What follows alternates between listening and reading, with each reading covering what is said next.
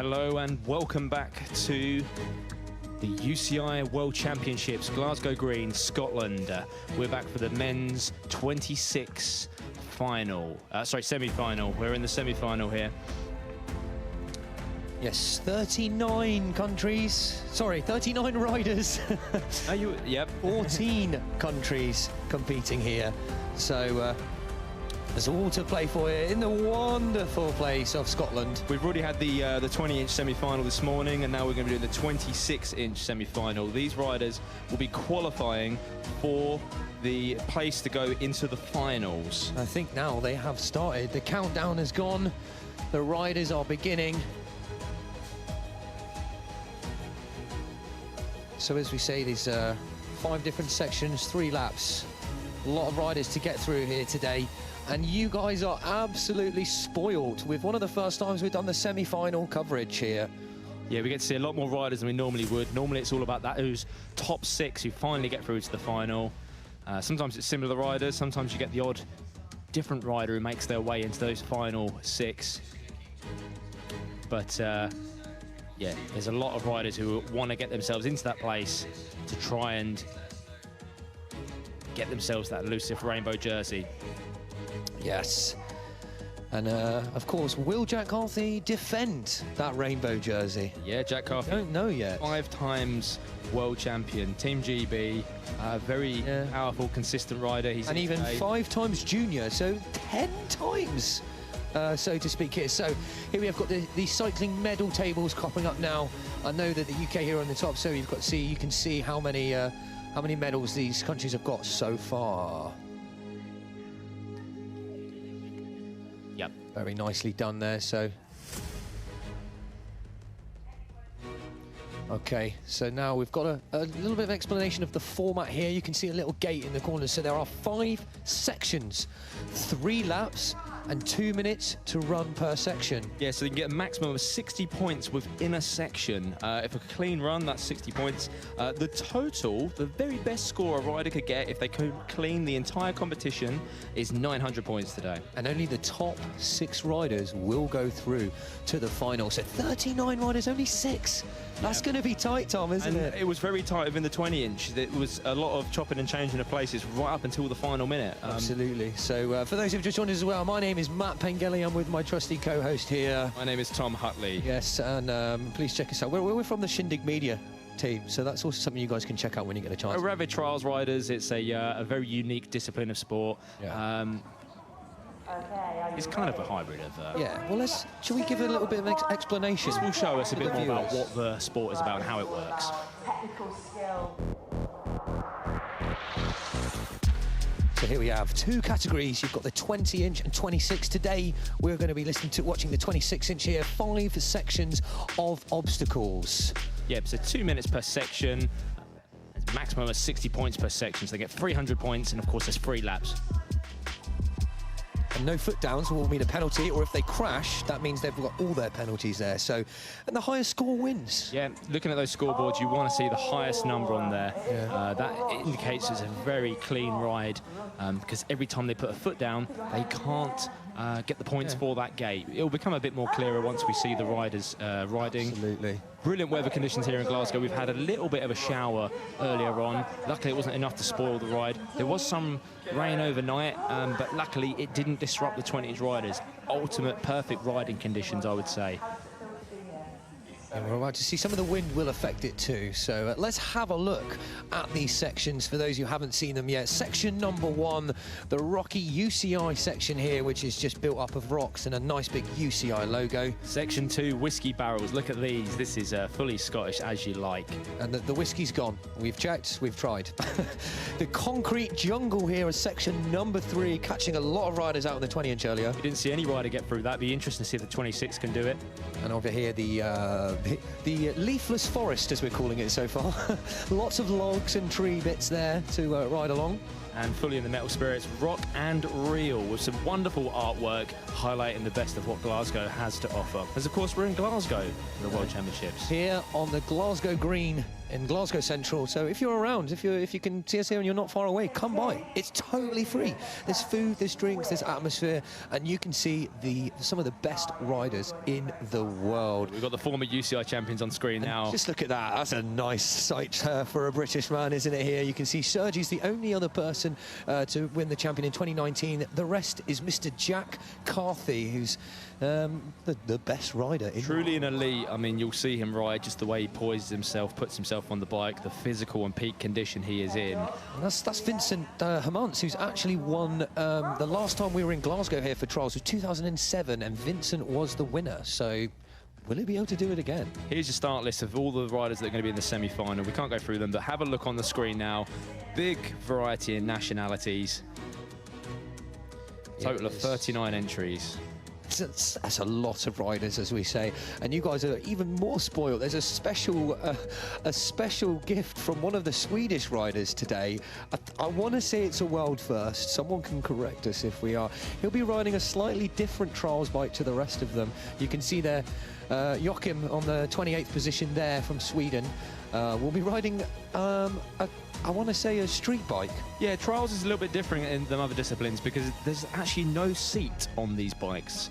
Because they're so competition ready, they're just optimized to get the most out of the rider and the bike within the sections. They generally don't have seats, so you'll soon spot this rider with their seat. So there's a nice view of the sections here in Glasgow Green.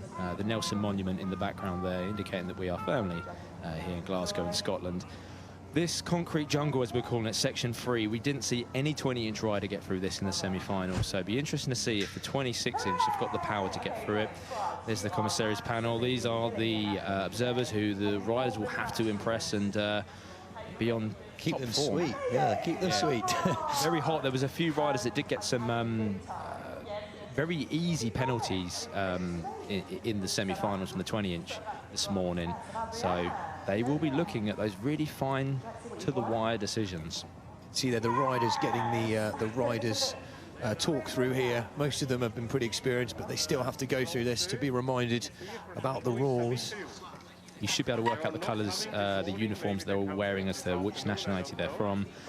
Just briefly seeing there, we've got Denmark, Switzerland, Germany, France. Jack Carthy's disappeared there, but in the Team GB wear.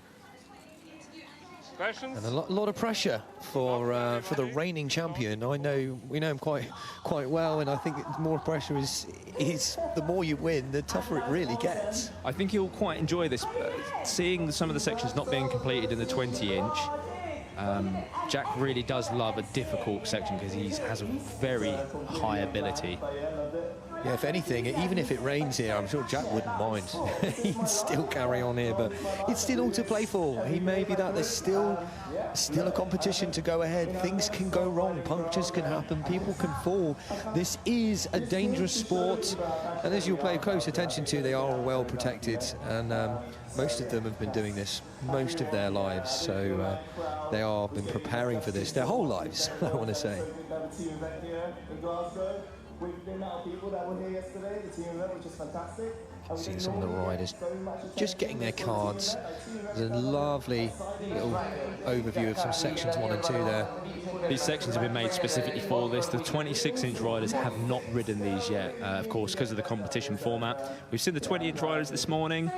Maybe they might have been asking some of the 20-inch riders where they went wrong, or paying close attention to their riding this morning to understand what pitfalls they might have had, but these would not have been modified from the 20-inch riders. Identical gates, and they may have, whether that's a good or bad thing, they've been able to watch the 20-inch riders and see where they may have gone wrong to try and improve on their, maybe their approach. Yeah, it'd be interesting to see the dynamic as well, what changes from the 20-inch to the 26, because there's some moves that will be easier, but they will be navigating a much larger bike, so you can't get it in as tighter spaces. We saw some of how small the wheels are on the 20s to fitting in those gaps. So let's see how some of the bigger wheels are going to... The riders are starting, so these are the top ranking riders. They get to go first in the semi-finals because they hold the highest UCI rank. There's a lot of riders to get through. So this isn't, as we said, the new format. If you're just joining us, usually only sort of stream you the finals, but this will be a good chance for some more of the underdogs to get shown here and really showcase this sport, which is the foundation of any cycling sport. Once anyone really understands, will know that if you're a good trials rider, you can ride any bicycle. Yeah, it's a really great skill that translates over because of things like track standing, which is just where you balance on the spot.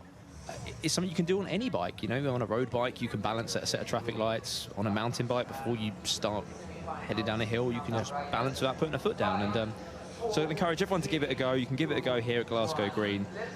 Scottish Bike Trial are actually offering free goes of their bikes and different obstacles. But people want to try it. And more so for you to really appreciate the level that these guys and time they have to put into. So we're just following the current world champion, Mr. Jack Carthy. He's so in the zone now. Look at him just going through the section again, mapping in his head.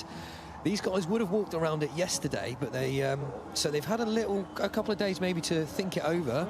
Jack's probably dreamt about the gates in his head. Well, Jack's a 10-time world champion. Not all of those would be from the elite. He has 5 elite titles under his belt, but he's currently tied with 5 times with one of the Custodian brothers. Oh yeah, Gilles Custodian. So if we get that today, he will have the most titles out of any trials rider. So he needs to qualify today. And very importantly, he has to qualify to get himself into the finals for tomorrow, and then tomorrow we'll be broadcasting all the finals from here at Glasgow Green.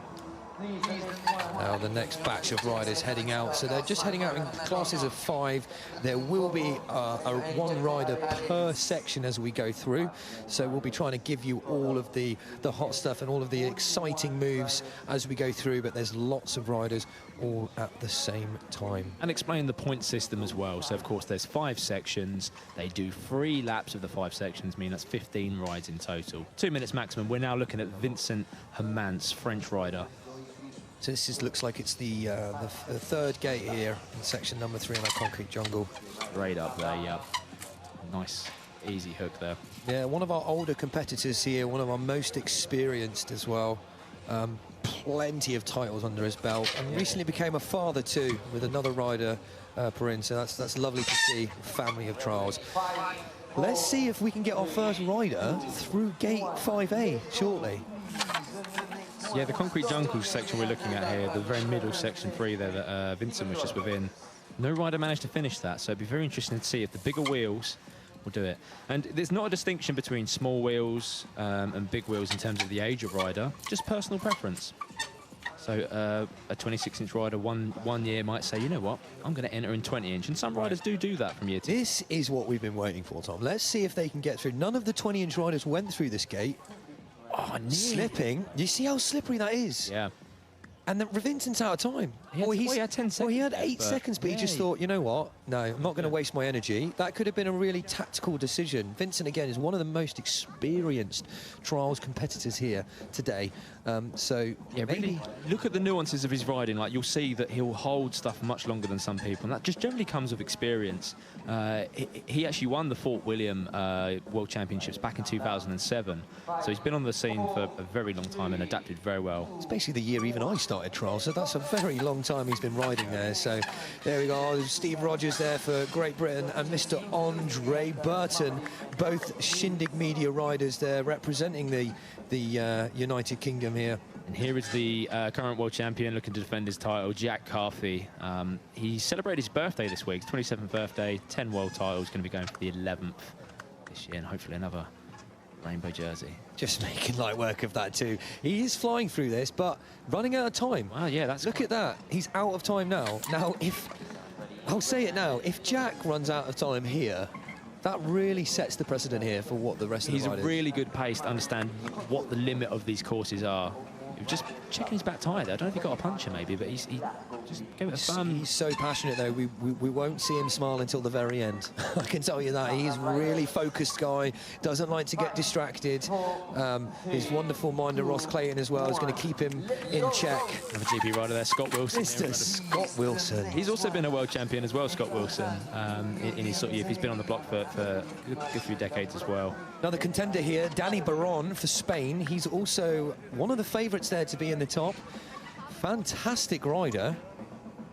I'm really interested to see how he gets this one. So what's happening? So for people who've tuned in and maybe they didn't see the 20-inch this morning, Matt, how are they accumulating all these points? I'm just seeing numbers going on the screen. What's happening? So what they're trying to do, they've got gates or checkpoints in per section, which is 5 sections, and each one will give them 10 points. They need to get through that gate with both axles, no feet on the ground, both tyres, only tyres can touch the obstacles, and they have 2 minutes to get through these.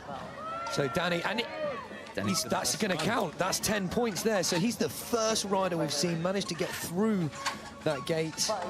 Now this is part of the sections none of us have seen yet. So let's see how is that an A gate then? Because I didn't see the points go up after that. It might be a 5A. So that's the next batch of riders have gone to join in. Looks like Danny didn't quite make that, so he's not going to get 50 points. They've got to go through 2 more gates there. It's incredible. Very difficult sections, but yeah, first rider we've seen to get out of that. Look at that. He had a bit of a slip, managed to pull it up, and he goes through.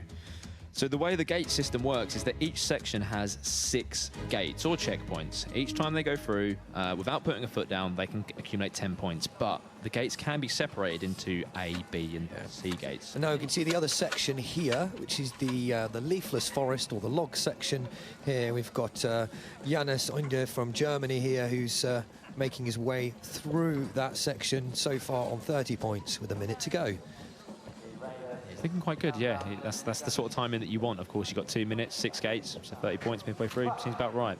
You can get some quite difficult gates midway, as we saw in the concrete jungle section. Save that one there. There's the second Australian rider there, Matt Harding, who's making his way into the course as well.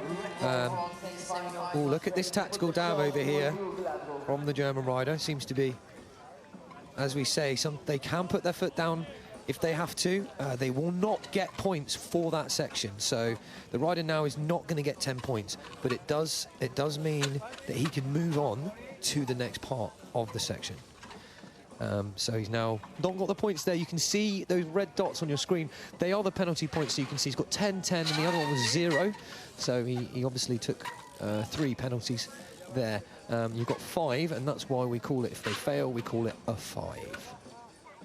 Let's see how Alice is going to do through the rest of this. Yeah, it's also worth reminding us that this is the semi-final, so it's for 15 rides, effectively, that they got to get through to try and place themselves into the final. When it's in the final, there's a lot more pressure on, this is the moment, I have to make the big gaps in that, whereas semi-finals, you need a lot more of a consistent ride. They need to pace their ability, their strength, their cardio strain, because it's very exerting energy-wise. Yeah, it's just very explosive, so everything, they might be taking rest and it look like they're doing nothing, but they need to, because the next move is extremely explosive and a lot of work. What's also incredibly difficult about this format with so many riders entering is there's only 5 sections, and of course you can only get 1 rider in a section at a time, so there's a lot of waiting around. That you could have split them up maybe, but the issue with that is that if you have some riders go at midday and then some go in the afternoon, what happens if it rains? It's a serious disadvantage you've given other riders. So I think they've been pretty blessed right now with the sun beaming on down. I can certainly feel it now, so let's hope these riders are enjoying that sunshine too. Alexander Karlsson from Sweden here. I think he just put a pedal down as he got up that hook there. Did he? Yeah, it's tough to see because the observer's either thumb is up or his thumb's ready to stop the clock. So might be a tough one. Let's have a look. No. Yeah, he's got a clock in one hand, but the observer is always the good indication to look at. You see how he's got his hand in a fist? That means he hasn't used any penalty points or dabs, as we call them. Kind of like lifelines, really. Yes, lives in a game sort of thing. You can only get 5 of them. So now, as we saw, look at that. Yeah, he's had to use one of those. He's put both feet down now. That's a 5. It's very unfortunate for the Swedish rider, but he's got some points as it is. This is positive scoring. So another way that those lifeline dabs can work is that if there was a really big gate right at the very beginning of the section, they could, in theory, take 4 dabs to get through that gate. They won't get the points for that gate, but then they can continue with the rest of the section. So there is a bit of a game element here, a bit of a strategy that could go on, but most riders will just try to get through it clean because ultimately they want the most amount of points to guarantee them a way of getting into the final. And a lot of these actual riders will have competed as 20-inch riders for maybe a few years and then may have made that switch and choice to actually go, no, I'm going to try a 26-inch. So, again, it's just a preference. So, Vincent Hermance now on the rock section here, making real nice pace and workflow of the course here. And so, just got to do 10 points now, so he's on to the next gate. We had Benito Ross in the 20-inch this morning, and Vincent is probably the comparable man in the 26 category. So been through a lot of competitions, been in the trial scene for a very long time, and moved very well with the sport. Again, this sport has grown up around him, and I would honestly say that he's probably a very good level now. Like, everyone else has come up around him, but he's still in the top sixes usually. He will be one of the favourites today, I think, to make it to the finals. But again, it's all to play for, so you just have to wait and see. I know previously got a puncture in one of the competitions in Denmark, and it ruined his result. So his tyres look a little flat there, Matt. I mean, are they supposed to be flat, or? Well, again, there's no wrong or right PSI here. I mean, it's always going to be down to, what did you say earlier, the Goldilocks happy medium. Yeah. Where obviously weight's going to play a factor into their body. The obstacle they're jumping on is going to play a factor. So getting that happy medium is tough. So they're not flat, they're just a very specific PSI or bar, as you all might say. So very nicely done by Vincent right now. We've got 30 seconds left to get a couple of gates, so I think he can do this. Yeah, pretty positive. Let's see. So clean riding from Frenchman. Two more to get through now with 20 seconds. So if you can do each one in 10 seconds, I think he's through. So let's have a look. Very quick on the swap. Yeah, look at that. Nice. So not risking switching up to rear, gets poised with two, just kicks through, and look. Yeah, he knows he's only got 8 seconds, so he's just gone for the 50. Yep. You see how he's preserving his energy, isn't he? That's a man who's done a lot of competitions. He yep. knows his way around these sections. Yeah, you'll see some people still going for the next gate, and they're just absolutely exhausted when there was no point. So, really, really working hard. That's a scary move to do that. You know, you're literally pointing at the floor at about head height, and you've got to then switch through to rear wheel, clear it. But very easy for Vincent. Let's see how his result will go now. Here we go. This is who we picked up here. This is someone that we mentioned here. Sweden. He's. This is the first time, I think this is the first time I have seen a trials bike with a seat on in the finals. So I think he's really going to have fun with this. Yeah. Like, look at that. He's going to be bunny hopping. He's going to be pedaling.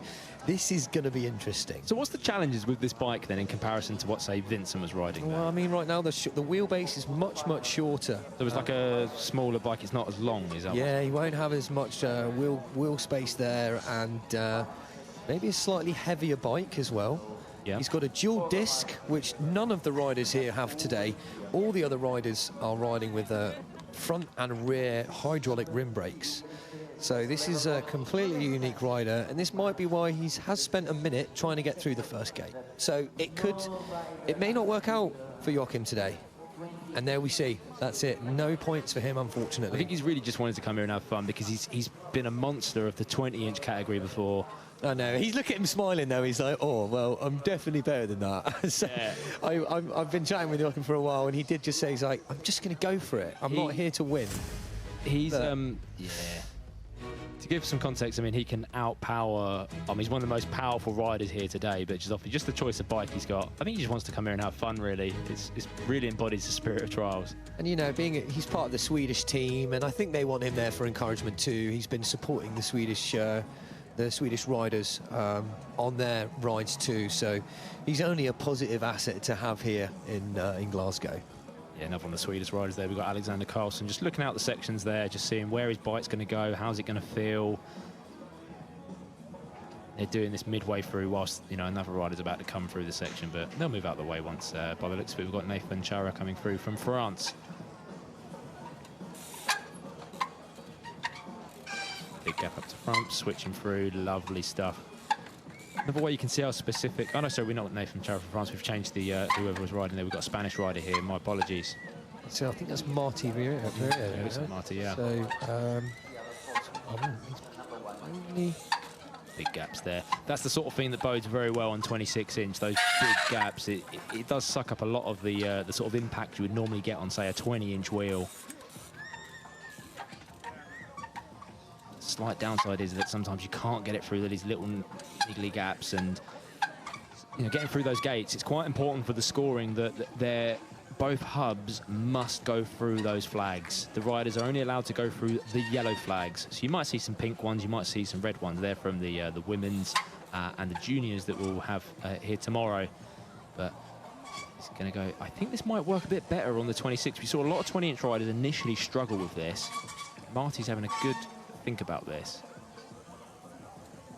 Yeah, we saw this catch a lot of the 20 inches out, but he's had to jump back, so that's going to eat away at his time a little bit. I think he'd probably prefer that than sort of jumping forward, though, maybe, because it can leave you in a bit of a tricky position. So you do get a bit more spring from the tyres here. There's a bit more tyre contact going on when you've got the 26-inch. But importantly, you've got to clear it. Yeah, he's only 21 years old, Marty, so... Also, yeah, UCI ranked number 4, so we would like to see him qualify ideally, and that's obviously what the aim is of the semi-finals here today. Yes, there we go. Switch, well done, Marty. And hopefully that gives him the muscle memory, so if he comes in and comes back to this, he's got to do this section another 2 more times. Should all be in his brain now. Go for the side op as well. So very similar approach. Oh no, that is. He took a dab there. What's difficult about that? The rear wheel was very close to the end of the beam, so he almost could risk coming off the end of the beam. Yeah, he may have had to play it safe there, so he's not going to get the points for that one. And as we progress through the semi-finals, we will get a ranking up on the right-hand side just to see where all the riders are, because it will get very competitive in the later stages as we find out and discover which riders will be making it through to the final. Out of the 39 entries. You can see here, so the back wheel was so close to falling off. He just had to... Yeah, look. I actually reckon he could have held that. I just think he went for the safe option. I don't know, but... Okay, and now we can see on the clean aluminium bike. So, oh, no! It's a big fail there. It's very unfortunate there.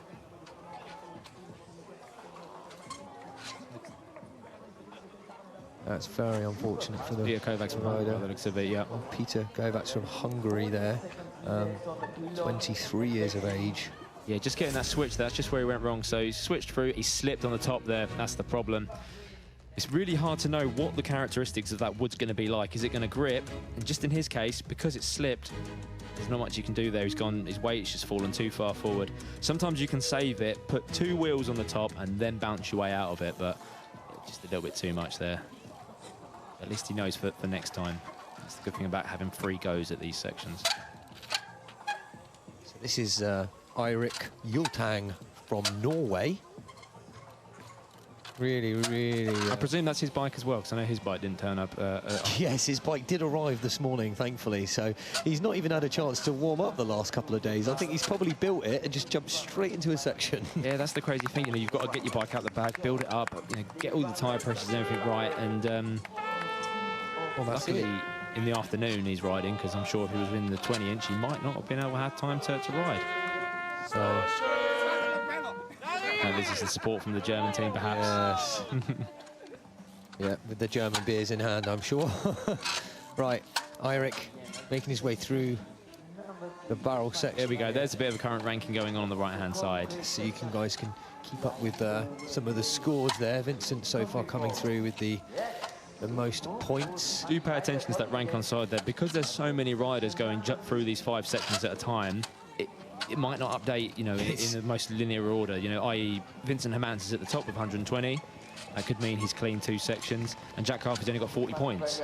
I imagine that's just that one section that we saw him do, so that will obviously update as we get more riders come through. And yeah, it's adding to the difficult part of the competition here is how many riders there are, because you can only have 1 rider in a section at a time, so there can only be 5 riders riding at one time. Yep.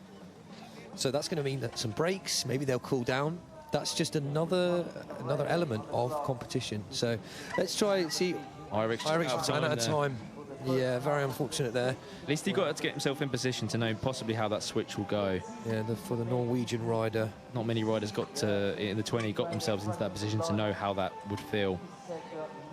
But he's always a happy chappy. He usually got a smile on his face there. He's probably looking at going, I could have done better than that. Yeah, keen powerlifter. You can see that's... Saying that. Just look at the position you need to be in and how close those handlebars are to his body, and the knee movement and the bike. It's just something you don't often see many riders, especially some of our viewers. They'll be like, "What? How did he even get in that position?" Yeah. So, of the Very nice switch to front there. Yeah, 3. German rider, Looks to be Felix Kertel. Licks. See him going through the barrels again. I do like this section. So he's going to have to take another ride up there. Custom combination colour of clean. That is, yeah. He's gone for the nice greeny. black and green. Perhaps that's just his favourite colour. Is that to rear? That's a bit of a risky move. I know. I thought that too. He could have just gone straight to 2. I mean, maybe he's just not quite feeling it. Again, we can't see what's going on in their minds, or even see. You can just about guess if their head's not in it. It's a very individual sport, Trials. There's many ways of skinning the cat to, say the phrase of, I can't think of any better, but Yeah, no, I get they can look at a section and 4 different riders might have 4 different ways of approaching it. It's a bit like rock climbing. Or I think, yeah, if he went to 2 wheels, he probably would have made that.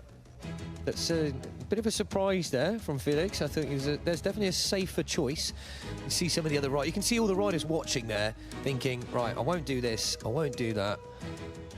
So they will be watching everyone closely for each section. Yeah, as we saw in the 20-inch, that took a few goes or like 1 lap for the riders to kind of get into their groove, and then they can iron out some of their difficult sections into section 2 and 3. Sorry, lap 2 and 3 rather. So we're getting updated as we go here with the scores on the right-hand side. So look out for your flag wherever you're watching, or whichever rider you're egging on today. Currently in the barrels, whiskey section number 2. It could be quite a multi-nation into the qualifier here, really. We've got obviously Vincent Amant from France. We've got the Spanish bringing some good riders. Oliver Woodman, obviously from Germany, and of course GB Jack Harvey should hopefully be out there as well.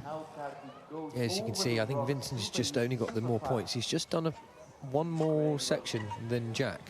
So this is Vito Gonzalez from Switzerland. Is he going to attack the stumper, as we call it? Yes. Yes. Perfect. I think it's a little bit easier for the bigger bikes there, because there's got a much longer wheelbase, as we call it, so they can sort of fit on that a little bit better. Well, they've got a bit more tyre to kind of grip as well. Yeah, if we bring in some science into it, I suppose that's it. Well, it's odd. One thing that people don't sort of realise is that you can actually fit a bigger bike on top of a smaller obstacle. Because the wheels are larger, i.e. from the rear wheel up to the front wheel, the distance between the tyres is smaller than it would be on a 20-inch. Sort of defies logic a bit, but it works. Yeah, it makes, the bigger the wheels, the smaller the gap there between each wheel. So, they've got a few more inches there on the 20 inches to land on. Yeah, yeah. A little bit more forgiving. They are a bit more forgiving, yeah. But, respectfully, you've got to lift a lot more bike up there. Just look at how much power jumping into had to put in there to lift up the bike there, but jumping into that hook position straight to the back wheel. Andre Burton looking on in the background. He's a GB rider, giving a good clap of appreciation. Just Probably seeing the technique there. Yeah, one of your most experienced riders here today, and one of the riders who's made a fantastic life out of riding here, which is very rare. Yeah, Andre was on the commentary actually. Yeah, we'll Wednesday for the team trial. Should hopefully we'll get some content from along with him. But it's his 18th World Cup. It's a lot of fun. Yeah, hopefully we see him in this. Yeah. So let's see another attack on this whiskey section. I think that's Martin Deloski from Czech Republic. Who's the? I think Martin's the youngest rider today. It is Martin, isn't it? I can't quite see the numbers. The trouble is where they've got. Oh, they go. Oh no! He just caught. Oh, no, sorry, no, that's a ride. Yeah, it's Zitzvan from Hungary. Yes, from Hungary. Yeah. Quite difficult to see the numbers where they tilt them forward on the bars, but yeah, That's a really silly mistake from him. He is going to be kicking himself. Yeah, well, look, as he comes round, he comes past the barrel. He went to go swing round to line himself up again, just catches the barrel. Just hits his wheel. I don't think he's feeling it. And then he just, you know, he could have carried on, but I mean, once if you ruin your flow, that's it. It's mindset as well, very much mindset. So here he is now, Mr. Owen Gawthorpe. Yeah, back on scene, really back into it. He's been hitting a lot of the competitions this year. Ex-20-inch rider. Going the high route. Yeah, he's gone for it. Big gap from Owen there. He loves a big gap, he does. So he's carrying on this concrete jungle. Great representative here of Great Britain. A bit of a pause, though. He was ready and poised, but now he's put his front wheel down and just having another little breather. Yeah. Perhaps he knows he's got a bit of time, but he does take his time here. Owen's very calculated rider, doesn't take too many risks. Again, maybe in the first lap it's kind of good just to feel your way out, and then as you progress through these semi-finals you can then take a bit more risks where you know where your standing is. Yeah, really focused Owen Gawthorpe there, very much riding and training with also Andre Burton. He's a show rider as well, travelling the country, performing all these stunts for wonderful cities. Oh, very nice on the hook though. That was a little bit good recovery there. He would have liked to have gone to back wheel, I think. And you can see Jack just sort of following along with Owen there. Teammates. Nice to see a few of our GB riders try and make it in the top 10. So Owen now through into gate number 4. So that should be 30 points for him now. Yeah, we haven't got the scores on the screen. It's quite hard to follow and track all these riders because so much going on here. We're pretty blessed to get to show you all of these semi-finalists, though, which is a rare occasion here. Just to see what time he has left to get this final bit of gate 4. I think he's out of time. Yeah. So sadly, he's only going to be getting 30 points for that. Very... And you can just see how exhausted the riders are, even after like 2 minutes has gone by, right? Just 2 minutes, and they are shattered. They are really tired. He's just got to do that 14 more times. It's not a lot of riding time for them. You know, you think about it, each section, 5 sections, 2 minutes per one. You're talking like, 15 minutes a rider. Is that right, or 30? No, yeah. 2 minutes per section. Yeah, it's only 30 minutes. So they're only doing 30 minutes, so... It doesn't feel like that because you're having to wait round in between. There's a lot of work going on. But, you know, textbook switch is there. He'll just know next time he's probably got to go a little bit faster. Maybe we could see him getting through that gate 4. That would be very nice for him. I think he'll be pleased if he can get through that.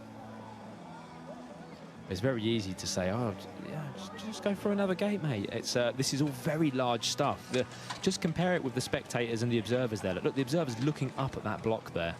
That's how tall this is. This Australian rider, I think it's Matt Harding, just judging from body position there. All the way from Australia. No, it might be Seb, actually. I apologise there. So, yeah, all the way from Australia. Yeah, that looks like Seb there, yeah. Sebastian from Australia, 31 years of age, riding the Krugers there. They've travelled a long, long way, these guys. Let's see, just composing himself a little bit. It's quite a big hop up, this. I'd be interested to see what movie does. I think it might just roll through to 2. It's tough because everyone has a more of a preference, or they know. You can see spinning those cranks around to get the stronger pedal up. Yeah, it's just not. Yeah, he's either the hook or how into the side up. So it's a tough one for Seb there. Maybe he's still jet lagged.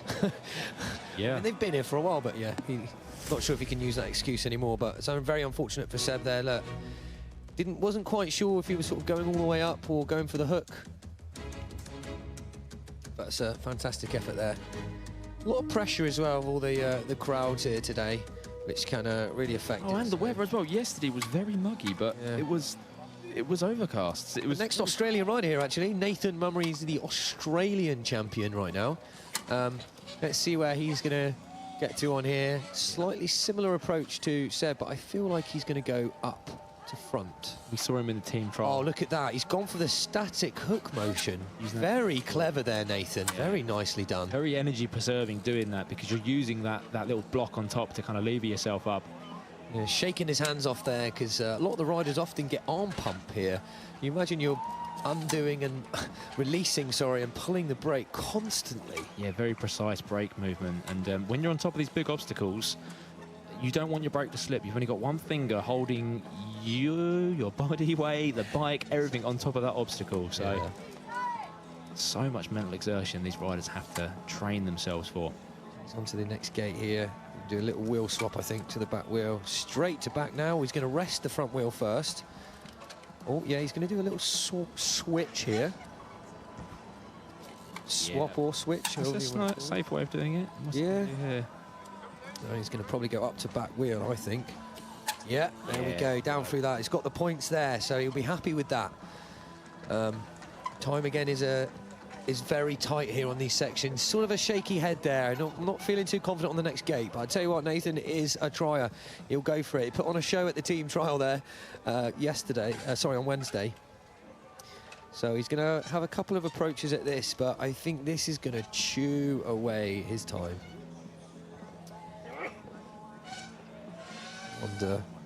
It's only a hook. It's the only move you can do here. Oh, he's got it in him. Could have done that. Got it, yeah. You're better than that, Nathan. We know you he are. knows he can get that next time. Yeah, again, like that was his first attempt. Every rider gets 3 goes per section, so we should be okay. Or they'll be able to redeem themselves. It's lovely technique here. Look, hooking using that little bubble of concrete, like on the Lego block. Very clever that, wasn't it? It was very energy preserving because you don't have to hop all the way to the top. I just couldn't quite get that hook. He's got it within him, but it's just getting your body weight far enough forward. It can be very imposing when you're just staring at a wall that's at your eye line as you're on the bike, and you've got to somehow have the confidence to pull up the bike and hit that wall as hard as you can. So here we go, the German rider Oliver Widman, who is currently came third in the World Championships in Abu Dhabi last year, so he's going to want to come in the top 3 again. Yeah, we should hopefully see him qualifying today. His first ever podium in the World Championships last year, so I'm sure he's got a bit of pressure on himself. He can very light work of this. Yeah, it's slightly different style to some of these 26-inch riders, Oliver. He almost has like a 20-inch approach to some of the moves because he's on a small, short wheelbase stock, as we call. So he does have a lot of 20-inch technique. Right. That's why he may look a little bit different. You've got bigger bars, longer stem, and he's really kicking there on his opposite foot when he goes to pedal up. So I wonder if he's going to make it up to our gate number 5. Yeah. So I noticed that none of these bikes, they don't have disc brakes. So people have been tuning into the other coverage here at Glasgow, mountain bikes, and even some of the road bikes now, they run like disc brakes. Surely they're better than all the best brakes you can get. Well, unfortunately not really, because the disc itself is mounted within the centre of the wheel in what we call the hub. And now, once the stress is put on that, because of the length of the spokes in the wheel, there's too much flex. So it just allows way too much movement on the bike. Probably doesn't last as long. So that'll be why we see the hydraulic rim brakes. Oh, so that's his first attempt, but I think he's got the time. Again, well experienced. He's a German champion, Oliver Widman here. So he knows when to preserve his energy. As they say, the Germans are efficient. So let's see how well they do today. A very well composed rider. We should hopefully be seeing him into the finals, but we never know. It is all to play for. We say that every time, but it's as simple. Oliver actually, unfortunately, got a puncture in the team trials, which then really brought Germany down. So I guess we have to thank Oliver for that, for the GB then to come through on the team trial. And of course, when you're a world champion, you're going to put a lot of pressure on yourself, you see. So we can see the scores slowly updating in the current ranking. That will not be the final scores yet. That is updating live as each rider goes through the section. Now this is Jakob here from Denmark. I think it's Jakob Struttgaard, if that's pronounced correctly, from Denmark here. Extremely powerful rider, really powerful. But even he knows, and I quote him when he goes, "I don't like technical," you know. So let's see how he does today in this log section. Leafless log section. Here we go. So he's got to switch to rear, and then he can ideally put his front wheel up on top of this tall log that's upright here. Having the confidence for it. The issue is there's not really anything for his front wheel to grip on. You ideally want a nice little nubble in, but he's done it. He's there. He's done it. That will do. Now he's in a safe position. Switch through. Good work. He's actually been out of the competition scene for a little while, so this is him coming back and trying to make the best go of it as he can, remembering that this is for fun. So moving through, that's just casually going through to the next gates. As you can see, not putting too much pressure on himself. Flying through the rocks up here. Now that's a round log, so it's not a lot of room, surface space to ride a bike along. Which, hasn't anyone done it from that direction before? I'm just trying to think what he's doing. I know, he's actually... Yeah, no, he's probably going to do this on the back wheel, I reckon, as well, I think. Here we go. Very interesting. I'm not... You see what I mean? Like, everyone else came up the... Yeah, I think it might be because it's his left foot, but looking for a unique approach to that one. That's what we're going to find from a lot of riders. They're going to look for their own routes. You know, there's some really not cheeky but technical. You know, some really good elements there to stand there from the rest. So you can see trying to turn there, like just on that little round log. I mean, if you have a bike at home and there's so much as a log that you could try and ride, just try and ride along it, and you'll really appreciate. Up high as well, at head height, above the observers. Observers looking up to you. Yeah, I know even the observers still get surprised.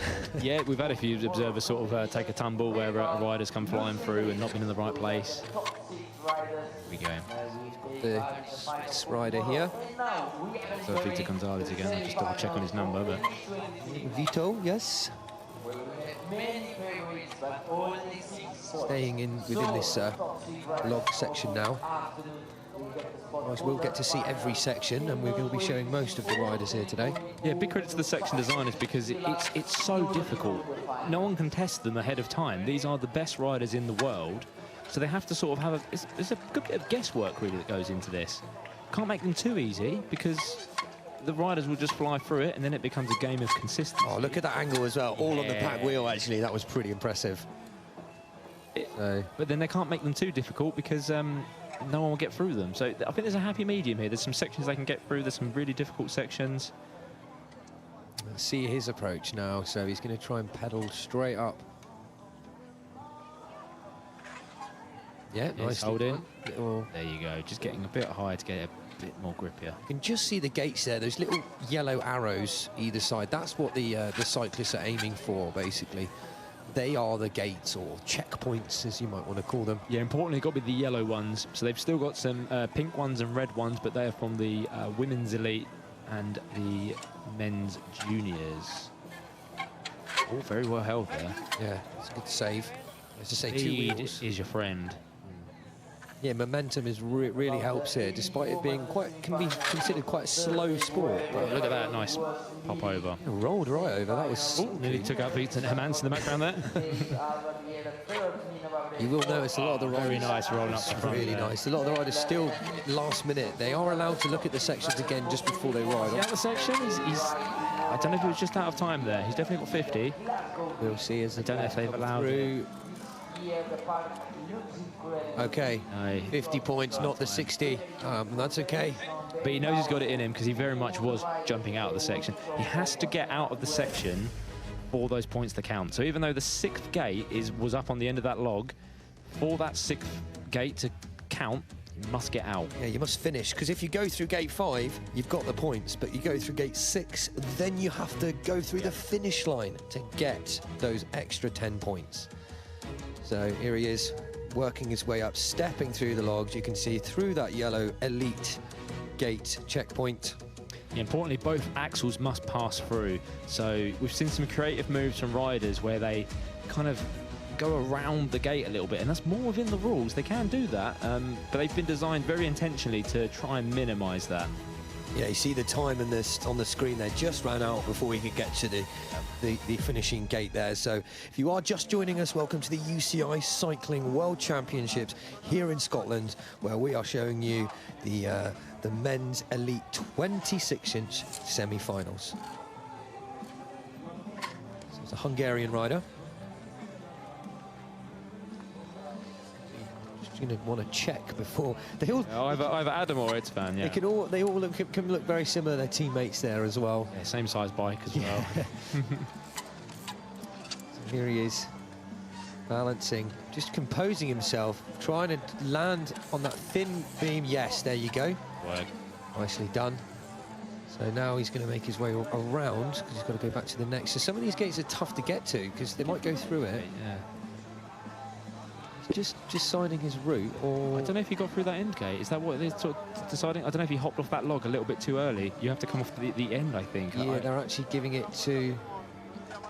So that was Adam, I believe. So he's didn't get those points, unfortunately. I think from Hungary. Came off just a bit earlier, Tom. I think, as you said. Maybe see it in the preview if we get a preview. Yeah, because they've got to go through the gate fully. Both axles. Yeah, might have just missed it there. He sees he's jumped off.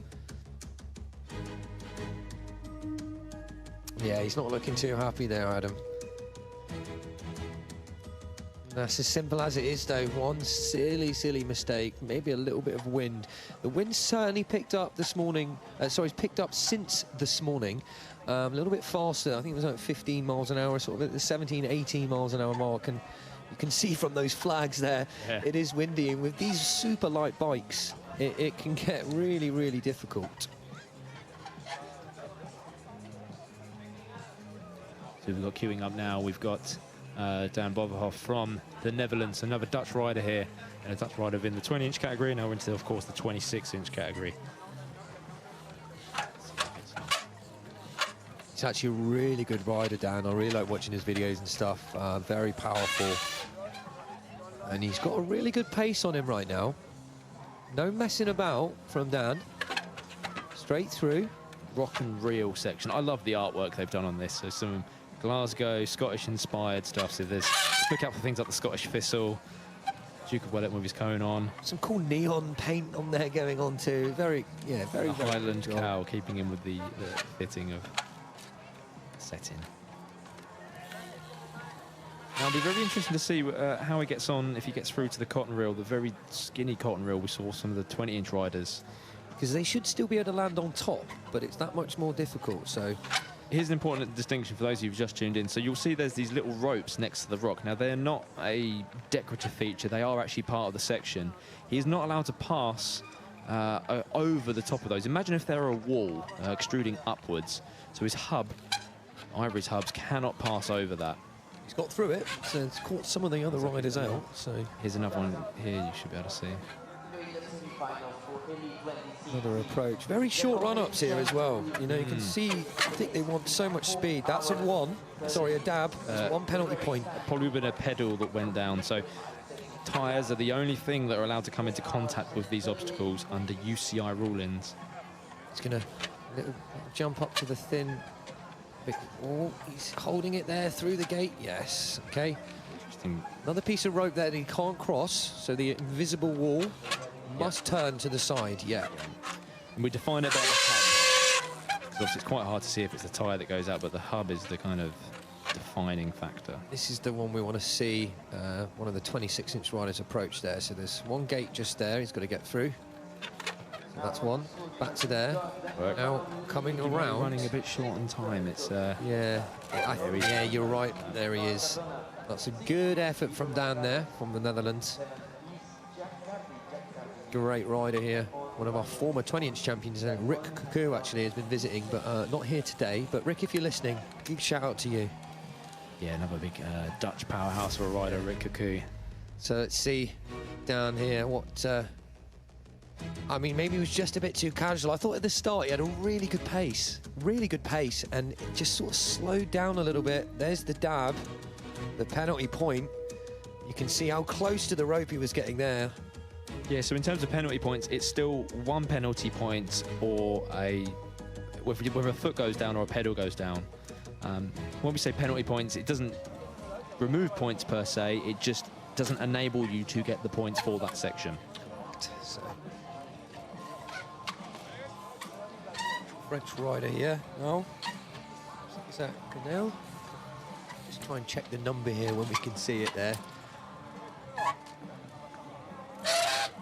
Making good progress here. Nice, slightly slower pace. You can hear the brakes squeaking there. This is what we spoke about earlier. These are actually the rim brakes. So the majority of the 26-inch riders will be running rim brakes because they are a very solid brake. He's taking a dab there.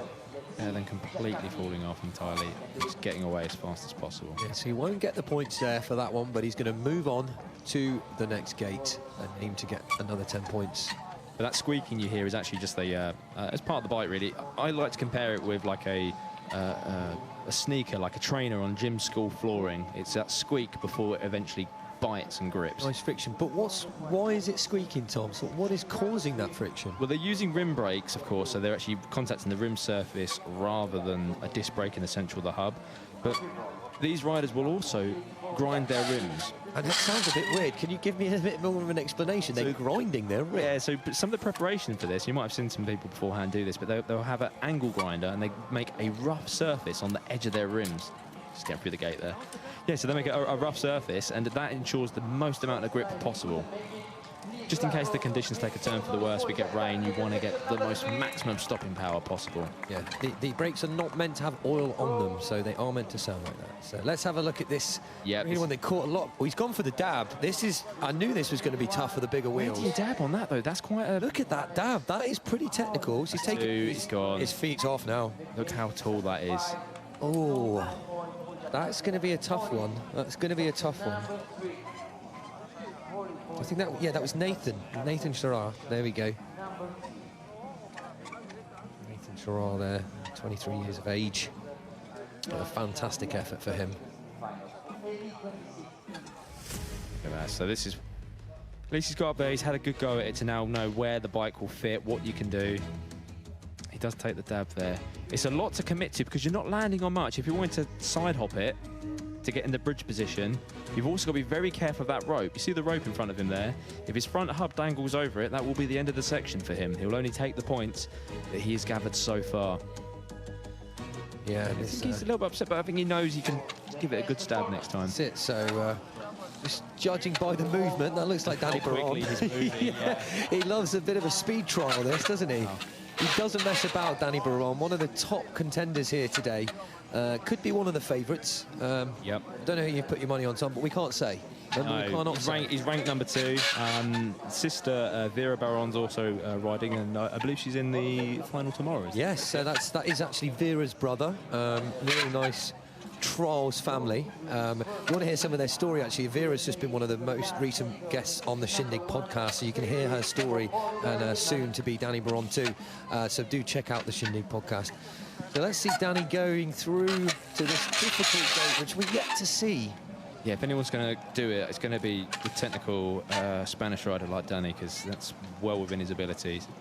This is the kind of stuff they train on, although it has been throwing a lot of riders off today, especially the 20-inch. Yeah, and there's a lot of professional riders at home will be watching, not just the punters, but there'll be people very much into this sport watching to see their results and cheering on their team. I'll give a shout out to Mr. John Shrewsbury. The setup isn't that nice, is it? Just a rock. I've seen a few. Yeah, it's got through the rock. Let's see this. You see, watch. Oh, he's still now. This foot is still on that side of the bike. So that is one dab. He's so close to getting a 5 there. There is so many technical points to that. That is absurd. That's the second rider we've seen have to gone for a dab. I didn't expect that from Danny. Yeah, there you go.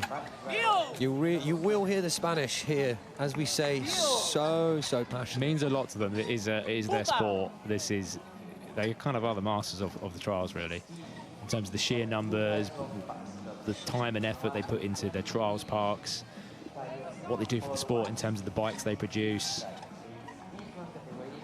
We have a lot to learn from the Spanish. He's going to be frustrated there. Look, he knows that should have been easy for.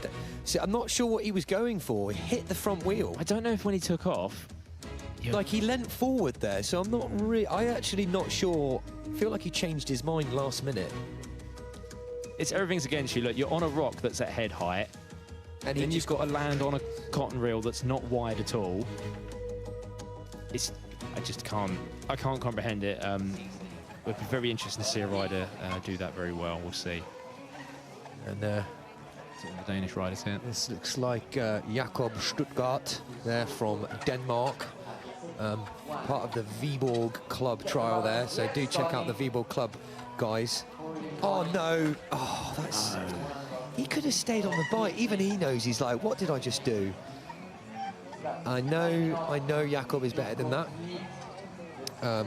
But out here, we have a couple, I think there's actually 3 riders from Denmark in there. So just look, lost his footing.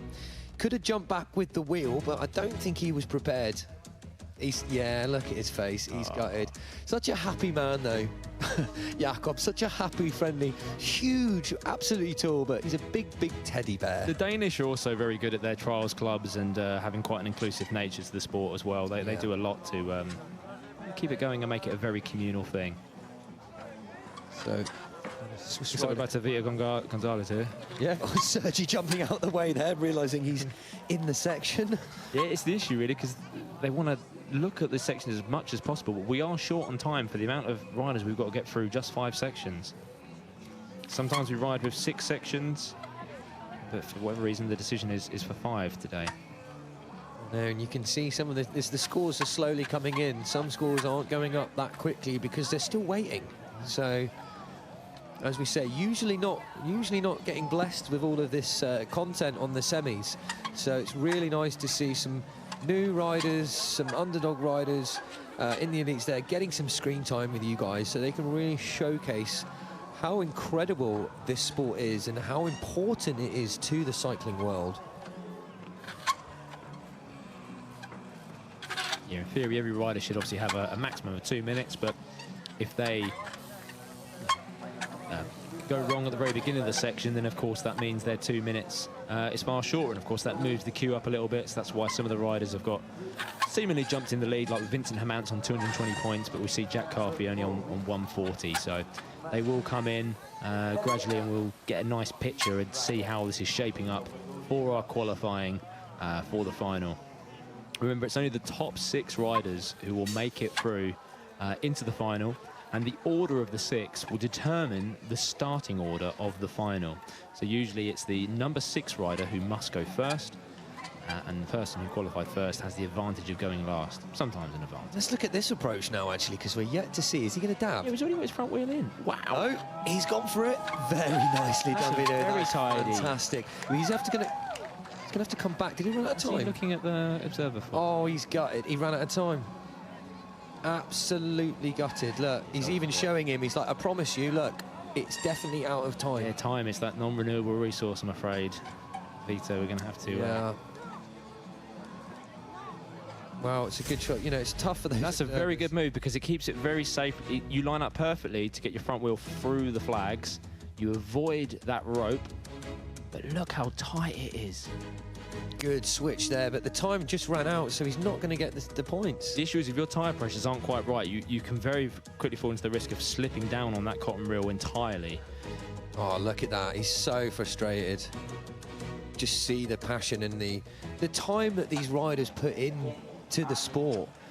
You know, it's just incredible. It takes years and years and years just to get to a basic level. Yeah, you can see Andre Burton there actually looking at some...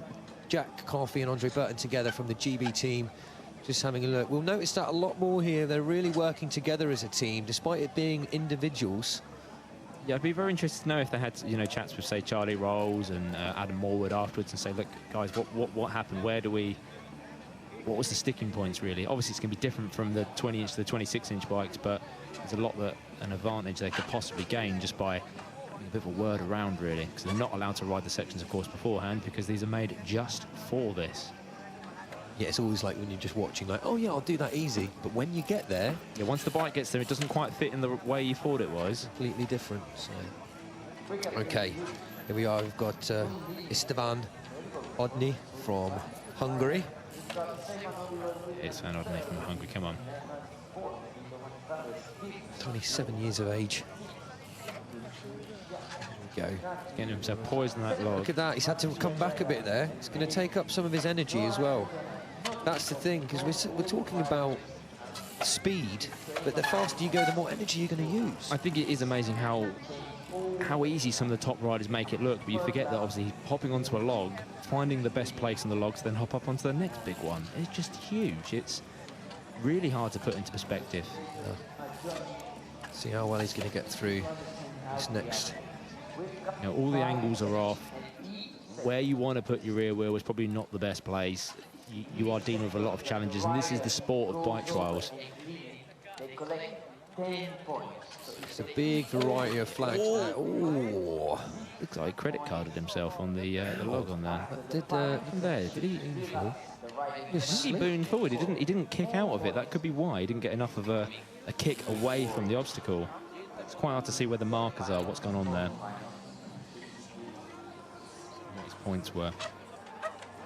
But I mean, that's all it is. That simple little slip here and there. So he's gone for the swap. As you can see, very nice. It's up to 2. Getting the balance. He's got to go through that gate. I know, it did kick. And yep. Just landing on the log. So somehow landed on the log.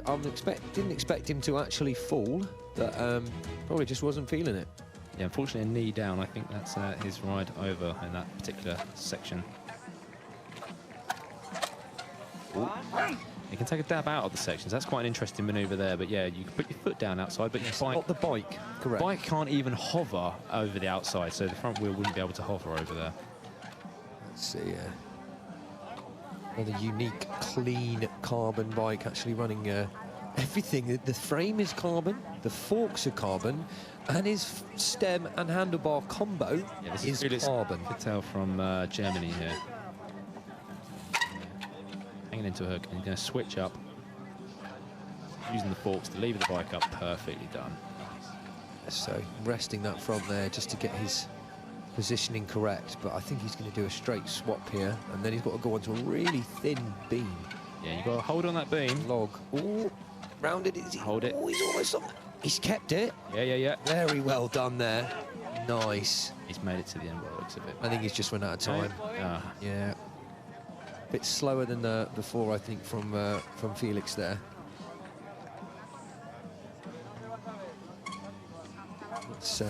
Let's see, because I think used a lot of...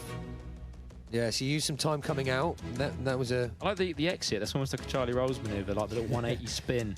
Jump out and spin. Yeah. It was certainly entertaining, but look at that balance kept as well, just through the gate. But yeah, it must have been time. Fortunately, he's ran out of time. I think he may have got the points for that gate, but he did run out of time. So some of the riders, again, still walking through it here. You can see a lot of them. That's Andre Burton there, putting his hand in front of his, just to kind of see where he's going, what he's doing. Australian rider now. This is Matthew Harding.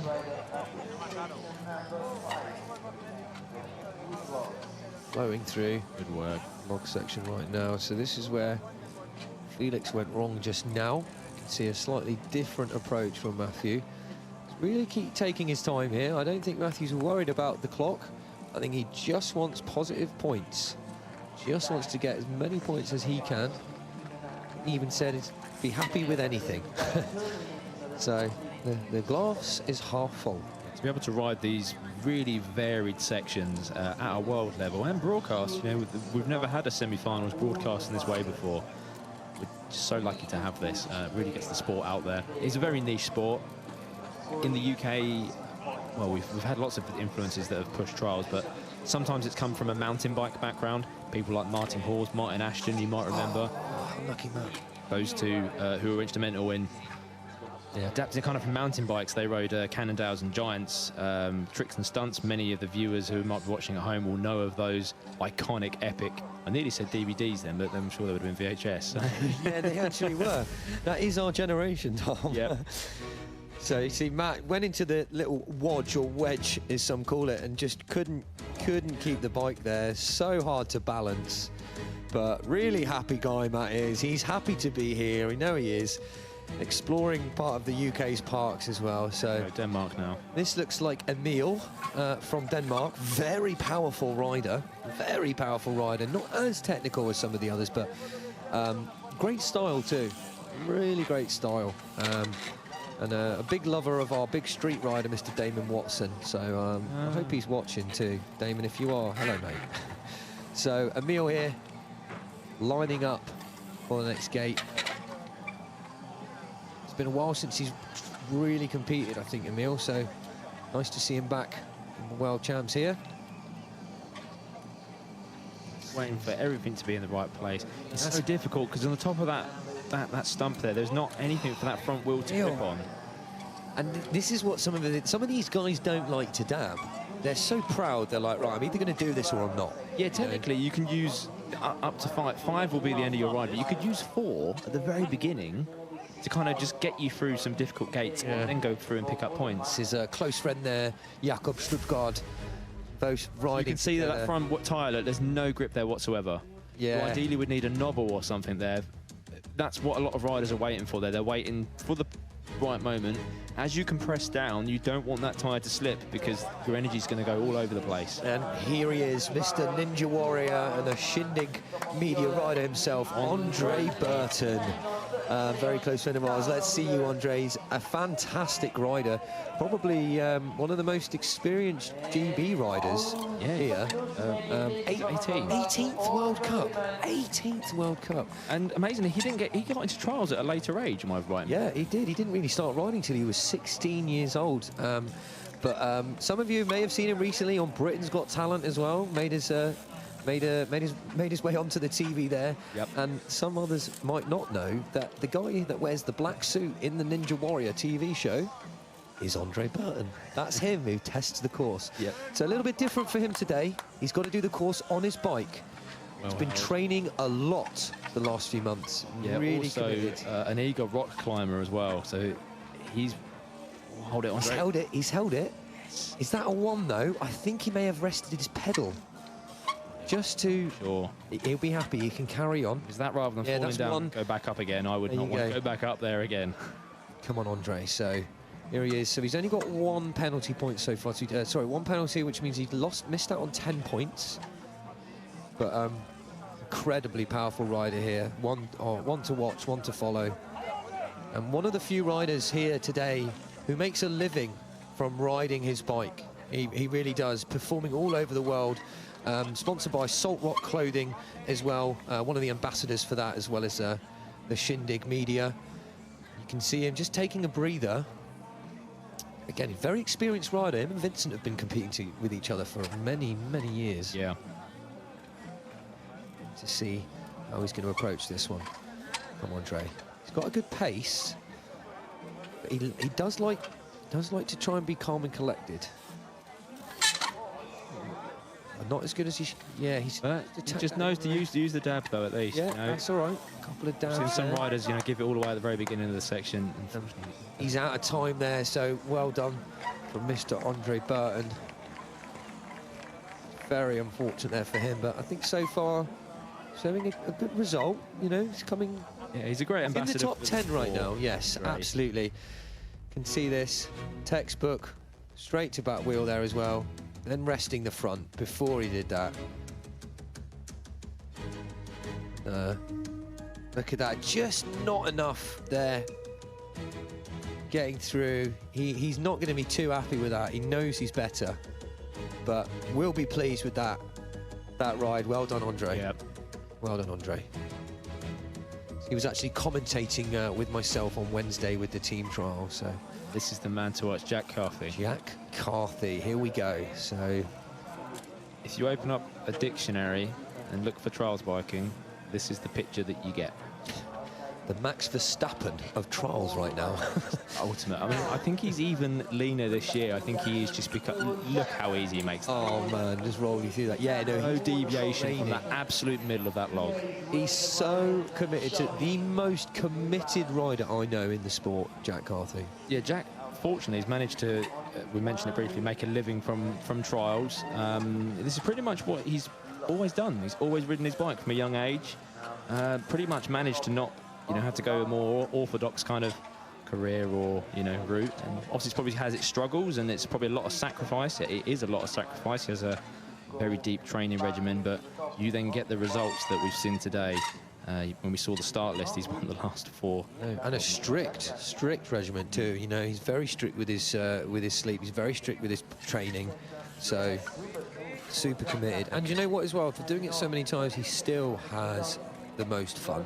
You know, when you speak to him, he's like, I just want to ride more, I just love it. He just loves it. Yeah, he's always a proponent of making these competitions very difficult, so it really pushes everyone's abilities. You can see him straight through the end. Look at that, with 18 seconds left. Wow. Jack almost thinks it's a speed trials, doesn't he? There's his minder behind. There we go. We go over the GB riders behind there. Yeah, they'll be following Jack today to keep him on form, but he'll stay focused. He won't listen to anyone else but his minder, Ross. Very good friend and another good rider there who's come up here to kind of support Jack. And also Jack's wonderful partner Charlotte's here this time round to give him some support, and what a fantastic partner she is, supporting him all the way through his career. So shout out to Charlotte there. Yeah, he's an athlete in every sense of the word, really. He's got the mindset, the physical ability, everything. Yeah. Long may it continue. Well done, Jack. Let's see if he can still get that. Still got a qualifier though. That's very important. Yeah, this is still so early on, man. So early. We're just getting into it. Right, you can see he's catching a few people out today, those logs. Yeah, the 20 inches made it look very easy by comparison. Maybe there's anything to do with their centre of gravity, I mean, the slightly smaller wheels. This is Nathan Chara from France here. So Nathan get through. You just see him at number 16 in the current ranking on the right-hand side. Again, it's all to play for. It will all move around here. Yeah, very lightweight. You see that bounce straight up. Lovely switch to two. I love that move, don't you? Just sort of like, it's just shimmying on through, all on the back wheel. Very nice there, sir. Let's see how Nathan's going to approach this one as well. Just see him there. Really nice angle there, so you can see how narrow that is. And he can't, so there's rope. He cannot go across the rope. That's why he moved to the side very quickly. Yep. Rope isn't a bit of decorative item. That is a very important course marker. Must not go over that. That's pretty bad news. Oh, and he's just 5'd it there as well. So he was running a bit short on time, but it looks like he's got 40 points for that. There's a lot. Good work. You can see it bounces him up the tables a bit. It will open up with some of the top riders, but there will be and he will competition along the table as well. Yeah. So that lovely switch, great control, dropping down onto that really narrow log and actually gone to two wheels. Yeah, so that's what I think. If he stayed on the back wheel, he may have got a little bit further. But yeah, because see here, yeah, look, back wheel just moves off the tape. Sorry, the rope. And the crowds are really wanted that switch up to front, but didn't quite get the weight far enough forward. It just pulls him back down, unfortunately. A lot of people out here on the Glasgow green. It's all happening here. Scott Wilson, here we go, Team GB. A legendary rider there. Legendary rider, been in the sport I think his entire life. He's coached a lot of people in the world of trials. That's the thing. Very experienced rider, especially in the competition setting. See, riding the aluminium trials bike there, the Jitsi. He even has to put his name on his bike just in case he forgets it. So there you can go, Scott Wilson. There's a move named after him. That's how much of a legend this guy is. He's trained most of the big... Will he do a Squilson? It'd be very nice. It would be. If he does, we'll shout it out loud. Oh, yeah. What an absolute legend there, Mr. Scott Wilson, preparing for his run there for GB. Yeah, very controlled rider. He's been riding, what, pre-2000, isn't he? He's... Oh, yeah. The date of this, it's pre-2000. Yeah, well, probably longer than we've been alive, Tom. Yeah. He's not that old. No, I know, I'm just joking. I'm trying to make myself feel younger, I think. You know how it is. So here we go, the concrete jungle. Really nice, quiet and composed rider, Scott is.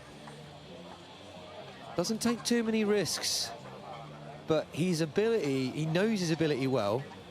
And what frustrates me is he makes things look easy. I think because he's ridden for so long, what he does make, he just makes it look nice. Yeah, some riders just look like they've got bundles of power behind them and stuff, but like Scott, he's just very cool, calm and collected.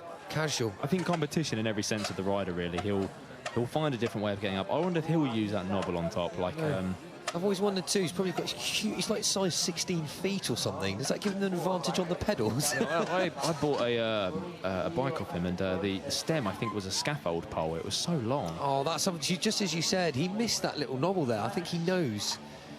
But it looks very easy for us seeing different riders approach these sections, but you've got to remember this is an individual sport. These riders, because they're just focusing on their own thing, they might see other riders go round. They don't know whether other riders are getting through it. Yeah, he probably didn't watch Nathan's attempt, so what he's done is tried to hook it like that, where all it takes is one of the riders to say, listen, look at that little block there, is that piece of Lego that you could just hook your front wheel on, and that's the difference. It might only be one rider that spots it. We saw that with Alejandro in the 20-inch semi-finals, and he saw a line that no one else did. Here we go, Vincent Hermance on the stumper, as we're calling it. Of course, he's going to do it easily, because it's Vincent Hermance. He's been in many a precarious situation before, I'm sure. Seasoned professional. What's he going to do? He's coming around the other side here. He's left foot forward, so he will be taking the side up from the right-hand side, I'd imagine. Yep, he just decided to go around to avoid those barrels. Ooh, that's a surprise. Yeah. That's a big surprise from Vince. But notice how cool and collected he was. It's a surprise, but he just puts foot down, just carries on. Doesn't dwell in the mistake, away he goes. Really fantastic energy preserver. Look at him just like, okay, yeah, we'll wait. His riding, I mean, in recent years has gone sort of like up, you know, like it's incredible that, you know, to keep going at this age, he's of the belief just missed the back wheel. Bit of a weird one there. Is it because he's trying to skip round the gate? I think that's really the final. Yeah, it was a tough one there. Didn't quite get up to it, but he's a big surprise there from Vincent. Now gap into front, slipping through to two, Wodge, lovely. Wodge.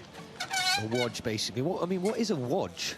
Yeah, so we kind of term it, it's like a wedge or a wodge, but when either tyre is over, a bit like that, where they're over the end of the barrel there, look. So the obstacle is smaller than the bike itself. Exactly. It's a really satisfying feeling because you get the bounce of the tyres. Like here, look, this little static hook up to rear motion is going to bounce off the front wheel and bosh. A little bit of flexibility involved to kind of help them with the momentum. Yeah. So using the forks is a bit of a spring in most circumstances. Lovely technique. Johnny Ryder here. Lining up to the beam here, so it's again just making it look easy, shuffling through. He's riding another carbon clean bike. Yeah, it looks like Rafael Zachentner from Germany. Wow. Eating through some of his time. I know he's taking a lot of breaks here, but that might be what the riders need. So, yeah, no one really getting caught out on that stump there. See Sergi Longueras, 2019. Exactly what's going to go on here. He's having a look. Very nice. Oh. Yeah, Sergi Longueras there in the background. 2019 world champion, just sort of probably staying in the sun to stay warm. There we go, dropping down. He's going to have to get this side up in. I think time is eating away right now. He's losing that time. Will he get this gate? Will he get this gate? Big side up. Before time runs out. Not very long left.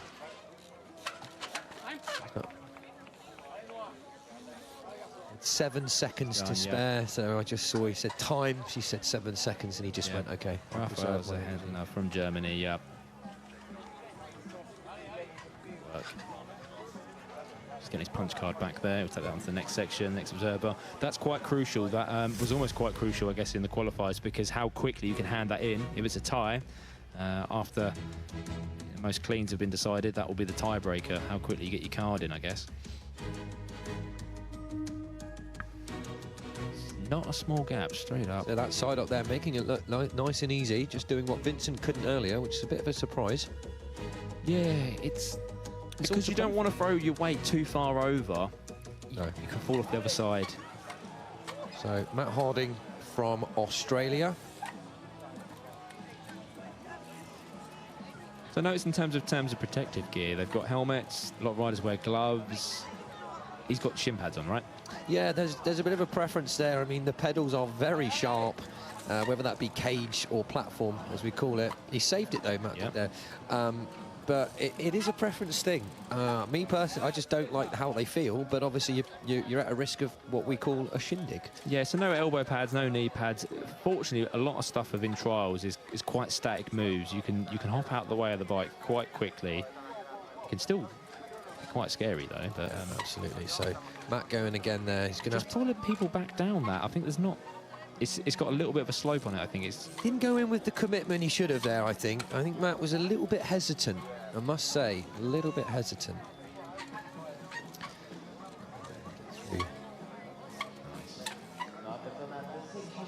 Even that, I mean, some riders breeze it and just make that look too easy, but it's the height of the observer, as tall as she is, and you have to get up there, be poised, and have a lot of commitment just to pop through onto the rear wheel. Take that for granted, just how easy some of these riders make it look. It's almost difficult for a few of the sort of lower down 20-inch riders. You want to get your front wheel over the top, though he's not quite done it. Quite there, so... As soon as you get that front wheel over, it's like a grip, it's like a lever to... Imagine if you're running up a wall and you put your fingertips on top. That's kind of what he's aiming to do with his front wheel. Yeah. Just a bit more, it's just slipping down there, this is it. He's probably fatiguing there already, very tired. Yeah. Just from the section. So it might be that they're getting big breaks between their goes, but I can tell you what, it's more tiring if you cool down. That is a difficult thing with what's going on here. There's only 5 sections, but about nearly 40 riders to get through those 5 sections. Obviously, only 5 can ride at one time. There's no practice area in between, so all you can do is track stand, hop on the spot to keep yourself warm. And as you can see by the movement and agility of these trials riders, they have to keep every muscle warm because elbow flexion, shoulder mobility, hip flexors, everything is being utilised in trials. Here is Mr. Stephen Rogers. Also known as Captain Crash. Look at him go, keeping himself warm. So one to watch. This is also the Shindig Media rider representing the UK here. Team GB. We love watching Steve, don't we? One of our favourite riders to watch here. He got the nickname of Captain Crash because, of course, some of you know Steve Rogers is from the Marvel series, is Captain America. But he, in his early days of trials, he would just go for everything. Sorry, early days? I mean, right now, he's still doing that, I'd say. Well, he's been on the scene for, you know, nearly, we're coming up to probably about 20 years, I guess, now. He's probably been riding. Yeah. The later part, that maybe 16 years or so. So, one of the first riders who sort of got me into the sport. I mean, he was just magical, literally seeing him hop up walls and stuff. So wishing the best to Steve now on his comp. I hope Maya's at home watching there, his beautiful wife, fantastic human being. So shout out to Maya. So looks after Steve, keeps him in check. So come on, Steve, let's get you through section number 1. And doing these outrageous moves. He looks ready. He's just... Let's see his approach on section 1 here. Currently on a score of 70 points. So Nice. Good work. yeah. Doing well here. Calm and collected, Mr. Rogers. Just don't... I'm not going to say that, actually. So come on, Steve. Look how thin that rock is as well. Yeah. So thin. Minimising your amount of time on that. You just want to go pop and go. So thin. The longer you stay there, the more chance you have of slipping and you know, going a little bit wrong. He's going to have to savour that one. A little bit more pace there, Steve. Come on. Let's see. Again, narrow gate this. It is quite narrow when you get up to it. I remember early on in my trials career, I messaged him on a forum. I said, Steve, what's the sort of secret of trials? How do you get so good? And he messaged me back and he said, all in the hips. He's not We'll see if wrong. he's using the hips. There we go. He's not wrong, though, is he? So, yeah. Real here. Jump to the... Come on. Let's get that nice wheel swap straight to the top. Yeah, but he's got to turn, though, to get out of the gate. I don't know if he got that gate or if he just popped off and then said, oh, he's got to go back up again because he's got to get that gate. He's got to get that gate. Oh, it's so... You have to turn, when he was up there, you'd have to turn on the rear wheel to the left to then go through. They look like little black flags on the right-hand side of the rock. He has to exit through those. Oh, I know. He's going to have to bail out of that one. So both him and close friend Andrew Chai on the 20-inch there, both defeated by that gate today. Yeah, Chai did struggle with that earlier on as well. A lot of noise and exhales. But he stayed on the bike, Steve. Yeah, stayed on the bike, and he got points, and that's what he's here to do today. So you can see, look at that thin rock, as that's all he had to land on. Extremely impressive there. Now this is where he lost it a little bit, because he needs to get onto the back wheel, turn to his left, look, but he's dropped off to just... Yeah, you have to hold it up on the rear wheel, and look, the top of that rock is not, it's not like a flat, easy thing to hold on. You're And this was his second go at it, just to, I don't know what he was doing for the second go, possibly to go back through the gate backwards, who knows, but...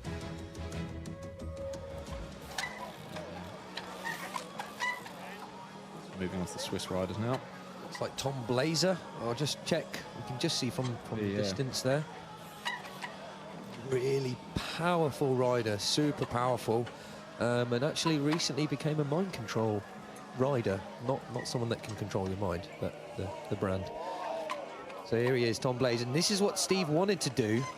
Oh, a little bit of a brake slip there by the looks of it. As he boomed up. Oh, that was scary. Yeah. You do not want to brake slip when you're on top of a big rock like that, but he's making light work of this. He's comfortable with his hooks, so... It just shows you just the level of ability of these. You know, he's just flown through a section that, you know, Steve Rogers took a little bit of time to get through. Oh, he's gone to front on that one. That is incredibly big. Yeah. He didn't hook it, he went to front. That's a very big rolling up to front. Insane is that. Now, this is actually, that rock's not part of their gate, but it's just an added obstacle for them to... Yeah, you forget about those little moments like that, just trying to squeeze through like that. And we have seen people in previous World Championships, World Cups, that actually you might falter on a small thing like that. Now, he's getting through quite quickly. Seems like a really good pace here from Tom Blazer. Swiss riders making his way up to the top, doing a lovely switch. This is the scary bit that you point it downwards. There you go. There we go. Again, you need all your brake. Just you only got to do it for a quick second, but just pop, brake, go. Hold it. No. I think he was just running a bit low on time there anyway. Yeah, he's just... Yeah, is that rock solid? Is this solid, mate? I'm like, well, if everyone else has done it, Tom, I think you'll be all right. I mean... You're the yeah. Yeah, here we go. The brake slip here, watch. I think it just... Yeah, as you hopped up, I don't know what quite might just see it. There it is. Oh, risky, that one. But that's all he needed was a little hop up. And look, up to front. No, look at that body movement. That's brilliant. What did you say? All in the hips? Yeah, that was like head and neck, I think. No, that was really impressive body movement there. Good work, Tom Blazer. That was a really entertaining ride. We're very excited to see possibly more coverage from yourself. Oh, look, he's got it there. Super powerful rider, though. Another good rider for the finals potentially. Could he make it in there? If you're just joining us, welcome to the UCI Cycling World Championships here in Glasgow. We're at the men's 26-inch semi-finals. Yeah, they've all got to qualify for their place in the final. So even though many of these are top-rated riders, world champions, they all have to qualify to get their way into the final, which will take place tomorrow, alongside the 20-inch elite men's final, the women's elite, and the junior 20-inch and junior 26-inch. Currently got a pretty interesting top 6 right now. They are some of the favourites there, so just keep an eye on those scores. Yep. Looking at Nathan Chara from France right now. So currently in the number 15 spot, but you can see that there's not much sort of point differentiation between the different riders. It is very close. Yeah, so there's all across there. 3 riders in 10th position, and then there's sort of 4 riders in technically what would be 11th, because it's on the same score. Yeah, in every section there's a maximum of 60 points they can get. And if they do all the sections, 60 points through 6 gates, exactly. And that just shows you how wildly this could swing. One section could completely change it. Oh, almost getting caught out on the stump as well now. You can see there the back wheel resting on the barrel, but the front wheel not quite hooking the beam. So he's managed to correct himself there. A lot of riders are going for that corner, I guess. I think as well, depending on your foot forward, because of the size of the bike, right, you need to be off to the side because your pedal is going to hit the wood. Well, one of the 20-inch riders did look like he was almost close to clipping one of the markers. That's the other thing as well. You don't want to knock one of those markers out. That will result... he's back. This is eating away at his time here. It is a seriously draining move just to get into that position and then to actually flex on the forks and move your whole body upwards like that. It's lots of power required. Come on, Nathan, you've got this.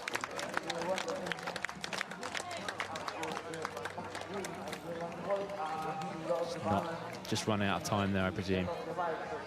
It's been throwing a lot of riders that, and what makes that a little bit more difficult is the fact that it's on the barrel there. Because the barrel sticks out a bit, that surprisingly makes it more difficult. If that was just a straight beam upright, a lot of riders are very confident just to hang on that, use that to spring themselves up. See it there, back wheel on the barrel, Yep. then rolling forward, but not quite front wheel on the beam. Well, as a result, you're not got one solid point of contact. If it's just hanging on the hook like that, the front wheel. Yes. He's just come out, just losing. I think all the Spanish riders are going to go home and build themselves one of those to work on, because it's a lot of time has been lost in that area there.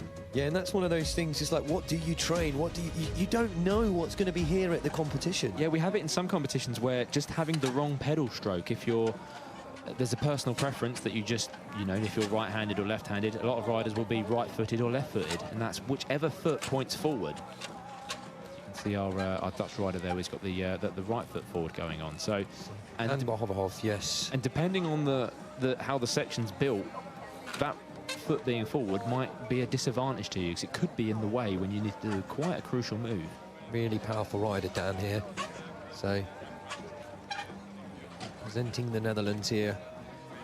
He's also riding quite a few of them you'll see on these clean carbon bikes.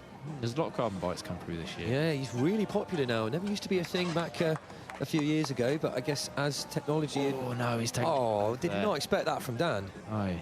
He really got thrown off, like you can see. What's difficult about it as well, you can see there's the rope on our right as we look at it, so it'd be his left. He cannot pass over that rope, so it makes it even more trickier.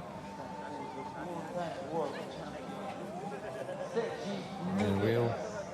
You might see the replay here just to see what happened. So look, front wheel didn't quite hook. You see how it went away? And he he just pulled that barrel on the way down. He's going to have a bruise on his butt tomorrow. Yeah, that's actually catching out the 26s too, because that's a new one there. So here we have the 2019 world champion, Sergi Longueres, who's on a custom-built bike, specifically made for him. Incredible. Really powerful rider as well, huge. He's actually put trials on the map a couple of times. 2 of his videos have gone completely viral. Yes, yeah. I'm just trying to think. The one across the gap, across the lake, and... Yeah, they're both water gaps, I think, because it seems to be the most aesthetically pleasing for most viewers. But really putting trials on the map with his viral videos. But will he put himself on the map and try and get himself into the top 6 today? Let's see, he's got a slightly shorter wheelbase than some of these guys. I just know because I've asked him about the size. So you can see, look, instantly locked in. Yeah. Instantly locking in there. So. Shorter wheelbase is working very well then, potentially. Jack is looking on. Yeah. I don't know. Have we seen Jack do this yet? Not yet, not us personally. That he may have, but See, that's the problem. The front wheel hasn't got enough hook because the barrel... Even Jack's looking at that. He's like, oh. I mean, Jack's wheelbase is quite short too. They like a little... Yeah, you can see that just hitting on the barrel there. I think the corner is the key from what we've seen. We've seen Benito do it. And we've seen... Yes, that was tough. Good save from Sergi there.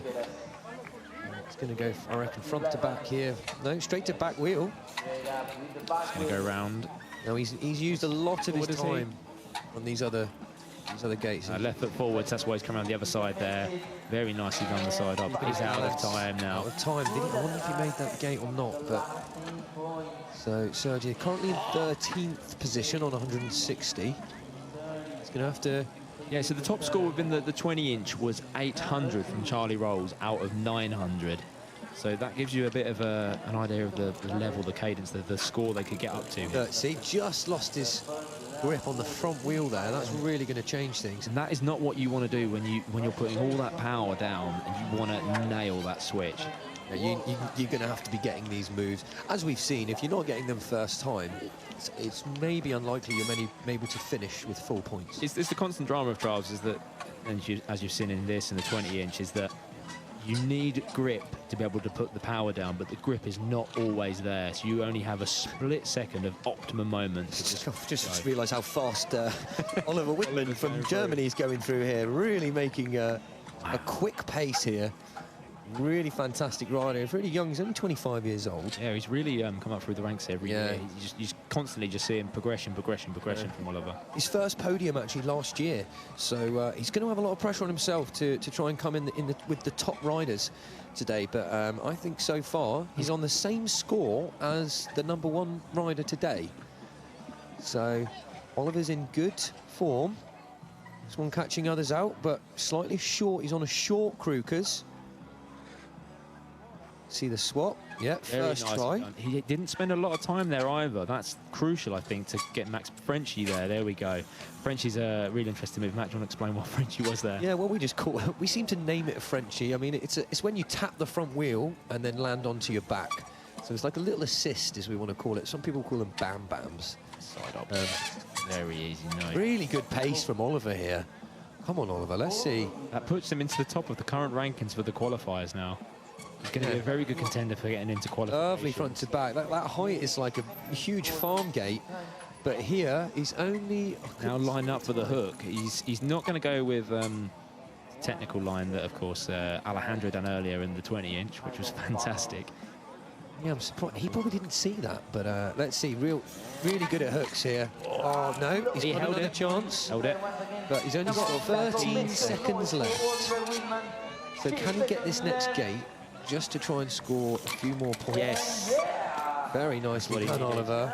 Right. I think he's knowing he's not going to get the last gates. That'll be... He got 50 there, so... happy with that, you can see. Look at that. He's now at the top there. Whitman with 330 points for Germany. Good work. Well done, Oliver. He's a very, very smooth rider on and off the bike. Well done, Oliver, for that switch as well. Not everyone's doing that first time, and that really would have helped him, I think, just so he could get through. No time wasted, Bosch. Even the Frenchie is such an efficient move because you're not having to hold there on the front. You just switch and go. Yeah, training really hard. Another life cycle rider here from the trainer of Carol Serwin. So, really nicely. That was his extra 10 points. And look, he's happy. Yes, he doesn't mind. He didn't complete the whole thing. Really pleased with that.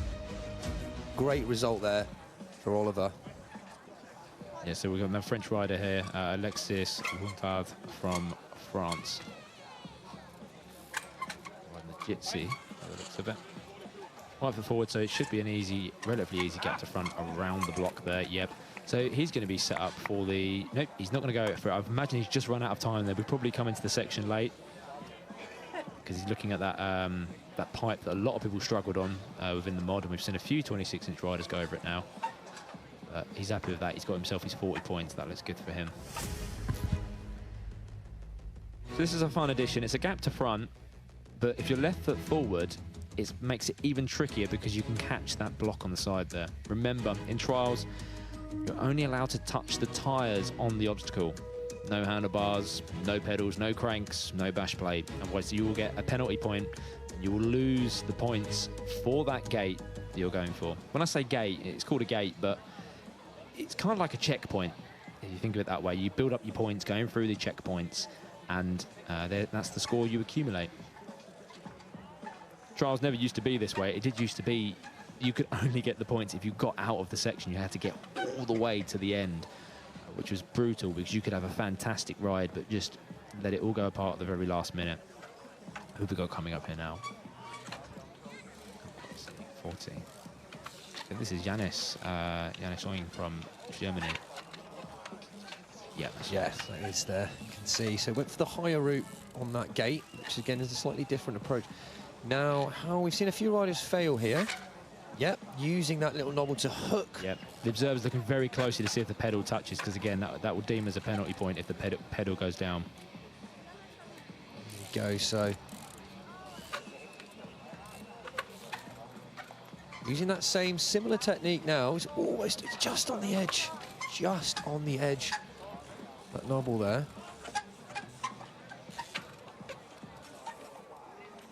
Here we go. Up to back wheel. Yeah, nicely done. Very up to the top. That's a big move, that. Yeah.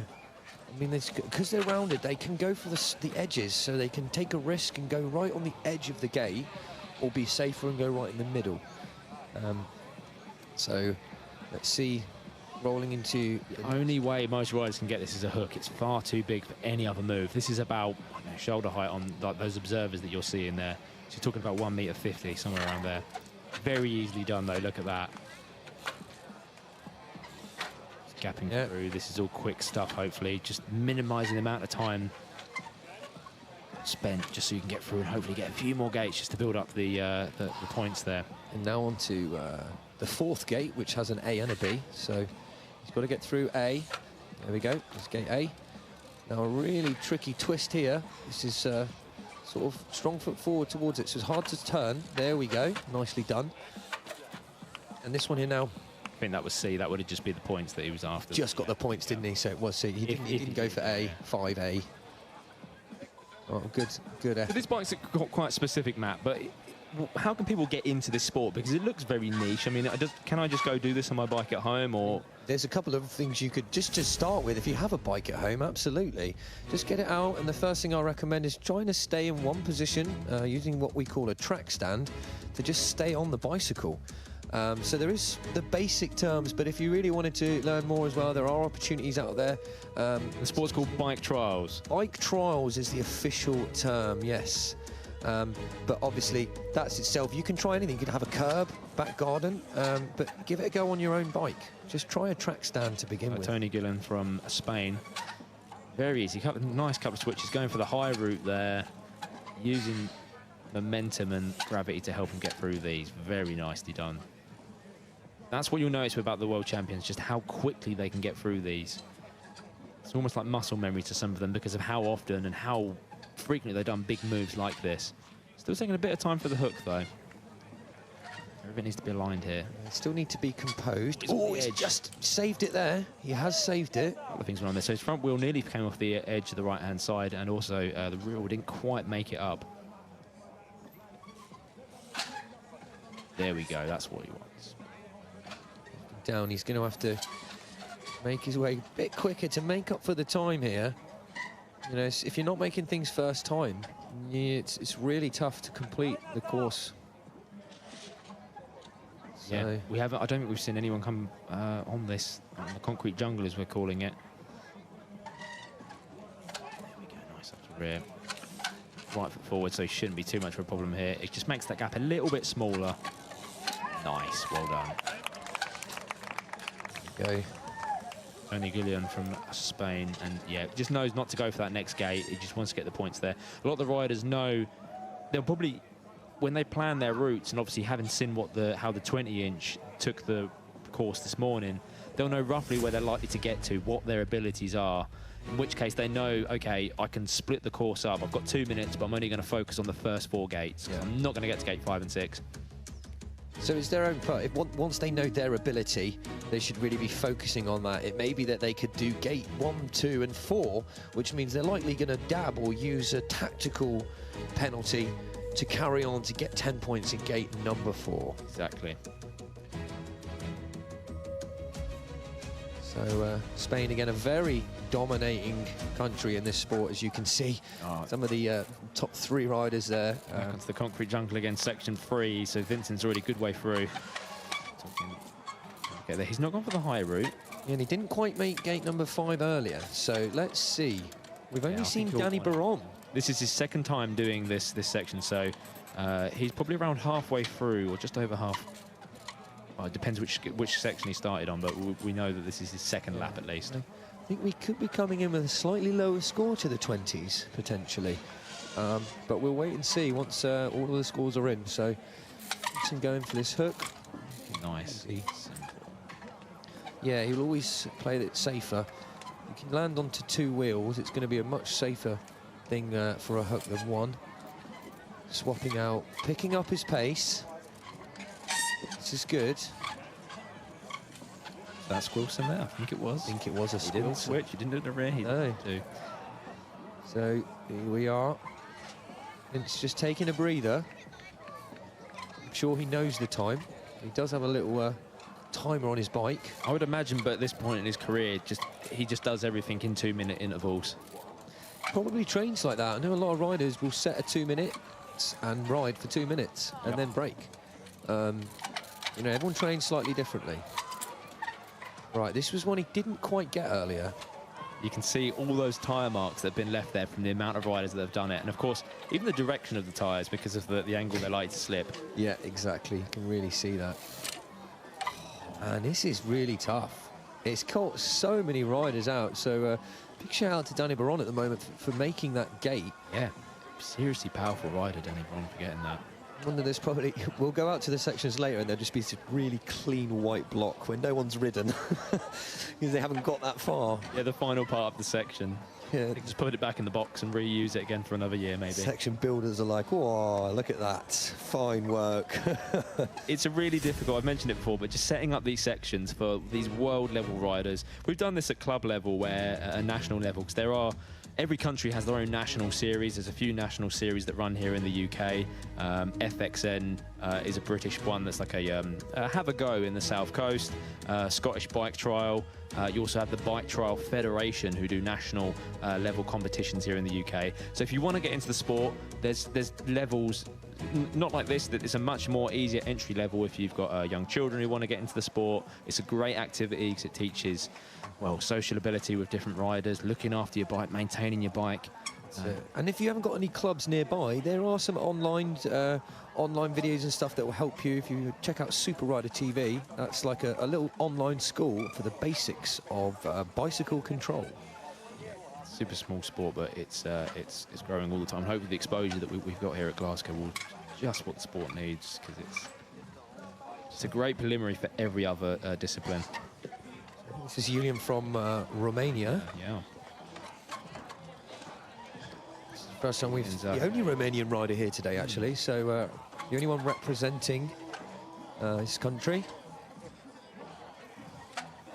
Really taking his time in the rock and reel section here.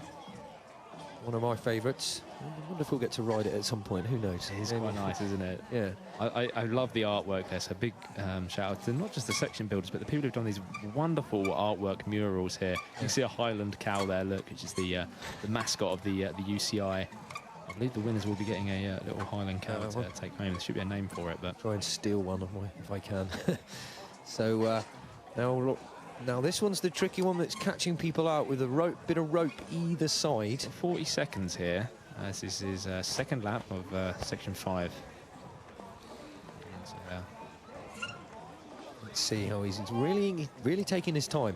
30 seconds left, and he's only managed to get 10 points so far. Well, if he knows it's going to be this gate that's going to be difficult for him, I think he'll just put a lot of his focus into this. You kind of just blank out the rest of the map and just go for... Yeah, so he might know that that's what he's going for, and if this is his personal battle, then that's all that matters to him. A lot of riders got caught out on this because those bits of rope are not decorative ornaments. They are part of the section. You must imagine if they're like walls, they extrude upwards, and you cannot pass a wheel over those ropes. Otherwise, that will be the end of your ride. It's just out of time there, so I think he got the 10 points for that gate, so he'll be happy with that. 20 points total for the Romanian. So I think he'll be pleased, especially if it's just him, no teammates. So yeah, there are stuff coming out on your own. There are some limitations on applying, and what the UCI has, a certain level of a number of riders are allotted for the different countries. I'm not too sure how it works, but of course, yeah, it's playing a good amount.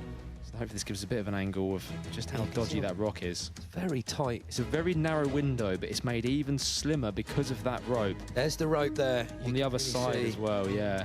Ooh, nice red chain he's got there, red cables to match. It's a nice close-up, isn't it? It's very, look at all that colourful. Well, he's sticking to his Romanian flag colours, so well done in there for. It was a great effort. This is It's Spain. Spanish very much dominate this sport in terms of their ethos, their training mentality, the provisions that the riders have in terms of trials parks and things. This is Julian Sainz. I thought that was Julian then. I just had to check. Very good control. You can see he's in a second currently within the ranking for the qualifiers here. Another fantastic content producer for cycling too. Some incredible videos have come out of Julian over the years. He's done some absurd stuff on some rails. Yeah. He's just level of control. But this is what they train for. They train very strategically in terms of competition settings.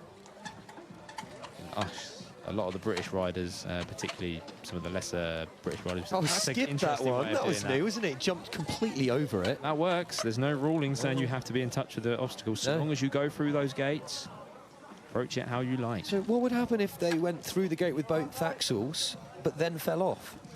Yes, you get the points providing you get through that gate. Yeah, so the only exception would be the last gate. Of course. The last gate, you have to get out of the exit. So you go through gate 6, but then you still have to get through the exit to get out. And it's why we've seen a few riders make a mad dash to get their way out. And this is the tiny cotton reel. It's been just pop. Oh, That's it. Well done there. Almost made the mistake of wanting to get into a more prime position. But unfortunately, when you are in those positions, top of the cotton reel, you kind of just have to take what you're given. Adjusting can sometimes lead to failure. So you see Union, nice. Wow, rolling through that there, but seconds, he's got his 50 out points. of time. He's happy with that. He's currently in second position with just 10 points behind his teammate Danny Baron. Oliver Woodman not too far behind in the third ranking, the German rider there. You can see. Fantastic. Yeah, Carthy in fourth right now, Vincent Hermansen, Marty Varida, also from Spain. But it's constantly changing. That's a great technique. That was really nice, actually. Instead of just getting on the obstacle, just go all the way out. Look, this is it. Look at that balance. Look at that balance there. Using the spring of the tyres. You don't want the tyres too flat. They look really flat if you're watching at home, but there's a kind of a sweet spot in how pressurised your tyres should be. Not too hard, you don't get any spring. Too soft, you'll rim out, you'll get punches, and you don't want to punch a midsection because that's just not good news, is it? Well, riders now. In the rock and reel section. Really loving this. I think this is my favourite. It's just brilliant, isn't it? It's just the level of dedication that goes into making these sections. This looks like Vito Gonzalez from Switzerland. Months of preparation too. In this really tricky section through the rock. Oh, he's done it. He's kept it within the rope there. Our imaginary walls. And then this one here. Can't go too far. Let's see his approach. Has caught a few people out, but separating the men from the boys. All the scores here, though, so incredibly close. Like, yes. It really is still all to play for. The qualifying sort of spot at the moment is sitting at with Noah Cardona in France at 290, and it's 60 points for a section. If you clean a section, you can, some of these riders, Vito here, can soon be straight up into the qualifying position. It only takes a mistake from one of those riders in the top there, and across, 15 rides of, across the 5 sections. Very easy to make a mistake when a little bit of fatigue sets in. Yeah. They try to train against that. They want to be training to have peak fitness to get them through these long rides. And as long as their bike performs, because imagine it could be a bike failure. Yeah. We have seen that before. Vincent Hermans, who's currently sitting in 5th, we've seen him a championship where he had multiple punches in the final. I think it was 3 in one final. So here again, this is a tricky one for the 26-inch riders. Oh, see, not quite secured enough on the top there. It's so precise. There's like one way you can land on it. Head in his hands. He knows he can do that. Because it should be quite simple, but I tell you, that added element of being probably what looks about 2 meters up. Yep. It's going to be tricky. Just the difference between getting that gate or not 3 times round, it's an extra 30 points. And as we saw earlier in the 20-inch semi-finals, there was a tie for 6th place. So here it is, not quite enough as you put it on. You can see just losing his balance.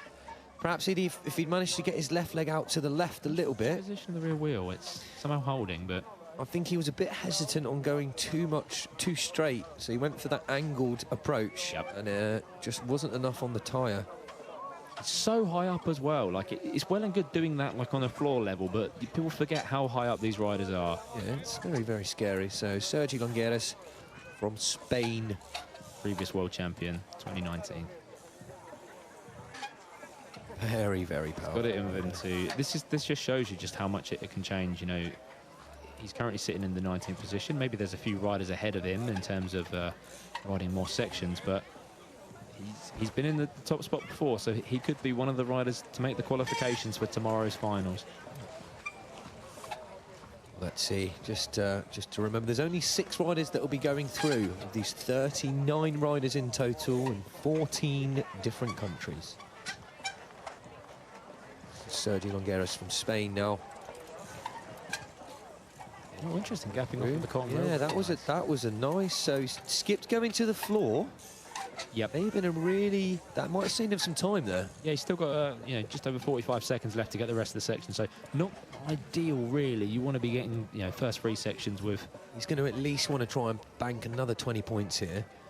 So let's see his approach. We want to see him on top of that cotton reel. That's good. Go up to the really tricky one here. I presume that's an A gate because you can see the points hasn't been added yet, so that must be 4A, and then we'll move into 4B, I imagine. So some of the gates are separated into 2 moves. Yeah, Rocco, oh, sorry, It's not actually quite done that either. catch his bike. Catch your bike. Yeah. Yeah, so it's very difficult. So he's done the little tricky switch on this cotton reel that was on the floor, and then he'd have to get up on top of the very tall, small cotton reel, and then do that gate. And I think there's a 3rd gate after that. It's 3 gates or sub-gates that make up that 4th gate. So it's a very tricky section. Really pushing the rider's abilities here. Every year it just seems to get more and more difficult. See, back wheel not quite getting there enough. If his front, he just needed his front to go a little bit further forward. A little bit too straight, I think. From this angle, you might see taking off compression. Look, needed to get further forward. Yeah, I think he knew as soon as he took off, he sort of knew what was going wrong there. Very experienced rider. But trains very hard, very positive outlook on life from Sergi, so really great guy.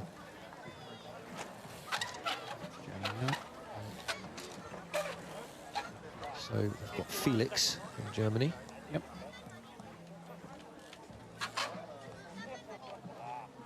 See how he's going to approach this one too, using that wobble there. Yeah, taking the low route. It's very nice that there's a couple of different options for the riders, because again, what works for one rider is not necessarily the best for another. I'm sure I'd be opting for the lower route because these are very tall blocks, some of these. Yeah, you may not see Felix's score just yet. He may be, remember we've got 39 riders and you can only see there the scores for the first 27. But there's still time for some of them to creep up. A couple of GB flags still around on the first table. Yeah, good free up on there, which is very good to see. And remember, this is just qualifying for the finals. We're looking for the final top 6. And there's not much wiggle room in the points. These are all very good, consistent riders, so... The qualifiers for who will start on, couldn't get that hook on the grid. Okay. It's a good way of looking at it there. Yeah, so the finals will be taking place tomorrow here at Glasgow Green, hoping for very good weather. We've been very blessed with the great weather today because trials is a very difficult sport. You can see how much just the bikes slip, even in perfectly dry conditions. We had a little bit of a shower earlier, but you know, rain completely changes the dynamic of the sport. The brakes don't quite work as well, and they need every bit of grip to get through it. Chicken wire there, which does make it a little bit grippier. This is the scores after the first lap, so that's gives you an idea of... Wow, that is close. Look at the top 5 there. There's like 10, 20 points between all of them. Of the top 10 there in lap number 1. Now you can see Spain dominating. Jack and Daniel Baron. It's going to be a big battle today. Look at Julian as well. This is going to be tough. And there we've got the next 10 riders. Owen Gawthorpe from the UK at 130. One of the first competitions back for Owen. He also rides motor trials, so another little difficult one for him there. And you can see the next 10 riders and their scores, so it is very close. A lot of them on the same points, really. Yeah. And there's the bottom. You can see Joachim there in 31. I mean, he's riding a bike with a seat. Yeah. So as long as he's having fun. Yeah, Joachim's made finals before. I think he's just come with a different outlook. He's like, you know what, I just want to come and ride the bike and have a bit of fun. Andre Burton here, Mr. Ninja Warrior himself, avid rock climber. He is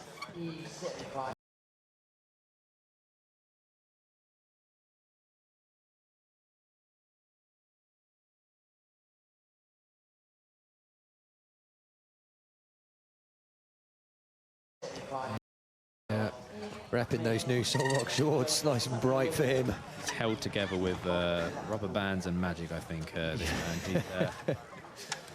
Yes, don't know how he's still Another survives incredibly vascular rider, 3D. He's probably popping through your television or your monitor right now because of... yeah, I can. Even the lats are poking me in the eye there. You see that? Wow. Come on, Andre. Let's see him a slightly different approach again. He's got to take a breather. I guess the issue is that slopey bit does look inviting, but there's nothing to grip on the top. So He doesn't quickly slide He'd down. much rather watch. See, there you go. Little switch. You're already the correct direction to go. Now he has to spin that 90. That's tough. Oh, he's made easy work of that. He really has. Now, it'd be nice to see him give us. Yeah, he wants to give it a go. He's asking for the time. And it's like there's not enough time. He'll be happy with that. He'll be happy with that. Yeah. He was hoping the observer wouldn't say a minute. Oh, a minute. Oh, I mean, I'll tell you what it is. It would have been the nice little way from Andre. If Andre generally doesn't ride with a top on, so perhaps if he didn't, but those rules don't allow that. yeah, it's very rare to see him, even with sleeves, normally sleeveless. Yeah, if he could wear a vest, he probably could. So look at that lovely hook to wadge, swapping to the back wheel. And then here, this is a lovely little switch of wheels, making that 90-degree turn, actually making that look really easy, because to like spinning that way, Yep. that looked really simple from Yeah, him. he's a Devon-based rider, so if you ever anywhere in Devon, you've seen Look at that hopping around smile. the rocks. Hey. It's probably Andre. But then again, he's all around the world as well. Yeah, so that looks like Marty Vereda. Here we go. It's Marty from Spain. Riding fully aluminium jitsi there. He's also gone for the quite downward bar angle. I don't know if you can see that, but it looks so alien and stupid. It almost looks like someone's loosened off his handlebars and gone, hey, let's just point this to the floor. But A lot of people do say it's alien, but there's some geometry. what do you think advantage. is the advantage of it then, Matt? What's going on there? Well, basically, when you're sort of on the back wheel, your front weight is already slightly further forward. You can stand up better. You're not battling the handlebars. So, like now, on the back wheel, it's just got a little bit more turn.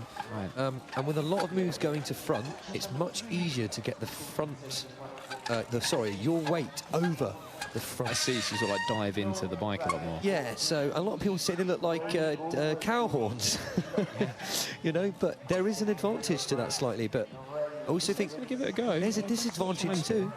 It's harder to pull up on the back wheel. Yeah. So there's, if it was an advantage, everyone would do it. Raider's going to give the rolling up to the very skinny pipe a go. Go on, Marty. Oh, lovely little break just in there. Yep. You forget about the precision of it. That's only probably about as 2 tyre whips wide. I mean, what, a tyre about 2.5. He's not exactly attacking it straight, is he? He's Talking about 5 inches wide. That a bit wider than that, I imagine, but not very wide at all. No, it's 6 inches. You can see. Yeah. You can see how thin that gate But a is. lot of power and trust that your abilities will get through it. Time lucky. Oh. He's going to give it 4 goes. Is he giving it the most goes out of anyone today? Oh, Marty. Marty's going to... I think he will next time. That's a good ride from Marty. Riding for Jitsi there. Lovely little wave. Only 21 years old, I think, or 22. So still a youngster. It's amazing how quickly these riders come out. No, we had the yesterday the semi-finals for the juniors, both in 20-inch and 26-inch. You'll be able to see their finals tomorrow. That will be broadcast. You'll be able to see how they get on. And wow, they will soon be. Many of those will soon be joining these elite riders. It's amazing how quick the new breed of Spanish riders, British riders. We've got some great riders coming through. Steve in the background with a bit of encouragement there. I do like to see that in the comps here. They're allowed in the sections. They're often, clapping these guys. We all like to try and help each other out. Yeah, that's one of the things I love about this sport is that everyone sort of rides with one another. Yes, it is a competition. We all would like to win, but fundamentally, it helps grow the sport. If the rider gets better, that gets more exposure. So be it. That's the way it needs to go. Tom Blazer now for Switzerland. Blazing his way through this. Come on, let's see him.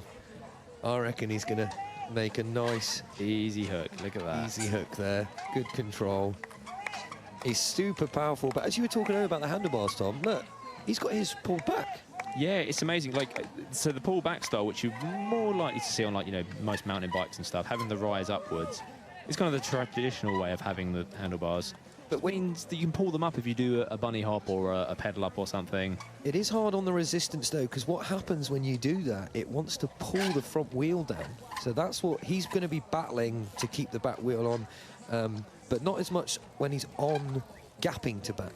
Yes, when you're on the rear wheel, what it does, because you've got a little bit of leverage forwards, it's harder to stay on the rear wheel for longer. Whereas if you put a bit of forward tilt in your handlebars, maybe have a lower stem, when you are on the rear wheel, the bike is a lot more upright. Kind of a little bit pogo sticky, I guess, is the way of looking at it. And obviously the reach will change, but little mistake there from Tom, actually. Bit of a surprise for him, but he's going to make up for it now.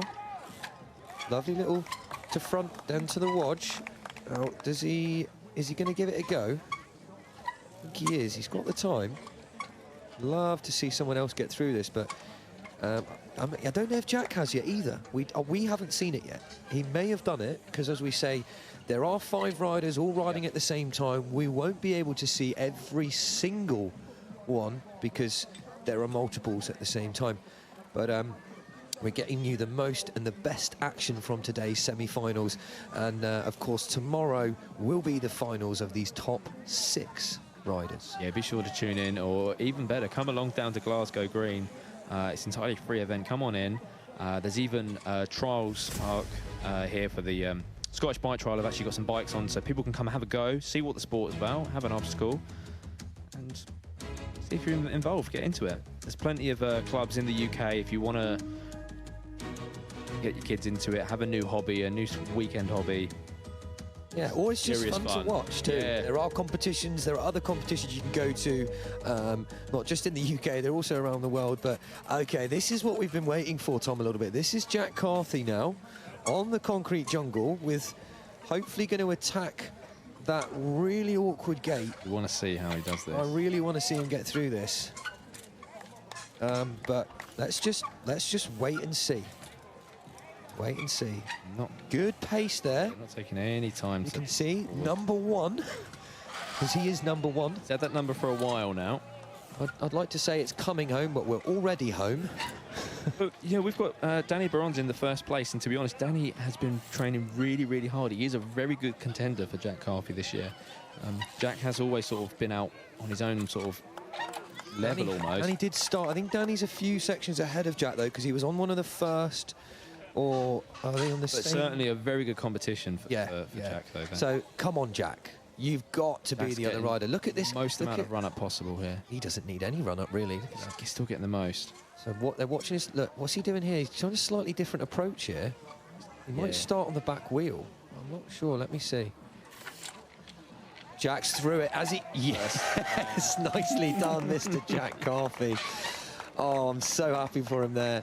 But it's not over yet. Let's see how much time he's got, because that was only 5A. Right, so he needs to get this one yeah. too. Time will be short. Quickly swap there, Jack, get through. Is he gonna make it to the end? Look at the speed. Oh, he's still going. Has he got to the Observer end? chasing after him. Yes! He's done it. 4 seconds to spare. I think that's 60 points for Mr. Jack Carthy there. That is textbook trials. That is, again, you open the... Look at that smile there. He knows what that means. He knows what those points there mean, because no one else is getting through that.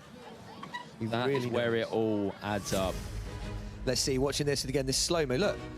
Even with his skidding, he's got his weight far forward. He still didn't let that bike come down. Just a true wizard. Just perfect weight, body position. Look, he's getting so close to that He's stem. so far forward.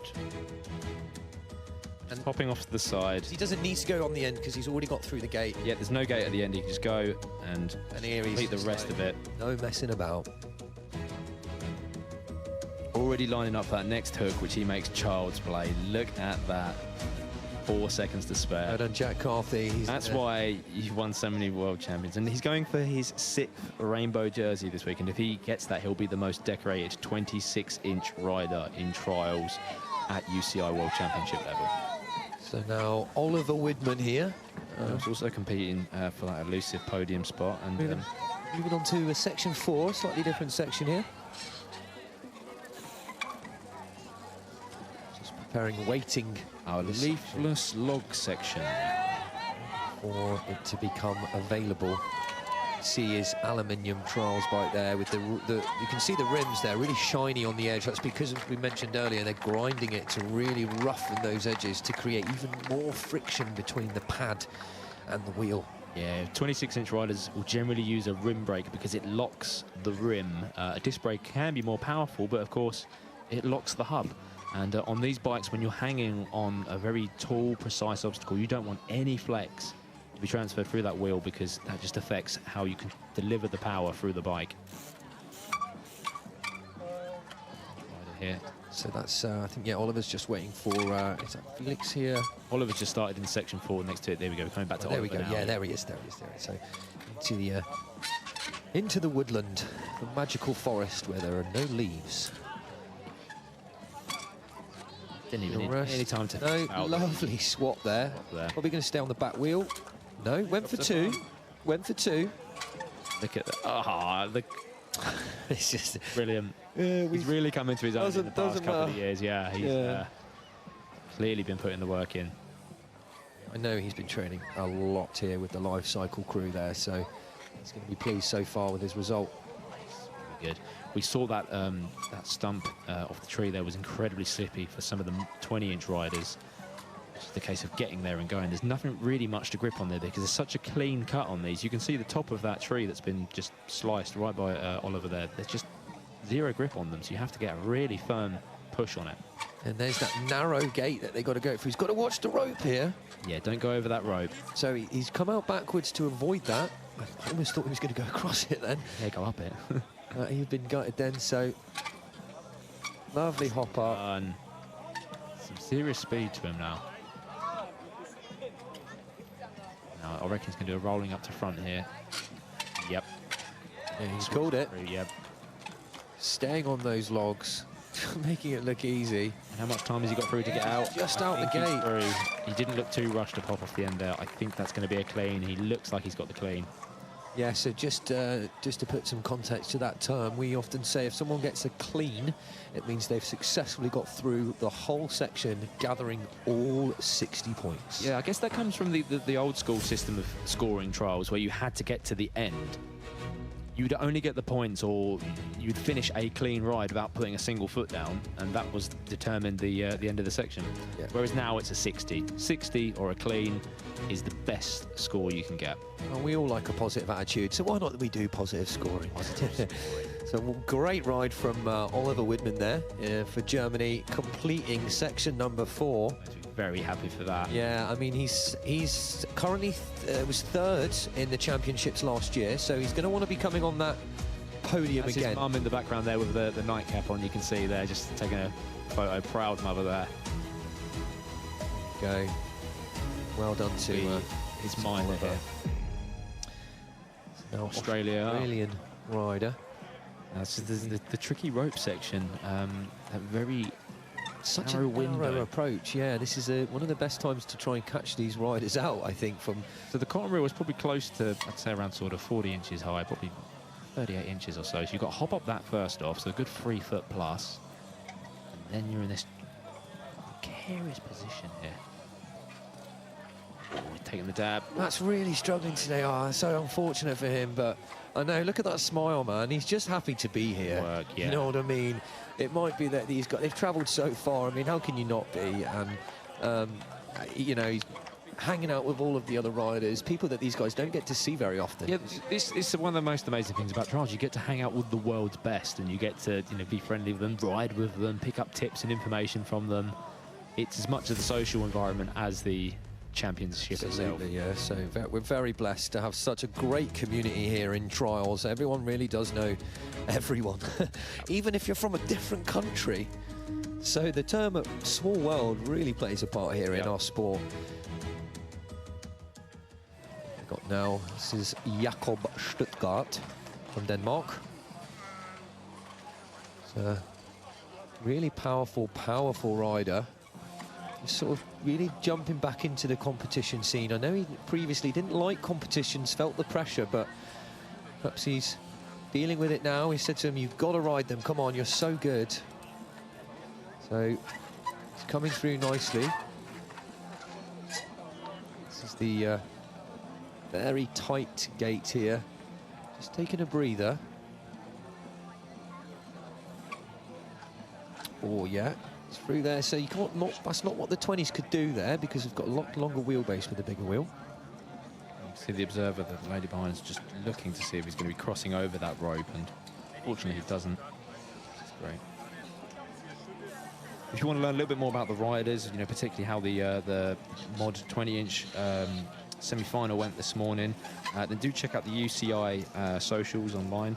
There's UCI Trials on Twitter, UCI _cycling. That's on Twitter and Instagram.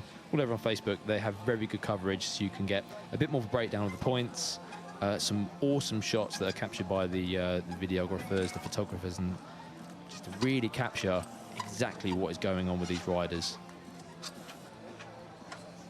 So Jakob making his way through section number 5 here, the rock and reels. I think he's got 1 penalty so far. See our hand up, just asking for the time. And yeah, they've said it's probably given 5 seconds left. He's just gonna, wouldn't bother wasting to hurt yourself to rush through that. So, but big smile on his face. I'm sure he's having a lot of fun over here in Scotland. We've been to visit them a couple of times now, so it's nice for these guys to come here to our country. They hosted, Denmark hosted one of the championships. And they'll be hosting the UCI Cup in September, I believe. So more than likely these riders will be there as well. You'll be there, and you'll be there, won't you, Tom? There'll also be, we'll be there, Spain as well. In a couple of weeks' time, I believe, is the UCI World Cup held in there. So the Cup is basically a series where they accumulate points, I guess, in a league across the series to then win the World Cup.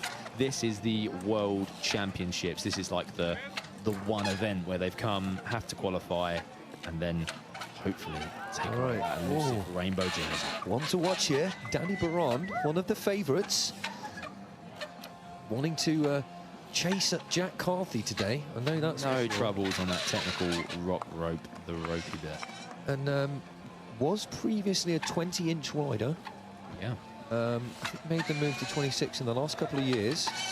Not the tallest 26-inch rider, but that doesn't faze him.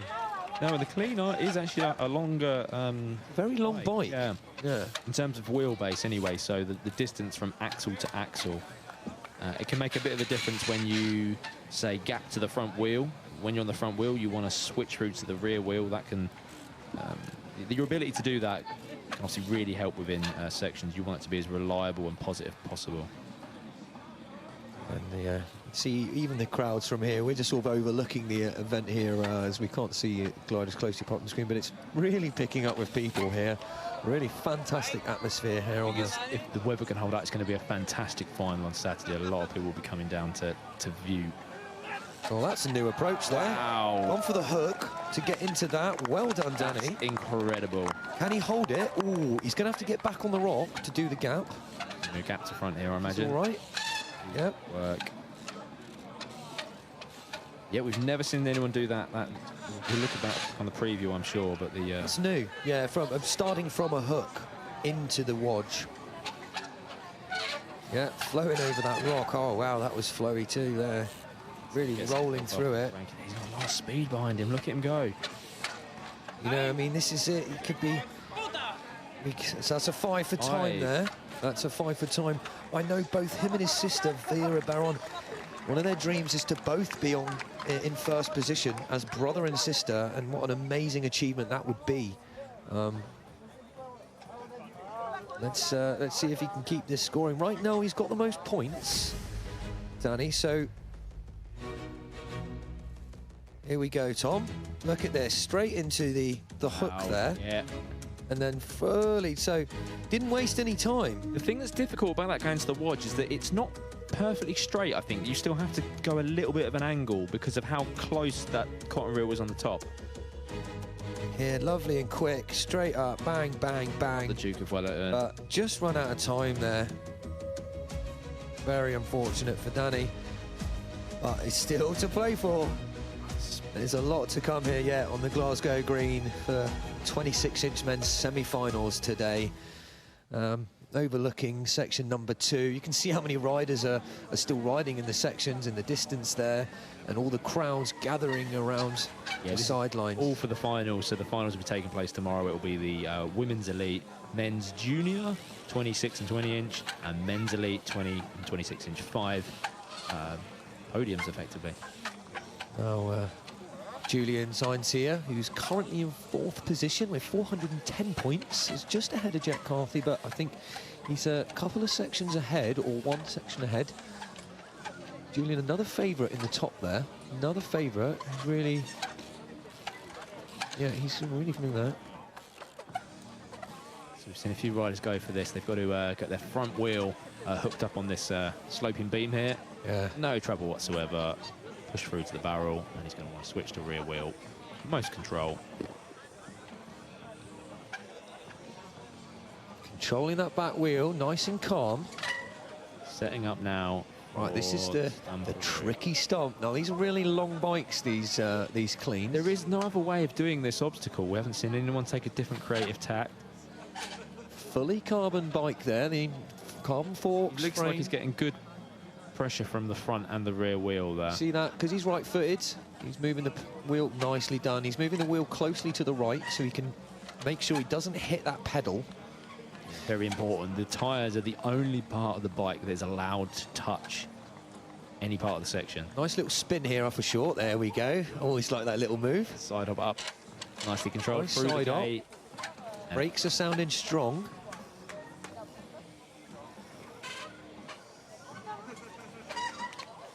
Nice easy switch there. Nice bounce up and over. Move through that. Like. We have enough time for the hook.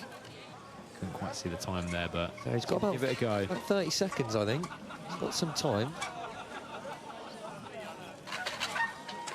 Oh, yes. First Nice time hook. holding it to rear.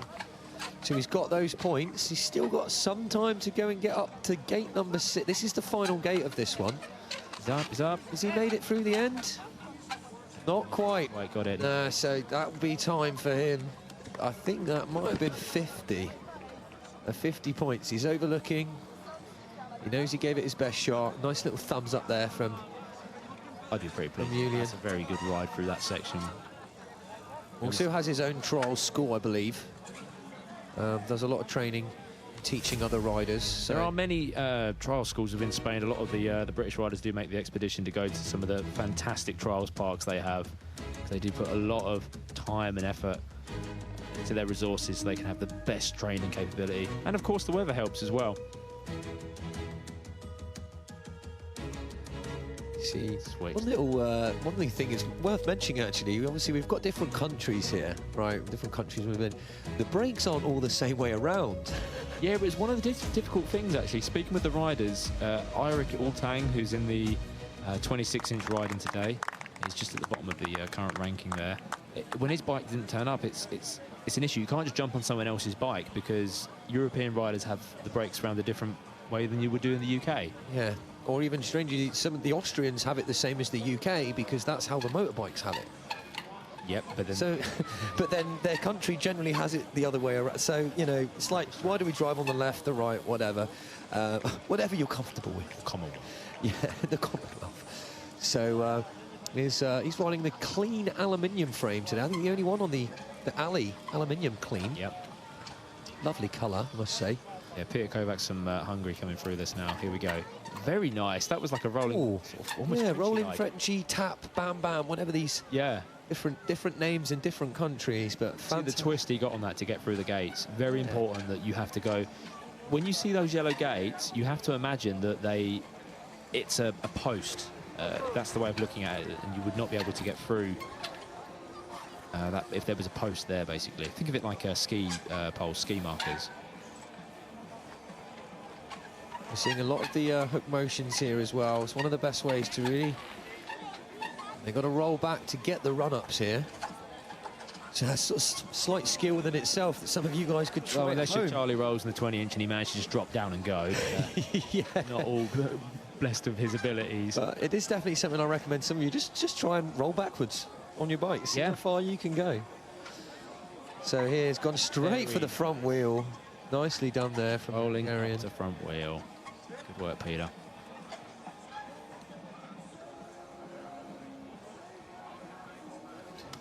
Also, just enjoying some of the music here as well. It's a great vibe here in I know, Glasgow the Green. atmosphere is On the height fantastic. of British summertime. You can hear a bit of it. You can hear the crowd cheering. Oh, wow. That's probably... Oh, it's one of the... That might be one of the worst bells we've had today. You can see he's really taken a... Is he all right there? Now that just shows you just how knife edge like that rock is. The view we had from the camera there wasn't the greatest at showing you. No, but it was so Profile. narrow, so thin. And you can see some of the overlookers there just sort of thinking, is he all right? I mean, I think he gave the thumbs up there to one of the observers, which means he is okay. I mean, it's centimetre precision in trials. Yeah, he's walking. He's just having a look what sort of happened. A little bit of a hobble there. See the medics sort of ready on hand. Usually in trials, I mean, touch wood, we don't have too bad accidents because it's a lot of static moves. A lot of the time, the riders are able to just sort of just let go of the bike, abandon the bike, which you don't normally want to do because you do want to get as many points as possible. But sometimes in circumstances like that, luckily Peter was able to let go of the bike and not come away too badly. But look, there's a little bit more of a profile there, show you how thin and knife-like it is. Just back wheel completely missing. A proper hit. See there, the doctor and medic like, I'm ready. There's the slow-mo. Oh, it's just... I think he got away with that one. Just rolled out quite nicely. Yeah. Of course, his shins were protected. No shindigs were made. So Marty Moreda for Spain. You can see he's really got a good pace, Marty. He likes the fast pace riding. He knows if there's gates he needs, if there's gates he can complete, he likes to do it quickly. Yeah, fully aluminium bike he's got here. So we've seen a variety of bikes today. A lot of riders gone over to the carbon, mainly through the brand Clean. But this is the Jitsi, fully aluminium, and you generally get a lot more flex through the aluminium bikes. It's a bit more forgiving. When you're in those hook positions, you can get a lot of generation of flex. Oh, that was, did he? No, there was a successful hook. I think the observer's checking the edge there to see, did he? Yeah. Interesting way there. So, as we saw just before, very, look, you can see the knife edge part of the rock that they got to land on there. How's he going to approach this? With a little pre-step into it. Yeah. Yes, it's very tough. There's no run up there. You see it just sloping away there, like it's just, there is hardly any point to grip on.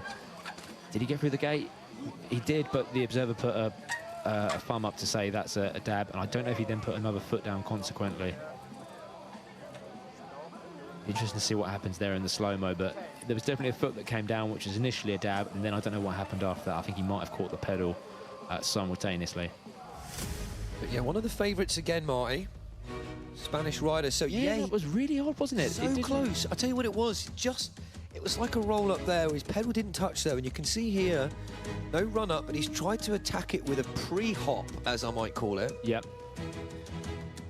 Very Benito in that style, that little hop into it from the rear wheel. Just try and get the momentum going. A very tight area for run up. Back to the Dutch rider now. Dan Zolverhoff from Netherlands. It's the only Dutch rider representing here today. I think they only get one entry per se, because obviously you have one entry within the 20-inch. Of course, yeah, one down entry here in 26. So getting through in good speed. yeah, and it's now, getting. is he going to be able to hold it? So that importantly for this rock, when he's going to get up here, he's got to hold it on the rear wheel and turn. Not quite far enough. Hold.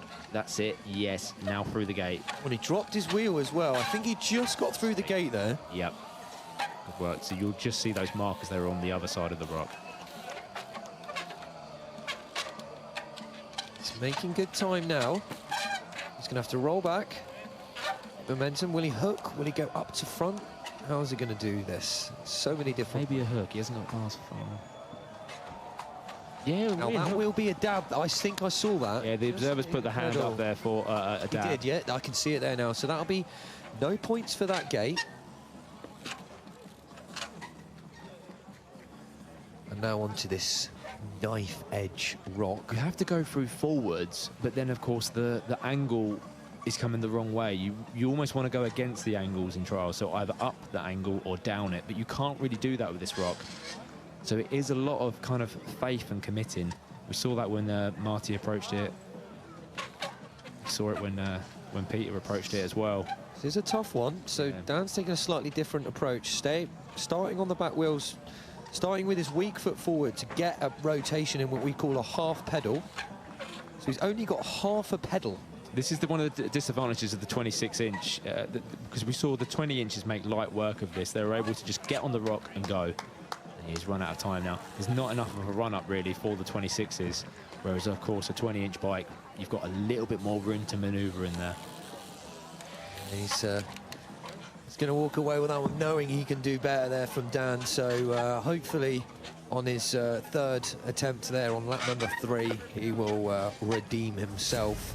It'd be very interesting to see what the point difference See this? You watch this now, right? I would have stayed on the back wheel. Then he actually lands on 2, which kind of hops backwards, lands on 2. It's risky, but look, just getting through that gate. 2 wheels is somewhat safe sometimes, but yeah, it's...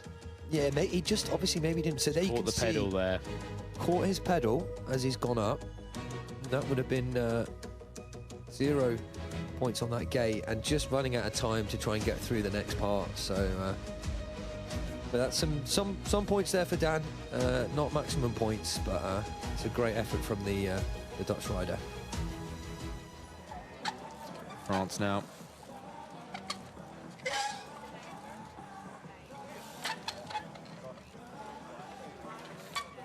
Barrel popping up. The gap quite high up those lock. That's it. Yeah, up the beams, and then it makes less work, keeping it nice and high. If you do the big gap, I think you can do the big gap. Yeah, there we go. Just means you haven't got to work your way back up those whiskey barrels there. It's going to save him time, that for sure. Yeah, in terms of the nationalities that make up, you know, trials, sort of prominent players, France has been on the map for a very long time. Gilles Costillier, yeah, the Costillier brothers, who were very eminent within trials, very regularly hitting the podiums. Of course, Vincent Hermans as well. So it's another big nation for trials. It's often a trend. Some of the biggest names in trials often bring out their own product. In the, you know, the Kust brothers, what, Kust pads? Wasn't that name after them? Yeah, many of the, I presume so. That'd be a very unfortunate question. No, someone will correct me, be like, no. Well, yeah, I don't know the exact story of it, but I imagine it would be. But basically, the type of pads that all of these 26-inch riders will be running is a very specific compound made by presumably by the Costillier brothers, and yeah, which is the perfect compound really. That's very good in wet conditions for using against these rim grinds. So and yeah, of course, Jack Carthy is his own brake levers at the moment. Yeah. So you know, signature moves. So let's see how many more winners we'll have for new products. So lovely side up here, just making that look so easy. We've seen a few of them fail on that. This is Nathan Chara from France. Making very light work, getting through the very difficult parts of the section there. So he's done the stump, as we call it. Switching through to rear, very nice. Setting himself up for the hook now. Just out of time there, yeah. He's got his 40 points though. Yeah, 40. He's pretty happy though. He's getting through. There's points are being gathered. Yeah, he's currently 13th in the ranking, but there's only 100 points separating him from a qualifying spot. So, as we said, there's so much movement that can come through this ranking here. See some of his highlights. Did he do a Frenchie? No, he held it. There we go. If a Frenchman does it, is it called a Frenchie? Well, I presumed it was a lot of the riders that did it, and hence the term. But so making his way through those narrow beams, dropping down straight to the floor, skipping that barrel there. Most of them are landing on the barrel, but he skipped it completely. Not enough time to come back round and get that hook under him. So yeah, Joachim from Sweden. Joachim here on the 26-inch street bike. This is what you'll more commonly see. Danny McCaskill and Fabio Wibmer, the Red Bull riders, they ride these types of bikes. So this is a really great effort. Oh, come on, Joachim. It almost looks like he's still sort of adjusted to riding, say, like a competition style of bike. His weight was just too far back there. Look at the run-up he's getting. Yes. There we go. Finally seeing him getting through these gates, but these are so much harder. The bike's shorter, the bike's heavier. Yep. a lot heavier because they're just designed for very harsh street riding, big drops, spins, speed. The gearing will probably be a lot harder on this as well. I've got to say, if he beats anyone here today, if he beats anyone in terms of at the bottom, they're not going to be pleased with themselves. No. It's kind of a it's kind of a... Some riders in trials have kind of always gravitated towards this style. So, of course, we mentioned the great Scotsman, Danny McCaskill from, of course, the Isle of Skye, big Scottish ambassador and a huge proponent of the sport. He rides this style of bike. Yeah, and I don't think he would like to try it on his. I'm sure he'd be saying, I'd like much rather a proper trials bike. Yeah. And that's what people get confused. He's up on the barrels, yeah, look at this. There is no stronger image than that. Oh, he knows he's out not there, going to he get the knows, best of this but action. he's going to be smiling. Look at him there, so... Joachim, look, just for context, he's competed in 20-inch, 26. He's made final sixes in 26 before. He is an extremely powerful rider. He's just brought this bike over to have a bit of fun, and that is what the sport is. Recently became a dad to his beautiful new son Hugo, so a shout out to Hugo and his wife, probably watching at home or back on the on-demand there. So great ride from Joachim. I mean, it's just no one's done this yet. This I'm sure this is a world's first here. I'm sure Duncan and Danny will be watching now, thinking, oh wow, what a fantastic effort. Yeah, in the UK, sometimes you'll see certain riders come to the national levels. People like Alistair Clarkson, John Shrewsbury, they just like this style of bike because it's a very fun, playful bike. They can go ride it on the streets, and that's what this bike is mainly designed for. Going to the nearby skate park or just hopping up and down in the streets. A lot of riders... Definitely not for this kind of riding. A lot of riders move on to that style when they get older, so you make with that what you will. I mean, that's like, you know, putting a BMX bike on a downhill course. It's just, it's completely all shades of wrong, but he's done very well. I think here now, Danny Baron, one of the favourites here with the top score from the 39 riders today in the semi-finals. You can see him there. Good work. Lovely swap, making that first time. He did complete this section earlier on. I think this might be his second attempt through. Let's go and find out now. He's going to go his left footer, so he's going to take from the other side. Nice side up, holding his balance there. Yeah. Easily go wrong on those beams. They're not always going to land on them perfectly. Yeah, they're quite a nice wide obstacle, but if you just put the weight a bit too far over, you've then got to hop back off and then work your way all the way back up again just to get that little gate. That's the... well, they can be costly.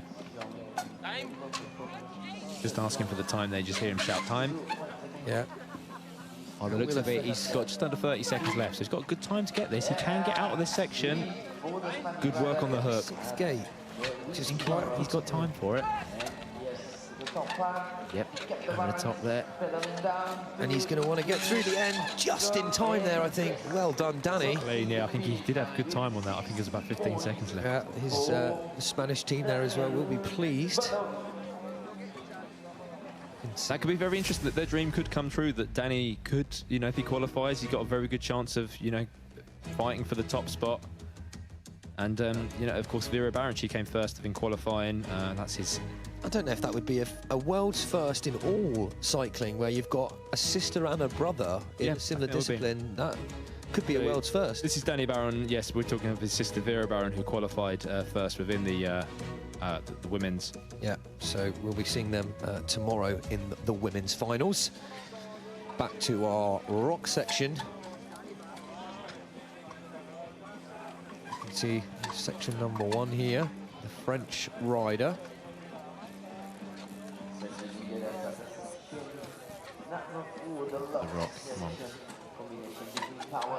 Riders are going to be getting tired now as well. Going too far along, perfect. He's not got to work his way back because he just dropped short there, using all the available run up. Will it be a hook or will it be a rolling up to front? I think it's going to be a hook, just as a 50-50 flip. There we go, that's a hook.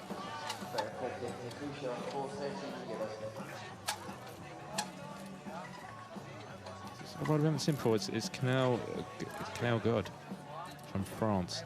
So another, again, seeing a few riders get caught out with this thin, look, they tried to fit a full pedal in then. He's going to have to go for the half pedal, so starting with his weak foot forward, just like you see in skateboarders too. There's always one foot that's stronger than the other. Oh, he was there. He saved it. That will be a 5 there Right. for the French. So it has caught some people out. Yep, Kale got there from France. We can see just checking on the scores as well. So we've got 3 Spaniards there in at the top there. Danny Baron, Martin Merida. Number 18 place there, you can just see there 250 points there. So pretty much middle of the field, I would say, or just above the middle mark. There's 39 riders competing in this semi-final. See that again, just losing his footing, just had to jump out. Better off to play it safe. It just slipped on it. So he got forward, he was nearly there. Nearly there. Rear wheel brought it down. Was the rear brake on? That's sometimes what happens. It can just drag the bike back down. Fortunately, not quite enough. Very technical rock. There are some technical bits within these sections. So now, German level. rider Oliver Widman currently in 2nd position in the scorings. Good rider, sort of very... Everyone's nearly in the way there. What? A big drop there. Yeah, we've seen that happen in the past. It's been some fun. They have to get very close, though, because they need to I know. see what's going on, because you can sometimes hear if a pedal gets hit down, but sometimes it can be silent, and of course it is a penalty point. It can make all the difference. And if the rider's so fast and they get through the gate so quickly, you know, they've got to keep up. Yeah, exactly that. Now, how's Oliver going to approach this 9th? He's actually gone for the hook there because he knows it's shut. Wow, Look at that. Well is done. it. He knew he wasn't going to get a run up, so he just went for it straight away. I'm sure if you zoomed in, there's going to be moments of micro slip that he's just adapted to, and he just knows how to ride with that and just go, yep, this is fine. Oh, he's going to have to come back off there. Lost the balance on the pinpoint, so he's going to give it another go.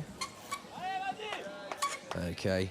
Oliver Widman, so he's currently 2nd in the ranking for qualification, so very strong tender for qualifying here. Beautifully done. I think he's picking up the pace a bit now. Just one fail will eat into his time, and he knows that. 2 more obstacles to get through. Look at the size of that rock already, so... Yep, that's as tall as the observer. It's not even the biggest one. He's straight on it first time, perfect. Is he going to switch to rear? He's going to push through on 2, lovely. One more obstacle in the way of him getting... This one here is a huge rock. It's like you couldn't even touch the top of. run up. Look at that. No, just not quite getting that speed. See, he almost got his front wheel just about over, but his weight was too far back, so he just dragged him back down. So firmly in the 2nd spot there. He's going to... We'd like to say he's going to be qualifying. Remember, it's only the top 6 who will get through to the qualification here. And this is the different approach here. So no run up, he's jumped and started on, got into that hook position.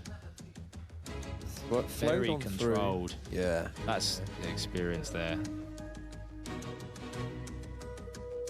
Seriously good contender. It's really good seeing it from the semi-finals actually, because well, normally we only just see the final. You see the final result. Obviously there's a day difference between it.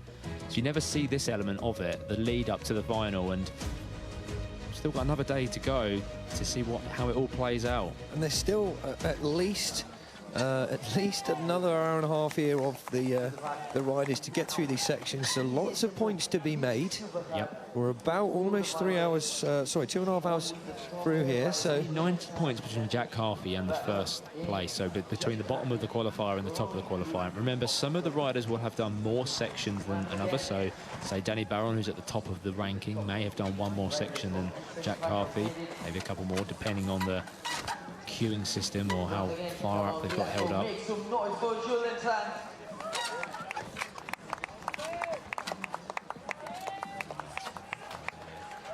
there we go, so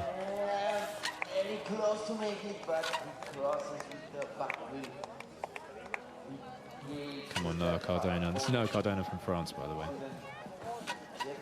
Also looking to be in the qualifying spot, so you can see him, he's at number 7 currently, but you can get 60 points from each section, so there's only, you know, a section separating him for a very healthy score into the final to get him into the finals. Yeah, you can really see all of those kind of the top 10 riders in that list there. They'll be gunning to get into the top 6.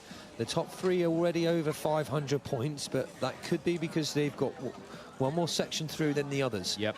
So we cannot really say until every single rider has been. We're probably, those top riders are probably just about coming through their second lap, I'd imagine now. To be getting a score of 540 from Danny Baron, that would probably indicate he's done 2 laps. Come on, Noah, can you get this stump? Very nicely switched. Yeah. Very good.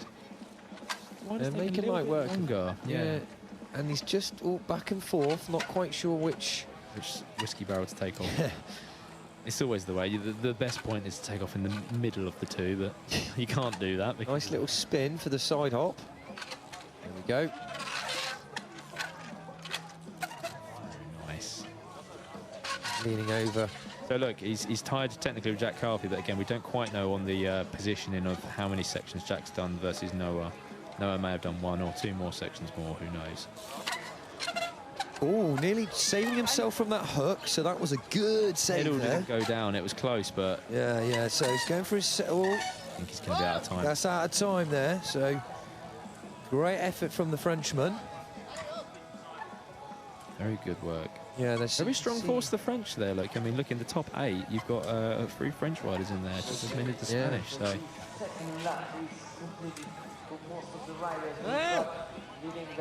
he's a little bit frustrated there, but there's still another chance. There will be other laps to go, so he's going to have another chance next time round. beautiful switch there. See the switch there? It's pretty comfortable. Nice turn.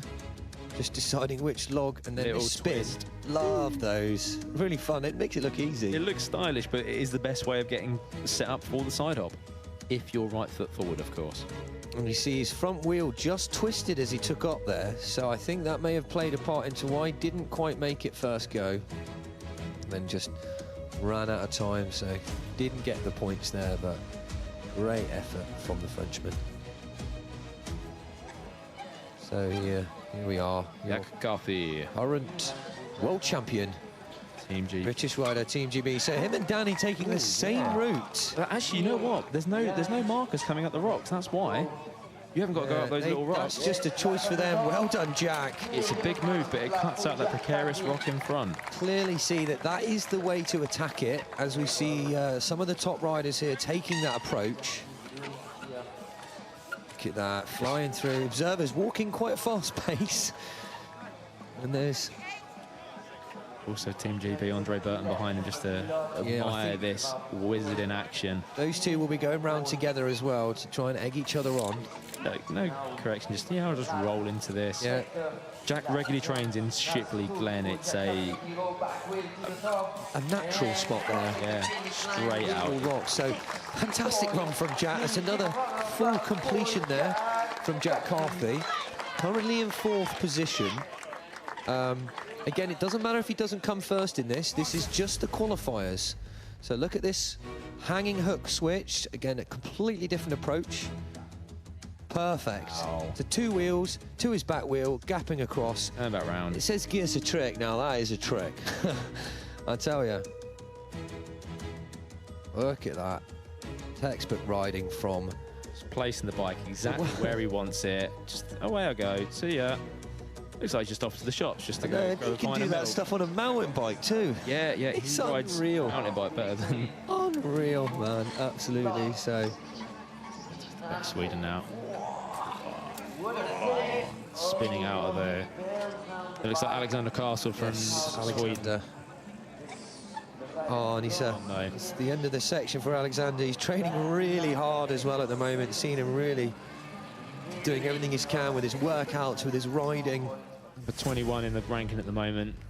He's probably not going to qualify, I'm afraid, but he just great work. Yeah, he's just lost his footing, had to spin out. Look, he's moved his leg over to try and push the weight against the other side. Popping out, I think he's just pulled himself out of the section there. I think Yeah, if the so wheel as- dangles over, you're out of the section, unfortunately. Yeah, oh, that's really unlucky for Alexander there.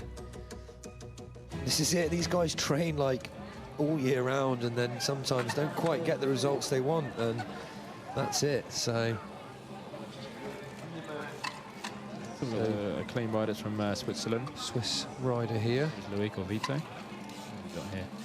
Quite a few Swiss riders in here. We've got Tom Blazer, Vito, Gonzalez, Loic, Wilma.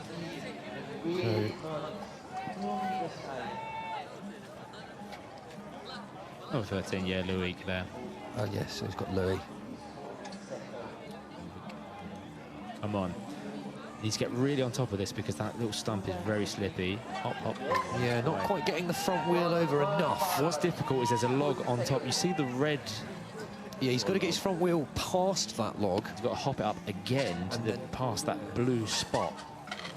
So not getting more. See if he can get third time lucky. Make some noise for the Swede right there at the section number 4. And he's going to give it one more go. Again, time will be a Hop, there he goes. Third time lucky. Yes. Just pushed. I think he gave himself a little bit more of a run up there, so that's going to help. Flowing through, rushing as best he can because he's lost time in the other gate there. Oh, What a bail. wow. Everything happened so fast there. So I think he lost his front wheel. As soon as he lost it, he had quite a lot of momentum. So the best thing to do was let go of the bike and dive through the bars. I think he That's may going to have, be a great slow-mo. Stay tuned, guys, for that slow-mo. he may have felt the pressure from the time he lost. You see what I mean? You can speed Yeah. up, but you'll lose your composure. Well, if you know what time you've got left, if you say to the observer, time, please, it says 20 seconds, you just want to get the next amount of points that you can. So he was up there enough. Third time lucky getting through. And then here, just a little bit too quick. Through. So- In the front wheel just... No, he picked up, but So the front wheel didn't get picked up just enough. But I'd also tell you why, there's rope there.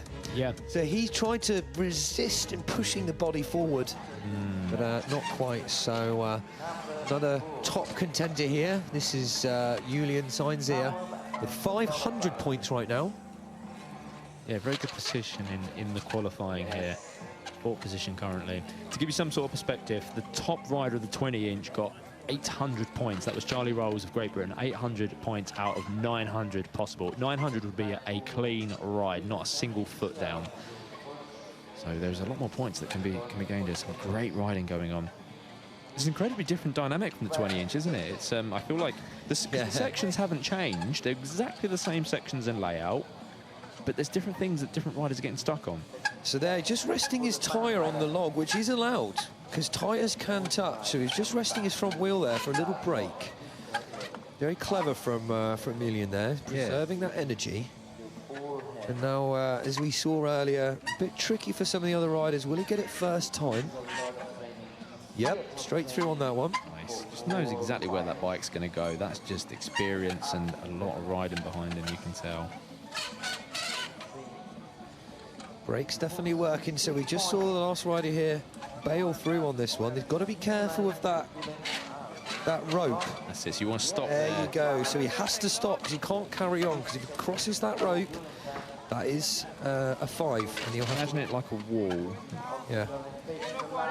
Nice if they made it a really bright colour though. Yeah, usually sometimes they do though, but I think because of the whiskey barrels and that, they just wanted to have a bit more of a kind of rugged theme, so it looks nice. And It does go with the aesthetics here and the theme, so we'll let the he's designers out. go. But 4 seconds remaining, and that looked like a clean. another completed course there for Julian. Currently now in the top with the most Cameraman bump. scores. Could have been just say, yeah, 560 points. So still, I'm pretty sure we'll still have Daniel Braun will still got some sections to go, as well as Oliver. So you can see here how narrow that is through. Stop. You don't want any Bang. momentum going over. Yeah, he's fine as long as his front axle doesn't go over that rope. This really catches some riders out in previous competitions. Can be a bit cheeky there, you know, just to let the riders know, no, you cannot go here. Yeah, 4 seconds left there. He's going to be really happy with that. Look at that smile. It's a great section, you know. It's funny how usually they're really smiling when they get full points, but even now they're just like, I'm so happy I got 40. All on the back wheel. Yeah. Wow. Is that the Italian rider there? Who we got here? Very, very quick there. Very quick. I think it's Marco. Marco, yeah. We've got Marco Noshi. there, 27 years old. Yeah. He's the only Italian on the 26 today. We had a couple within the 20-inch. Let's see how he gets on with this log here. Again, it's really smooth on the top there. I think it works a lot better on the 26. Just there's a lot more potential for grip on the way up. First time, and obviously there's another thing here. You want to be putting brand new tyres on before these comps, but some of these guys may be wearing tyres that are months old. The thing is, I think if you have brand new tyres, they could be a little bit too grippy. You know, this is what I'm saying. How do you know what the perfect wear of a tyre is? Oh, it's so unfortunate there. Mike's stuck in the leafless log section, the leafless forest, rather. Fantastic effort there from the Italian rider, Marco. Noshi. Let's see a couple of his moves See here. there, he's number 17 in the current ranking there, 290. I don't think he's got it to be able to make qualifying, unfortunately, but some of those riders midway down will still want to do their best here. Let's look at the ride. Look at that, all on the rear wheel, beautifully done. Even this, very nice. You can see the rear wheel just come away from the log, but it doesn't matter because there's nothing in the rulebook saying you can't just float over the logs. No, if they go through the gate, the rules are the axle's through. So, I mean, I think in the rulebook about gravity, I mean, yeah, I wonder if these guys are defying gravity. Imagine if their bike any of them floated. look like they are, I will say that. No, there is not helium in the tyres. People have asked that before. Yeah, but does it make the bike lighter? Here we go, Scott Wilson from Team GB. Been on the trial scene for very, very long. He's been competing for, well, since the early 2000s, pre-2000s, he started riding, I believe.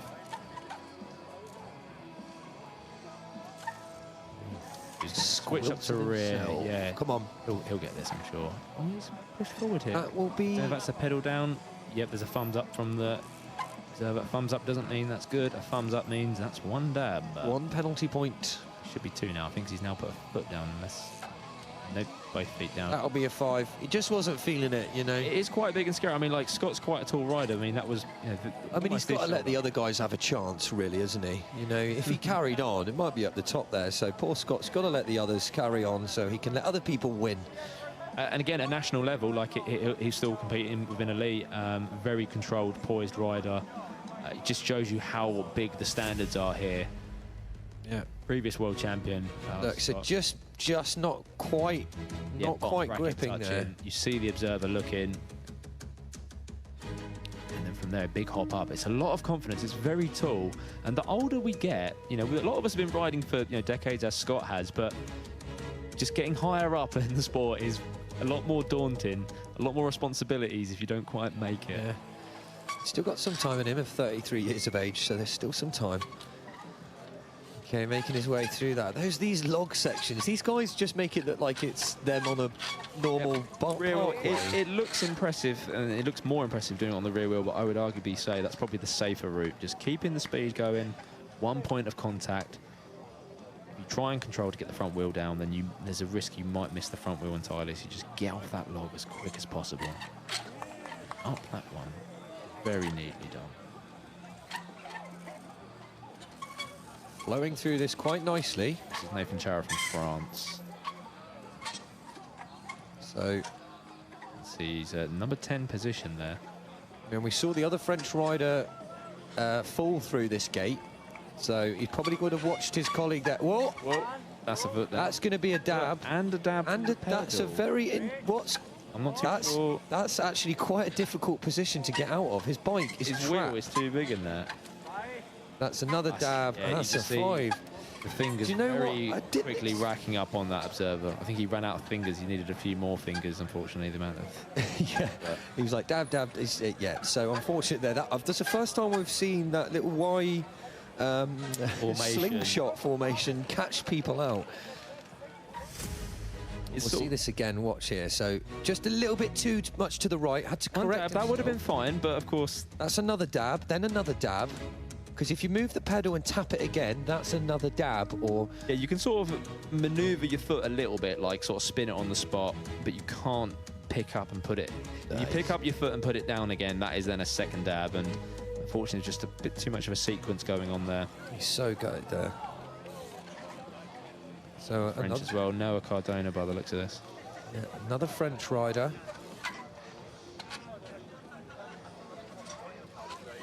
Noah also fighting for that qualifying spot. Look, I mean, he's in number 7 at the moment, but he's only 10 points behind Martí Vareda of Spain. Very clean ride here.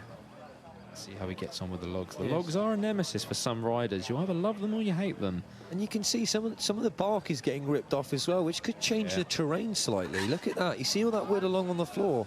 That's going to affect some of the landing there that they've gone to. Maybe there was a piece of wood that was there before that isn't anymore. Well, having it chewed up a little bit in some ways might help these riders, because if it's completely flat, if it's just a nice clean cut, there's nothing for the bike to grip onto. Yeah. Hopefully not too much. Otherwise there'll be nothing for them to land on. Yeah. So let's see if he's going to make better light of his teammate rider through here. He's gone for the 2 wheels, stopped himself. Just want to say we're doing incredibly well. I'll probably curse it now, but to dodge the weather here in Glasgow, this is ultimate conditions for a World Championship. If it stays this way tomorrow for the finals. Finals will be the women's elite, the men's junior 20-inch, 26-inch, and of course the elite men's 20 and 26. 5 podiums up for grabs. Very controlled and done. Out he goes. Is he through? Did he get all those points? The time was very tight. Yeah. Very tight there.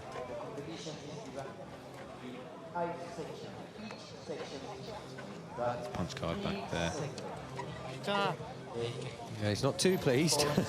You can hear there. Not too pleased, but ultimately it's just for that qualifying spot, really. yeah, The order that these riders will qualify in will determine where they position themselves for the final. Think of it a bit like a pole position. The rider who qualifies in 6th position will have to go first, which in some ways is a bit of a disadvantage. And the rider who qualifies first, which a lot of the time it's Jack Carthy. We're quite used to seeing Jack Carthy going last in the final, and that's because he'll qualify first. But we'll see. there could be a tactical approach to this, right? Seeing the gap. If you didn't want to come first, then that way you can watch others. So you can maybe drop a point. So this is Jonas here from Denmark, also on a completely custom-made trials bike for him. Yeah, Jonas Jensen, very smooth. Yeah. Look at that. Secret powerhouse doesn't, sometimes will surprise you and just pull out the gnarliest tricks and moves you've seen. Slightly different approach here from Jensen, left footer. Yeah, he's coming at a different angle from everyone else. I don't know where. No, I think he's opted against that now. He's changed his mind. He thought, no, I'm going to stick to whatever. Going this forward direction, we have a lot more items for the front wheel to hook over. The ideal position is to get the front wheel over the red part. He's struggling there a little bit, so he's got to push a bit more. It's so tiring at this point as well. It looks so easy from here, but just look how tall that is. You're talking the shoulder length, and we've cut to Jack Carthy. Oh, there's Jack Carthy now, actually, on the section number 1. This will be interesting to see him attack this one here. Currently in 4th position, 510 points. Can he get some more? So how's he going to approach this? How's the world? He's gone half pedal. He makes it look so easy. What? Everyone else is just like Jump into struggling. it, having to make run-ups. That's how it's done. But I mean, yeah, he's still training incredibly hard, training harder than a lot of these riders. And speaking with him, when we've interviewed him and spoke to him before, he still believes there's a lot more in the tank in terms of his personal abilities. He's actually signed with Krukers for another 10 years. Wow. So he's got one of the best supporters riders supported. Krukers is the bike that he's on, and a lot of riders will be inspired to ride that bike because of him, because of Charlie Rolls in the 20-inch. They both ride the same bike. It's an aluminium bike, carbon fork, but it's a wondrous machine. That's what we could see here this weekend at Scotland. We could have, I won't say anything just yet, we could have some top riders from our own country here. Could be 2 GBs there, yeah. So we will wait and see. Great Britain getting third in the team trial. Just Jack making light work of that, of course. Oh, he's just through. becoming desensitised to him. Clean. So easy. He's happy there. He's focused. You can see that. He's very expressive, Jack. Very expressive rider. Really passionate. And he knows when he's on it or not. Which so far, he's still got it. So look at this approach. Half pedal starting, then back to his strong foot forward, which he's a lefty. We just happen to know.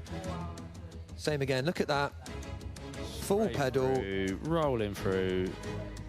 Pushing that front wheel to the top to hook it over. Switching there. Already lining himself up for the exit. See you later. There we go. I'm off to the shops.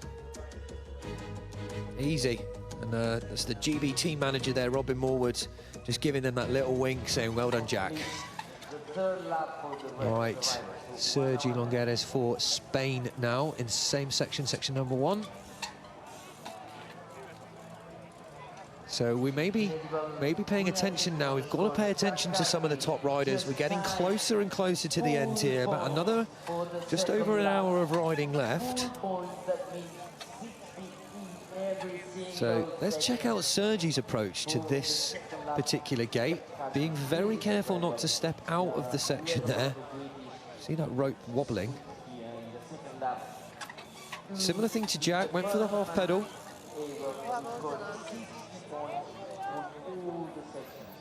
Taking that breather. He's obviously got some time.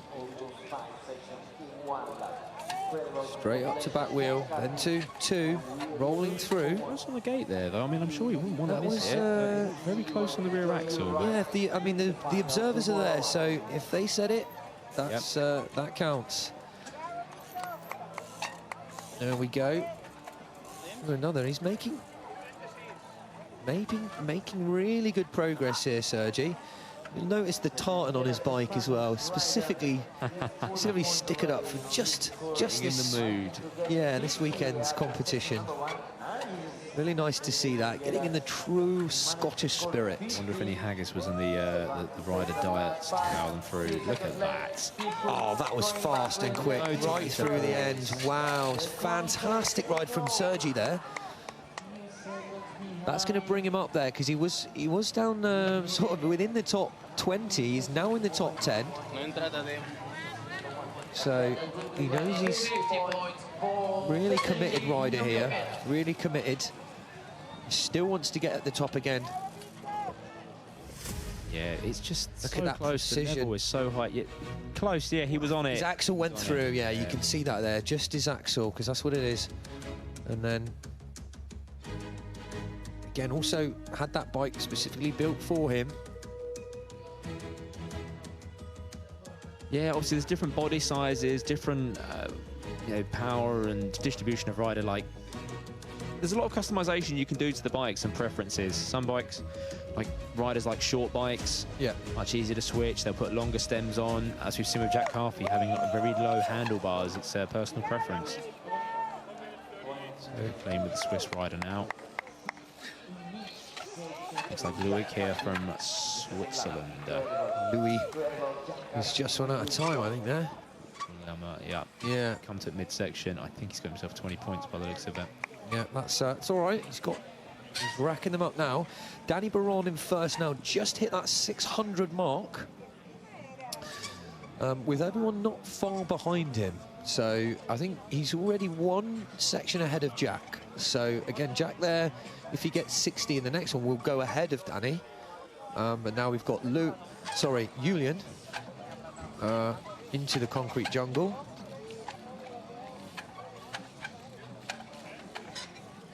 Nice approach, lovely. Such a big gap. Wow. Oh, he hasn't quite. Have you seen anyone do that? I'm just thinking that. Everyone else is They sometimes make it so easy, you just sort of take it for granted. But I think it's one of those where he's like, I'm going to go for the gap. If I don't make it, I'll go back to the keeping it basics. high, big move stuff, and that just allows him to approach that gap from the top, making it a bit smaller. Wow, no Gapping correction through. hops, gap, gap, gap. Manifesto, as we like to call it in the trials world. See, there's a kicker, there's a ramp next to him there, so that might be in the final, I think, for tomorrow. So Yeah, you can see those gates are coloured black right now because they're covered off. So I'll put some pretty good guess that kicker will be in tomorrow's final. got a kicker in this semi-final, so very interesting. It's one of the Zai. There used to be a lot more of them, didn't they? I think now they're really focusing on this sort of stack move. So gate number 4 now. Julian coming through. He's going to make that twist. Lovely swap. Now, something that's catching out most riders here is this dreaded thin. Look how skinny that is. None of the 20-inch riders got this. Such a skinny approach. Like, the gate is tiny. Yeah. If the run-up was just a bit straighter, I think we'd get a lot more riders through this, but it's intentional. Look at this. It's one of those moves that actually would be better to do on a bike than your feet. Yeah. Oh, yeah. How do you it's do that? It's hard to believe, but that is the best way. Good way of putting it. Oh, almost through there. You see the slip there, but just held it and just made sure to get well away to knock the markers out. Didn't want to help the riders by putting any grip tape there, as you can see. He made. Ooh, did his axle pass through? Did his axle pass through? We're going to carry on the observe. They ran out of time. I think it's an A and a B gate anyway, so I think he would have had to get a second half of that anyway. Yeah, so great ride from Julian there. Checking back, it's just matched. Slow-mo will show it. That'll be really quite nice to see. And then you can see the strategy, the pinpoint precision they have with getting through these gates. Look at that focus there. He's saying, like, ready when you are. Big, tall block, man. That's got to be 3 meters. That's massive. Yeah. And look at that gap.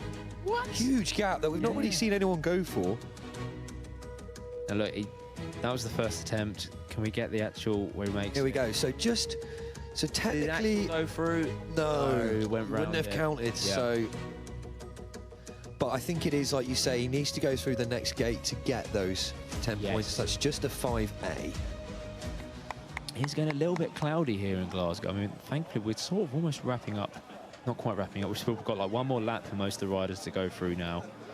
Yeah, they should be fine. Well over 2/3 of the way through now. We'll wrap in the next hour or so, within the hour.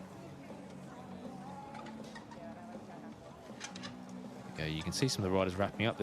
It's been so difficult for a lot of the riders to keep warm because there's only 5 sections, but 39 riders going through the sections. There's obviously a lot of downtime in between, and they can't keep warm very efficiently. So you can see one of the riders pop his jacket on here. It's got very cold very quick, hasn't I'm struggling to identify. It's obviously the Hungarian rider. He's happy with the score he's got there. Adam Erdely from Hungary. But yeah, you can definitely see it picking up. I'm going to have to turn my fan off because it's no longer hot. Yeah. Really is 5 seasons in one day in Scotland. Yeah, we're really experiencing it here today. If you are still around within Glasgow, not far away, head on to the Glasgow Green. There's still some time left for today's competition. But if you're not far away and want to make the trip, there will be more competitions tomorrow. The finals is completely free for you guys to come and watch, and it is a fantastic spectator sport. Yeah, even have a go. There's a Scottish bike trialer here with a few bikes you can have a bit of a demo on, see what the sport is all about, and have a go. Obstacles set up for you. So one of the favourites here, Danny Baron, making his way through. You can hear his teammates cheering him on. Often his mum and sister screaming at him. The Spanish are a serious force to be reckoned with. Yeah. They really do dominate the global trial scene. Danny making this look really tidy right now. Lots of time. He's making a good pace now. Let's just see if he's going to get this first time. He is. Very light work, well done. Successfully through that gate. Now this one that's catching a few out. I think this is the thing with the Spanish riders, that once they've sort of had one good go at one good lap, they know what to do for the succeeding laps, for laps 2 and 3. They know their moves, and they can become very consistent at that point. They train very methodically for the benefit of competitions, very competition-oriented. And it just shows when you look at the current rankings there, just the abundance of Spanish riders quite high up that board there. Oh, have we started? We have just got a bit of a rain coming down here now. Yeah, a bit of a wind coming up as well. There's a lot of jackets going on. You'll see people in the crowds chucking jackets on. Yeah, wind's definitely picked up now. The rain's starting to come on down. So it might be quite interesting to hopefully see if the riders do their 3rd lap, or most of them do it in the rain, to try and make it fair. But There's only so much we can do here to... Ni de coña me ha tocado, pero ni de coña. Yeah, Danny's not that happy with his run there. Well, disregard entirely what I just said about doing the first lap and then having consistency for the second and third lap, because this is going to be a very interesting third lap for some of these riders. They're going to think it's easy, but this... Danny's luckily into his third lap. The top sort of performers manage to go first. That's the advantage. They get to You go can see first. here, we can't quite see the crowds on the screen, but everyone's ruffling around. The umbrellas are coming up, coats are getting on. The atmosphere is just changing slightly with all of this water coming from the sky. Here we go. So let's get through.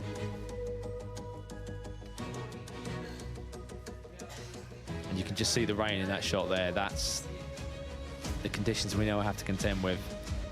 Now we've got a trial. This is going to be very interesting to see how this changes the final lap. I'm actually quite excited that it's Yeah, raining. I never thought I'd say that. Dynamic. So, Especially logs in the wet. German rider coming through now. Looks like Yannis on here. There'll be certain sections will be worse in the wet. You want to think it was the logs, but the logs will have some sort of chicken wire to assist in some. Look at his shirt just blowing in the wind there. It has got exceptionally windy, just almost out of nowhere. Yeah, we can see it, and they're going to lose a lot of confidence now, some of the riders. Going to lose trust in some of their tyres. Lost the crowd, they've all disappeared. There's a lot of them running to grab their coats. I mean, we're luckily in this semi-dry. It's still, I mean, he had difficulty stopping there. You just see him skid across the grass there. It's not going to be very fun for these guys, but it really is going to show who's going to carry on and keep... Riding ability, they have to keep composed here. They just have to ignore it and just go with it. Yep. This might be where we see Jack just jump from fourth place straight up into first. You know, he's not adverse to these kind of conditions. I think he's holding back, Tom. I honestly think he's like a section behind everyone on purpose. Taking the dab there, but that's not going to be... Look at the foot sliding there. What are you going to take that dab on? Come on, Yannis, come on. Doing everything here. Well, they brought coats too. Did you bring a coat? He's in a very good position here. He's 13 on the current ranking. So he's still got it in him to qualify. Excuse me. Yeah, you need a strong mindset here. Just because it's raining, the trial is most certainly not over. You need to put your game head on even more now. Really battling through that, wasn't he?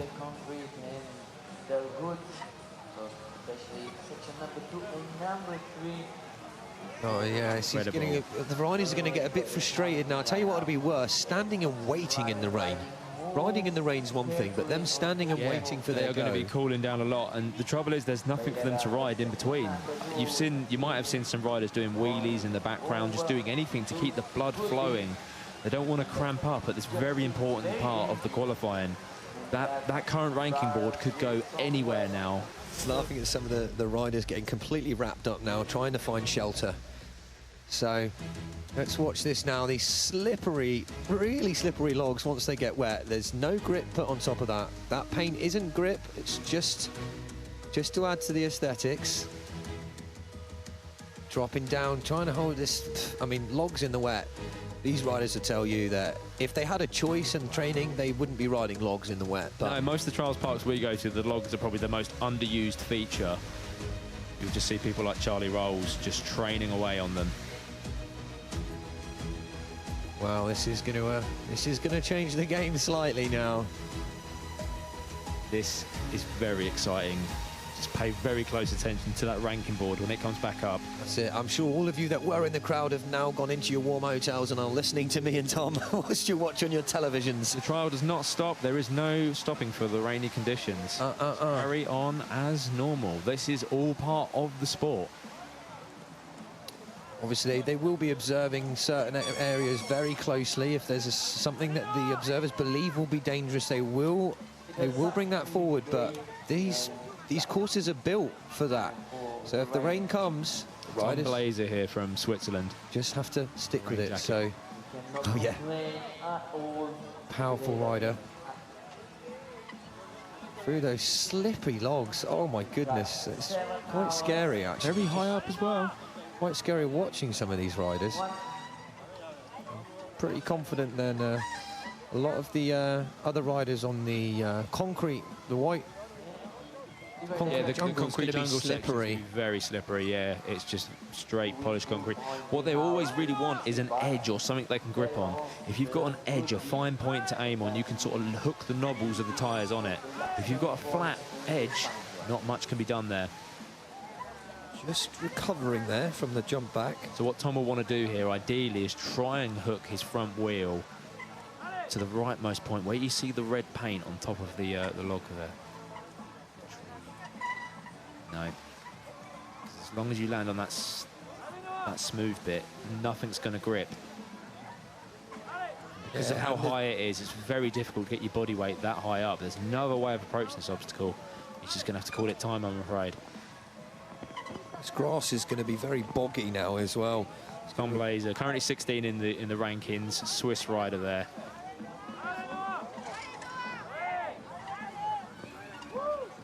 See some of them getting a little bit disheartened by this weather, but I tell you what, the British crew won't be.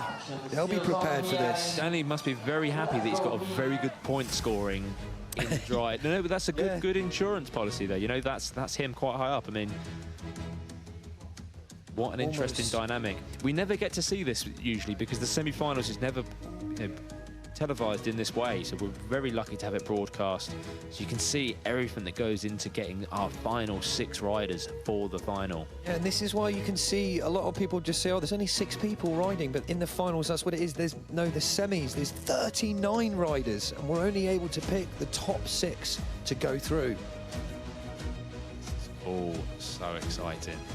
Such as 14 countries as well. So this is Jakob Stuttgart from Denmark. And slightly more casual options there, just wearing the standard sports shoe there, and Adidas shoe. Noticed that, yeah. Not anything specific, but if that's what he's comfortable with, that's what's fine. Yeah, in trials we can't use cleats or, you know, fixed pedal options like you would do in, say, mountain biking, or he's not going to go for that. I think he said, no, you know what, that's a bit too slippery, I'm not going to risk that.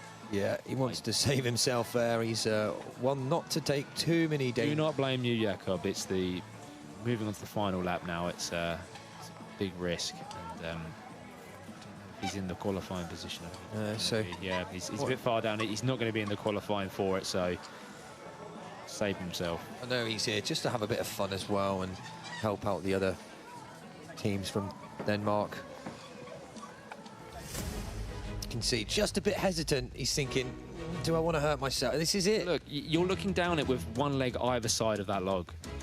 Credit card is the image that comes to mind, and we don't want to see that. Just you're relying upon those tyres for grip. I'm sure the youth riders, all day long, they've got no fear, they'll just go straight for it, but a bit older, you want to make the flight home.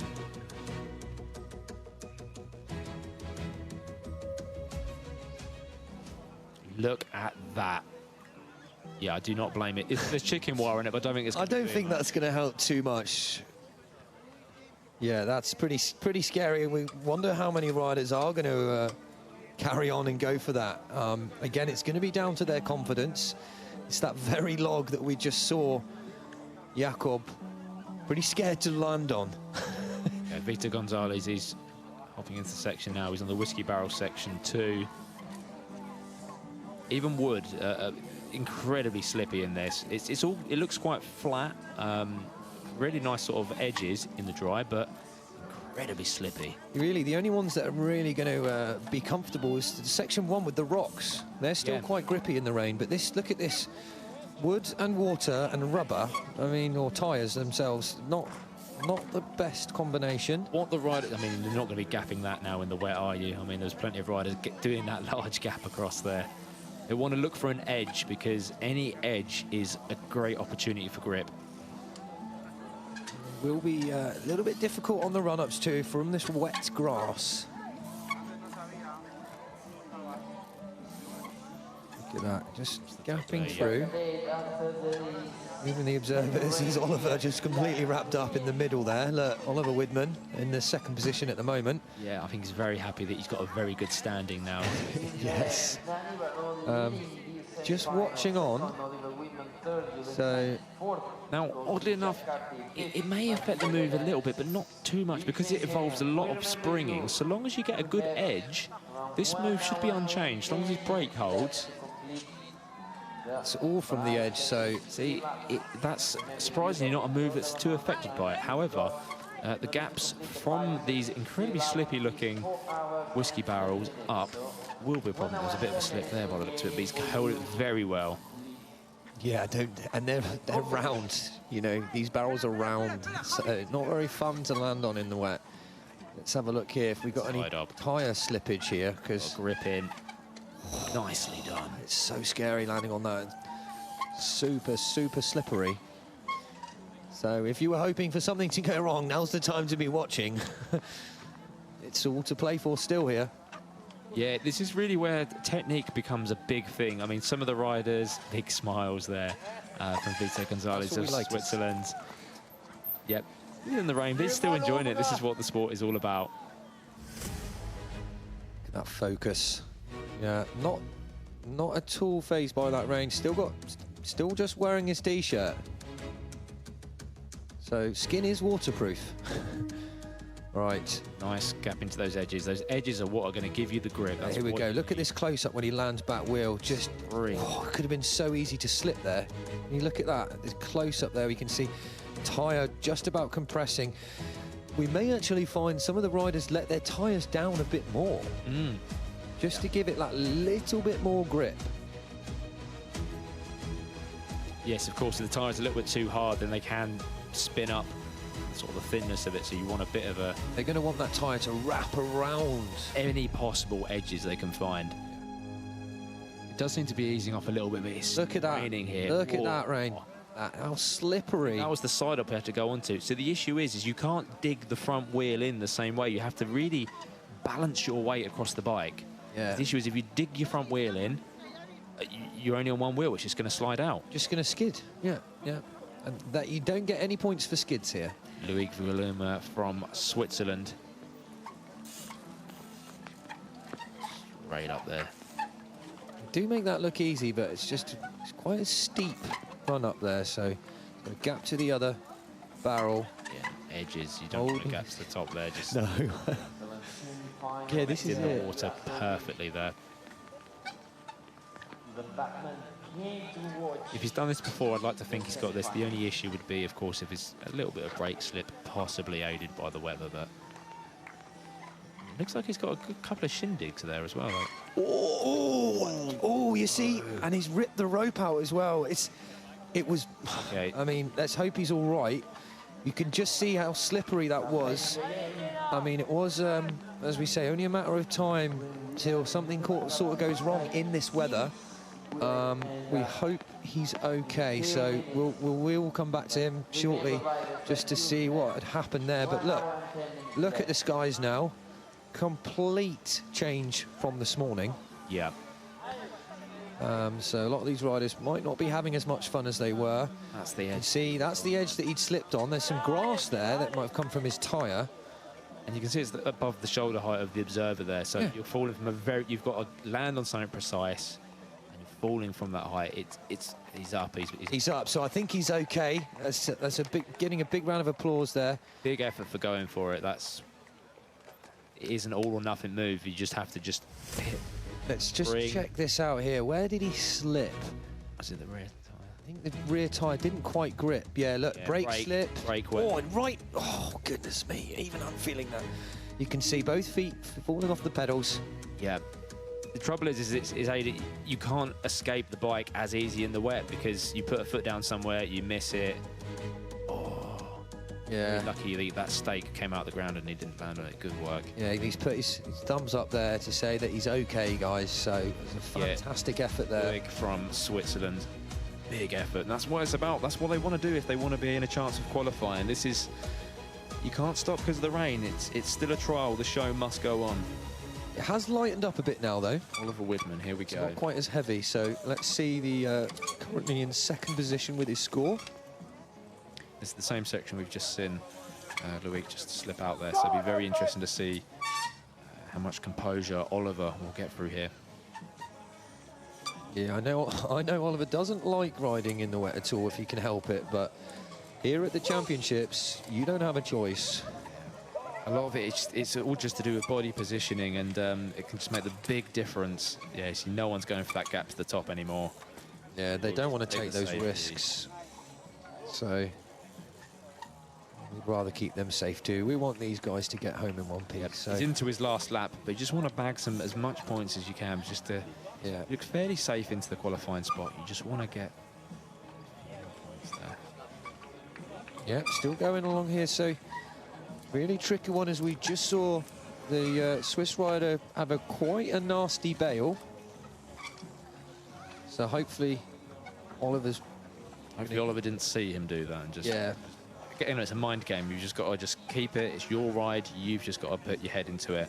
And that's what he's done. Well Nicely done. placed there from Oliver Widman. So he's going to move through that section. Lovely Very little tap nice. Frenchie, just to get some speed through. He's going to go for I that. think almost as good as if the rain didn't come down. It's very So far, yeah, he hasn't seemed to change him apart from one move. very nice. It's just noticeably just slow down a little bit just to accommodate for it, but maybe he'll lose a gate as a result of that. But as long as you can get, See that? Lovely rolling little tap Frenchie there. that's the manoeuvre you need in the wet like this, because you're not putting any weight onto that beam. It's just you're using it to bounce your way up.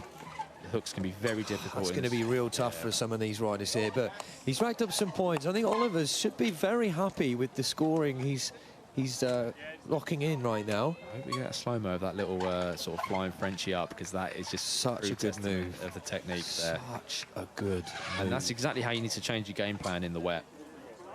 You can't rely upon pinning to front and hoping it grips. You just got to assume it might slip. So we've got the close-up of the switch. Look at his face, the determination there as well. Lovely control. Even in the wet, that beam there, you know. slightly harder tyres than some. Yeah, not See much. there?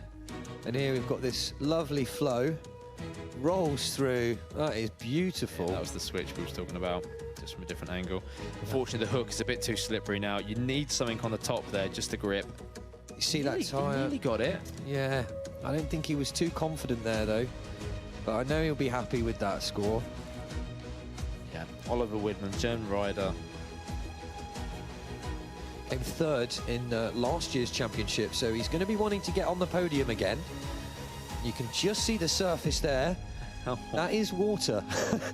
It's no other texture. So let's have a look at the second lap for these riders. It's a different picture from the rankings that are up on the side, because Jack Harvey's in first there. This is the finalised scores from the second lap. So we'll be moving on to the third lap now for most of the riders. Yep, some of the riders have already been in the third lap. I'm sure we've seen Danny Barron and many of the riders moving through. So on the standings that were on the right-hand side of the screen, there will be a little bit of a lag coming through. Some really good scores across these different riders here. Yeah, lots of variation there from the countries as well, which is good. And each page, so there'll be. You can see the water just running down off of that. I was like, wait, is it a water fountain? Well, it was, but It probably is. very much been aided. I was like, that's a lot of rain in one place.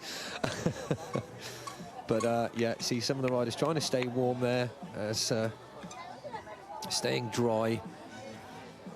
A reigning world champion here, By Carthy. the looks of it, they might have extended the area that they can wait in. There seems to be a bit more room for them to manoeuvre about now. I'm not too sure, but Yeah, see all this. So this one, very slippery. yeah, this has changed. This is, yeah. So you see him land. He's going to be landing on the edge as much as possible. Yeah. But I will say, I heard from Jack earlier. He said to me, "I won't be phased if it rains." No. I quote that. I won't be phased if it rains. I will carry on. He regularly rides in Shipley Glen, which is a really harsh, environments. Big angled sloping rocks covered in moss, all different gradings into the hillside. This should be light work for Jack.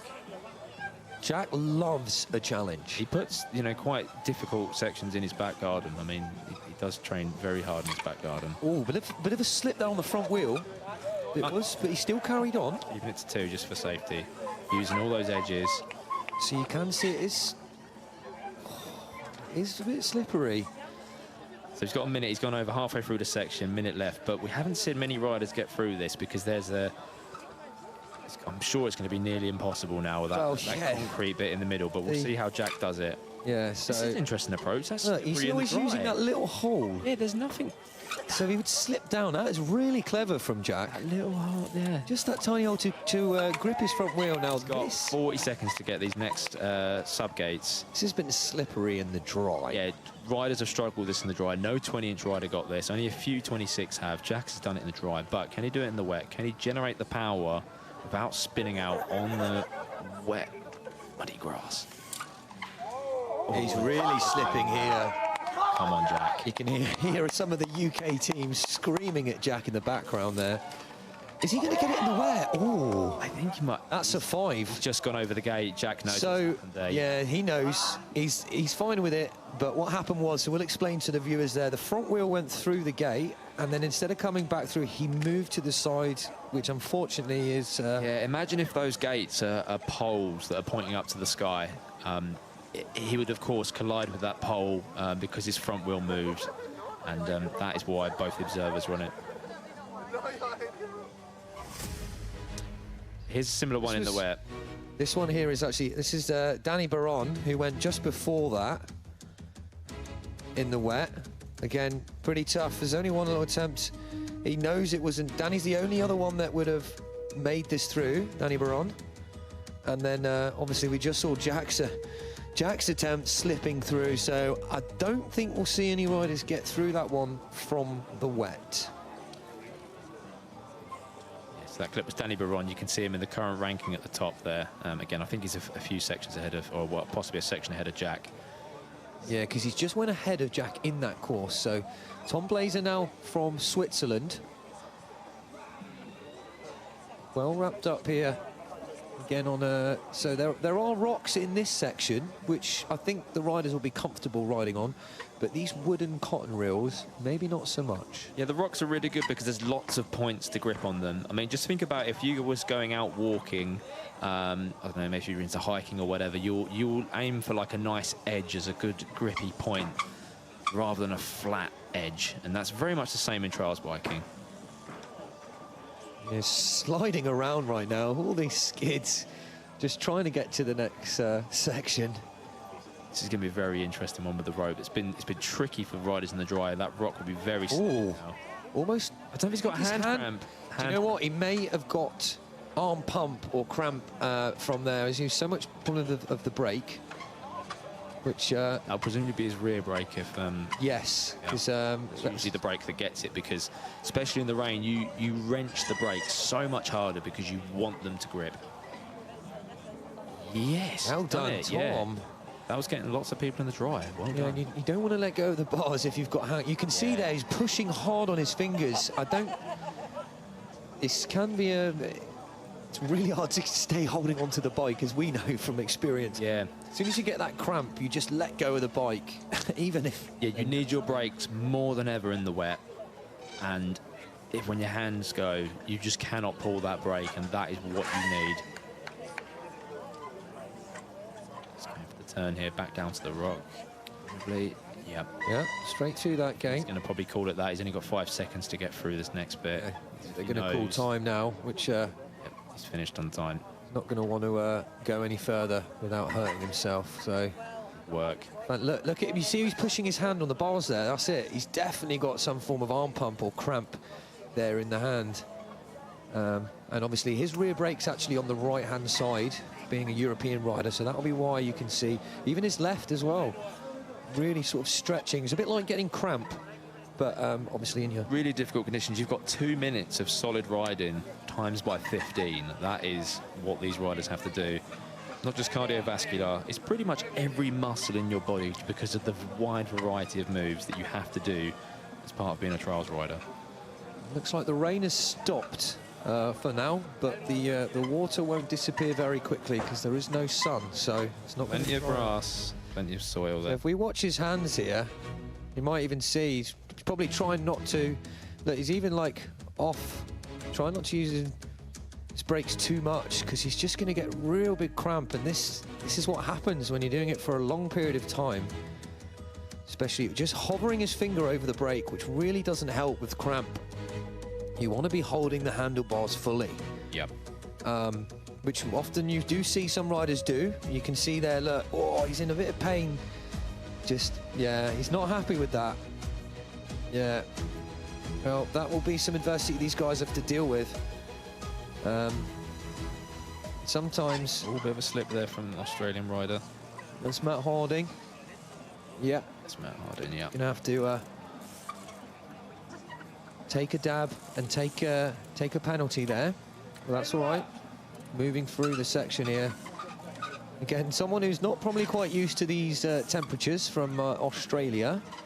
I think he's down in, well, actually he's from Melbourne, so I'm sure they have 4 seasons in a day. Well, they've just come from winter, I'm sure, so he's winter into what's probably... Yes. There he is, Matthew Harding from Australia. So just 1 penalty point, so he's not going to get the points on the first gate. Come on, can you get more points here, though? Let's see. It's so scary with these logs in the wet. I don't know how confident Matt's feeling. Just look at that front wheel, like, so there's nothing that's particularly gripping on, so he's got to push down and generate a lot of force through the forks, but if the front wheel slips... Yeah, it's really breathing, taking a big deep breath there. We've seen a few riders get spooked by this, and don't blame them. Yeah, he looks a little bit cautious there. May find his front wheel slipping there, you see? He's trying to creep up. I think the pedals... Wonder if he's going to take a dab yet. He's not feeling that comfortable on the wet, and I think he's going to call it. Yeah. If you know your Even body. getting up there, you've then got to get the final switch up onto the top. Your brakes are compromised. Yeah, you can see he just keeps slipping. Just couldn't grip there. And that's, it's not an easy trial. It's been very difficult level here. You've seen some of the top riders getting out with just seconds to spare, and here is another one of the top riders who is in the qualifying position currently. Vincent Hermans from France. Previous world champion. Again, he's not going to be fazed by this. Another day in the park. Yeah, he does train in the wet sometimes. I know he prefers not to, but doesn't everyone. But he knows that it's going to happen. It could happen. Just minimising his points of contact there, you know, just popping through. And already, he's like 20 seconds in, he's still asking for the time. That's because you've got to think about all the following gates. If you think about it, the riders only have 20 seconds per gate.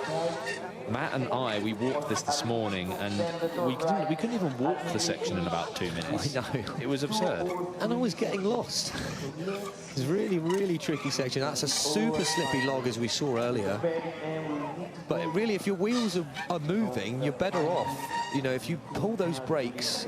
Yeah, the second you stop, you then can encourage a bit of skidding, a bit of slipping, and of course, the wheels can go in any direction then. Playing very cautious on this one, again, because there's just nothing really to grip on top of those tree stumps there. So I don't want to find any edge to grip on. Most riders in their final laps now. Didn't quite get that one, Vincent. So this is, as we say, really, really easy work for him earlier on. I think a lot of riders, especially if they're in the qualifying position, will be looking to that scoreboard and thinking, well, how many risks do I need to take? What can I do to ensure? Because this is the final lap now, so there'll be some strategies being played out here. This is Vincent's final lap here. Great hold. Look at this, just onto that slippery log. What he's doing. Ooh. Wow. Little adjustment, micro. Just rolling, not stopping, not pulling those brakes. Doesn't want to skid or slip. You can see, look at that. As he stops, yeah. Look at the grass there. Very boggy, it's getting really muddy. That mud's going to add to the difficulty here. No edge, look, there's nothing. You see the top of that? A lot of mud. It's going to make it very slippery. So, good effort from Vincent. See if he's safe though. Scott Wilson, come on. He's ridden many a muddy bike trial, I'm sure, being a British national. There we go, using that technique. He wanted to... Did he get any points into the set? Oh. No points for Scott there, unfortunately. I think he's going to be a bit gutted with that. Yeah, he's looking a bit disheartened today. Was just blowing those raspberries, giving us a wave. Good effort, Scott. We still love you, mate. Fantastic effort there from Scott, though. Yeah, he provides a lot of coaching for some of the newer and up-and-coming riders. Yeah, well, without him, we wouldn't see a lot of these new and upcoming riders. So No, they all look up to him. He's very well connected in the trials community. Everyone knows Scott. yeah, he's a very well-known guy in Ridden all around the world, easily. Look, so we're going to see what happened here. First one was perfect, just a slip, but then just knew he couldn't get out of it. Yeah, so precise, that point there. Look, rear wheel slips, Can you too low. see- Oh, look at these, just really frustrating. Scott's a really precise rider. I mean, he'll know the limits of his bike, where he can slip. Yeah. Unfortunately, it's just a little bit too much for him. So I think this is this Louis from Hungary? We are back to Hungary again. Yeah, sorry, Peter Kovacs, I think. Yes, Peter, Yep. sorry. Getting all the names mixed up. This is wedging on that rock there, really tough, right on the edge. Oh, good save Can't there. quite see it now because of the contrast of the sky, but you've got these white, round concrete pieces here. It's going to get through to. Very nicely done. It's starting to brighten up a little bit now, so The concrete pieces are grippy, but then there's odd points that aren't. so This hook is going to be very interesting. he's questioning himself a little bit now. You've got to remember, he's already done 2 laps of this, so he's already done at least 10 sections to get to this point, so fatigue is going to be setting in. He's got to slam into that so hard to get the hook up it. Yeah, it's just there's no grip there on that obstacle now, but he's going to come away with 20 points, so Yeah, number 24 in the position there. He's not going to be able to qualify, but he's going to be... You can see there's a good bit of competition between the riders at the bottom half of the ranking there. yeah.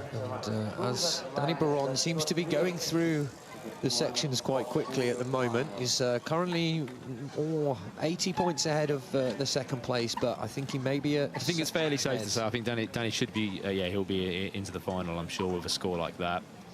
Yeah, no doubt there. So it will be a battle there with sort of 500 to 600 points for that. So let's just check this slow-mo out here. Look, There he held it. Look, his front really, wheel went. front wheel slipped. Wow. Back wheel up. Look, just holding, moving his knees forwards. That's a really great recovery there. It might look like nothing, but that was incredibly difficult to hold. Yep.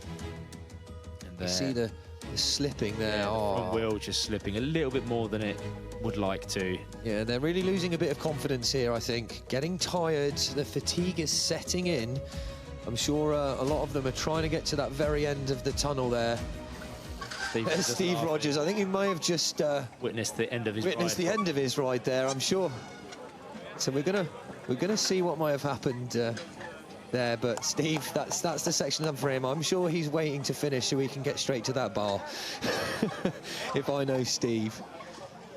So That's what he did. I think this is let's it. have a look here. Oh goodness! Living up to the name of Captain Crash. We've been waiting for his Really crash. recover He's from tried to that. save it. A 5 because He's he went given it round a that gate, I 5. believe. Oh, did he put? Look, he's smiling there still, Yep, around. taking a laugh, and he thinks, I think I'm going to get myself a beer in a second. For a lot of the GB riders, this is the kind of attitude we have towards Yeah. riding. So Sergi now on the same course, front to back here, a little bit different, bit more confident there in his abilities. Coming through this nicely. Yeah, this is the leveler here. You know, you've got to remember these are Spanish riders that are not going to be riding in these conditions as frequently as some of the Brits. They won't train in the wet generally. Correct me if I'm wrong, but I'm pretty certain they'll do their best. And their approach is, if it rains in the comp, I'll just deal with it. And the World Championships is often held in lots of different conditions. We've had Abu Dhabi, we've had China. It's Making that look easy, Sergi.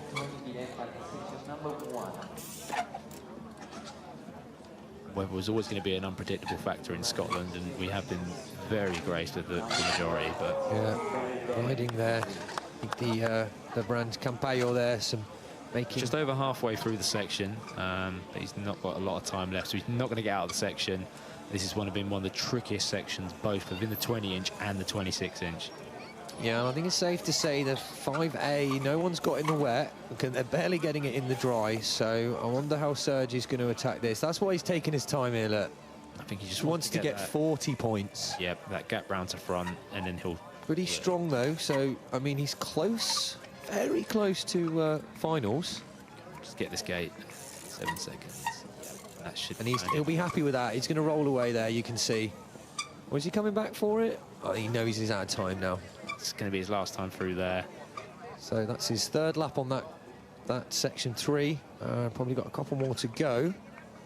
So in terms of our qualifiers, I think it's very safe to say that Danny Baron's going to be making his way through. Of course, Oliver Woodman in second place currently. Jack Carthy at 650 points. Some of these riders will be completing their final sections, even in the wet. Look, Very light work. just using the edges there to keep the grip. Can you see? And ensuring that when the bike hits, it just fits perfectly. You can't be off balance. You can't have your body weight in the wrong position. Slippery it is, so he's right on those edges. Look at all the mud coming off his tyre as well. Oh, it's quite scary to watch, but I'm sure it's even scarier to ride. Yeah, I make very light work of these very large obstacles. Powerful rider, Sergi. Really powerful. So, Jack Carthy here now, current world champion. Very own. Oh, wow. Rolling. Jack's going to use try and use the brakes as little as possible. He knows in the wet he needs to roll through these obstacles. See how he's going to Using the edge there, just up the front there, pinning his way in.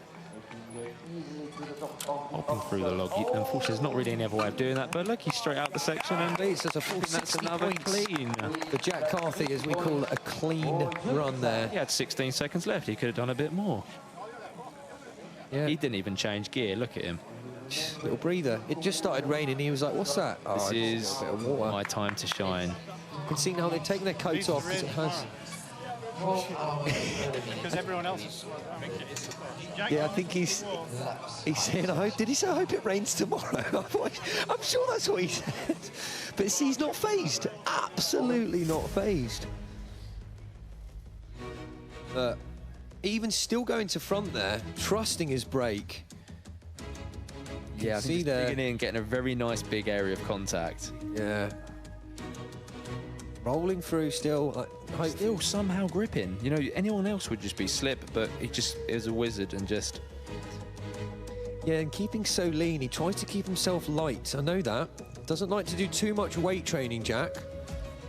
Yeah, he's just the perfect build for it. I think every year he's just got... Yeah, focuses on body weight training and trying to stay as lean as possible here.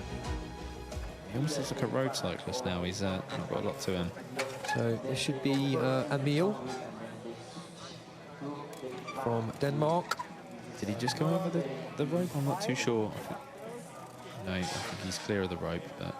Nope, he's put his feet down here.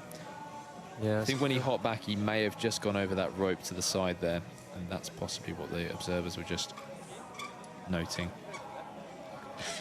oh, a bit of a sad face there from Emil. I think he knows he could have done a bit better, but really powerful rider. Always fun to have on a street ride too. Loves a big side up. Big Damon Watson fan as well. Yeah, Damon Watson, for those who don't know, is a street rider based in the UK. Huge, yeah, powerful rider. So let's see what happens here. Just losing a bit of confidence go on over the the woods. rope? Yeah. I think his front wheel looked like it. I can't see it very well from this angle, but I think his front might have got Yeah, to the look, rope. that'll be a 5. He sort of knows that now. He's a bit gutted there. So it's just the simple things. Oh, rider we haven't seen today. It's It's a French. not too sure if it is. No, Czech rider, Martin Damborski. Czech Republic. Oh yes, this is the first time we're getting to watch Martin today. I think he's the only Czech Republic rider that's riding in the Yeah, 26 he's today, the only isn't one at the 26 category. he? Quite young. The 5 there. Only There. It's only 19 years of age, so one of the youngest to compete in today's competition. I think the youngest, actually. Yeah, he's the youngest here, so the youngest rider. So it's a good experience for Martin. What happened there? So His foot actually slipped off the pedal his there. front toe is now touching as well. Yeah, so that would have thrown him off a bit, and When pretty he- good day. So giving us a cheeky little smile, but it's all good experience, Martin. So we can see We've seen a bit of Vito Gonzalez today. another Swiss rider having that arm pump, as we spoke about, or cramp. Attacking the third gate.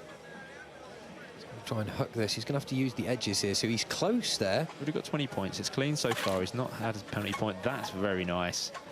The rain has stopped here, but of course it's still going to be very slippery on the grass. You're still going to get a lot of moisture on the tyres. You can just see the tyres shimmering away there, so you still can't put a lot of trust and faith into gripping on a perfectly flat edge. So I'll give him 30. He's going to try and go for 40 points here. He's got 15 seconds left, so I know he won't be going for the 50, but let's see if he can get 40. Might be tight on time. 5 seconds to get around that corner. I don't know he's going to do it. No, unfortunately not. No, Yeah, he's look, done. and he's shaking his arms there. He's like, ow, look at him grabbing that. It's real big arm pump from the really back is a brake. marathon. Huge marathon. You remember we started at 2 o'clock with these guys, so it is a very long ride, and just keeping warm in between. They have to keep the heart rate elevated. They don't want to cramp up, and I think that's why we're getting riders who are cramped up like this. It's just keeping themselves warm. So not much time to go now. Some of the riders will be completing there. Can you just see that surface he's landing on? A little bit of slip from the tyre there. So there might be really, really small, minute slips happening, but the riders just carry on. Yeah, it sort of zaps your power a little bit. If you do go to something and it slips, I guess the analogy would be like a boxer missing a punch. And if the bike slips when you're trying to put power down, it just really sucks it out of you.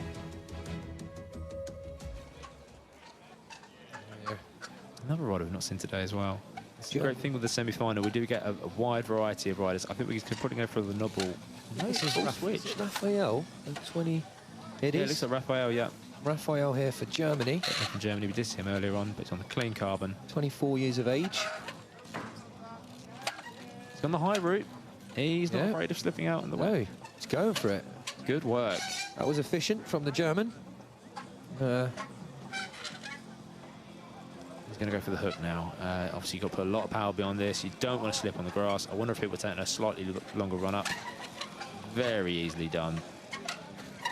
Back into the swing of riding. It still isn't ideal conditions for most riders out here, but they're just ignoring it. They just have to keep going. The show must go on. The crowd is back, so they are getting some encouragement there from the crowd. They've ventured back outside as it stopped raining, and there are some blue skies coming back. So still some time for these guys to rack up some points. If you are only just joining us, we're actually in the qualifying. This is a semi-final for tomorrow's final of the Men's Elite 26. Only the top 6 riders that you see will go through, so it very clearly looks like Danny Baron's going to be going through, as is Jack Carthy, Julien Sainz, Oliver Woodman as well, Vincent Hermance and Marty Vereda in there as well. There could be a little bit of a battle for 6th position as the riders finish up their final lap. Yeah, so we know that the 3rd and 4th are on the same points right now. Yeah, it could all change. Like, little slip there as well. You can see just really tiny slips that the riders don't want to let them affect their movement. You can see the close-ups of that, the tyres compressing, just rolling into that. Look at it gripping the corner. Yeah, he's gapped through, but at least he got the points in that one. It's a good ride from Raphael. Really noticeably worn down some of these riders. It's a huge marathon, an undertaking to keep going for so long. So Vincent Hermance, strong contender here. He's currently in 5th, so he's going to want to rack up a few more points to keep himself as one of the finalists, as he is right now. But so that's an extra 10 points. So if he gets, most people only getting 40 through here. So let's see if it puts him We'd like to think he'll be able to get the 40 through here. And that will put him in line with Oliver Woodman.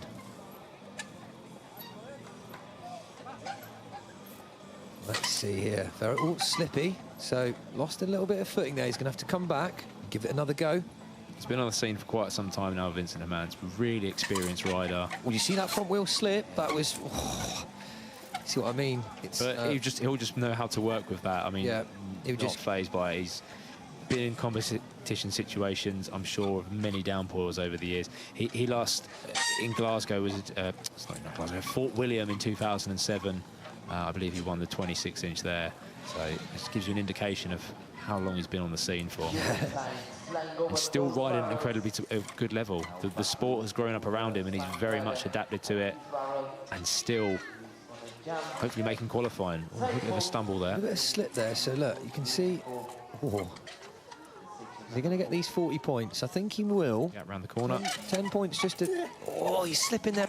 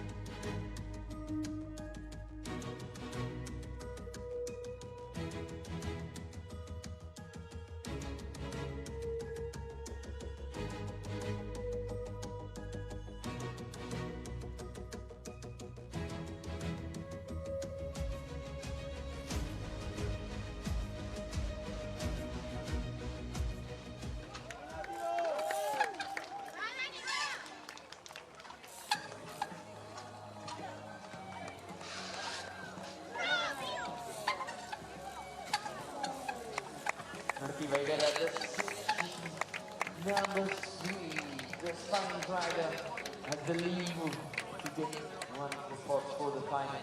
He needs to give it all at the section 3M first. And another one that is in the lead ball, we have North Carolina at the section number 1. He won with high chances to get into the final, but he needs to push. He needs a very good. Now this is Marty, who's going to trying to get just a few more points. I think he was safely there in the finals, but lost a little bit now.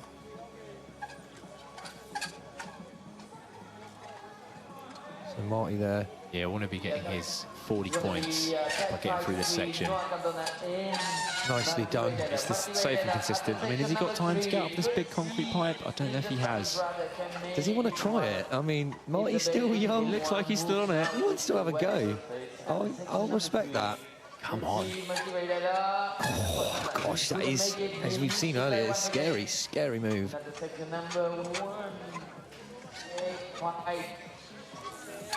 We have Noah Cardona. Wow, really close there. Right there. Just take the 40 points like the majority of the top riders are doing here. Yeah, that's what he's going to do. So he's in the final as it stands, but that's his third lap on that move. So we're going to see, yeah, a nice little thumbs up from Marty there. Respect for giving that a go, though, right? Yeah. Respect for that. Big contributor to the sport. Just look at that aggression in the face. Look, I mean, he's there at that point. If it means getting himself possibly getting himself an extra 10 points to get into the final for tomorrow, might as well give it a go. He just needs those extra points just to seriously guarantee himself a chance at the final. Yeah, just all that mud and slippery surface there.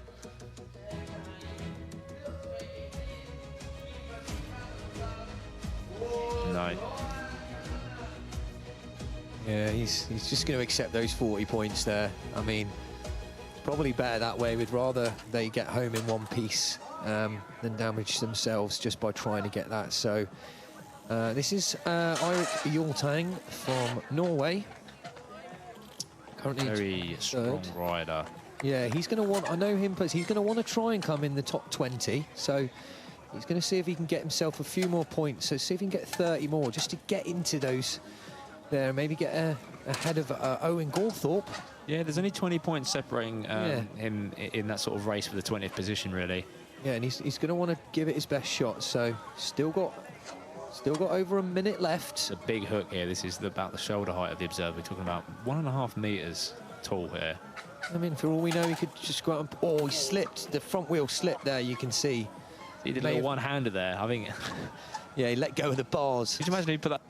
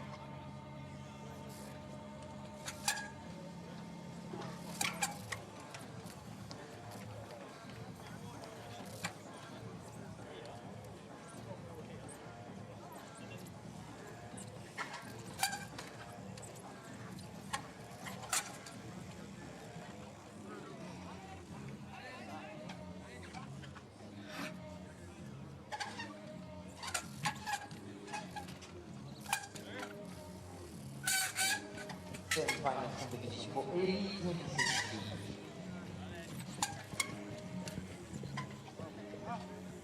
29 minutes left. 29 minutes left to complete the semi-final for Elite Men 2016.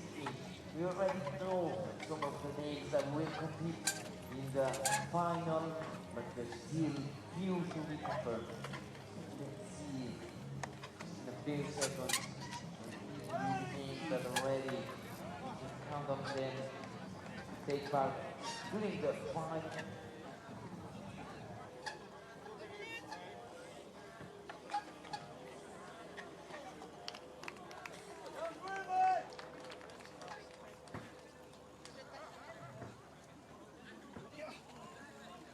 Hey, mathematics.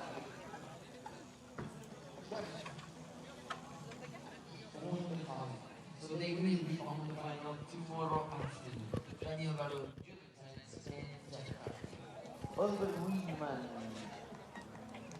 God, Ivan.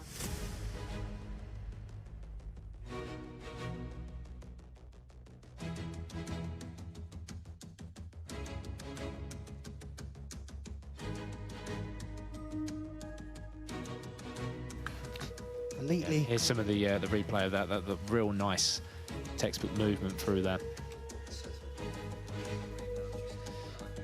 Team GB, Steve Rogers looking on there. Okay, and That dab. taking that just sort of dab. went wrong. Yeah. How are we going to see- recover from that? You and can I don't see the tyres shimmering away, the mud that's accumulated on the edge there. He did not want to. He didn't want to carry on from that, and I don't doubt that for a Yeah, that was second. Alexis Bounatard from France. So Marty back now, just sorting out his padding there.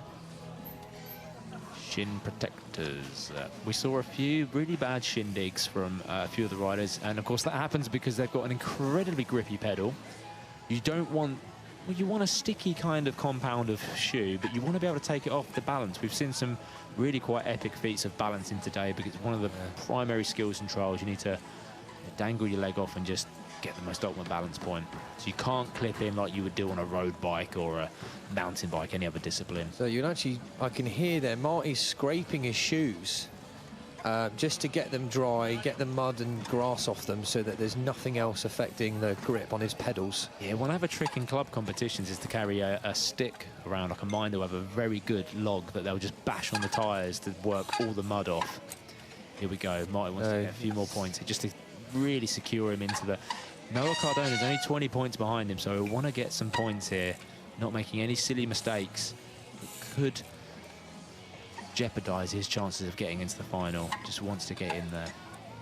I mean, right now he's got enough, but he's going to have to keep gathering scores, because there's just a few more riders to go.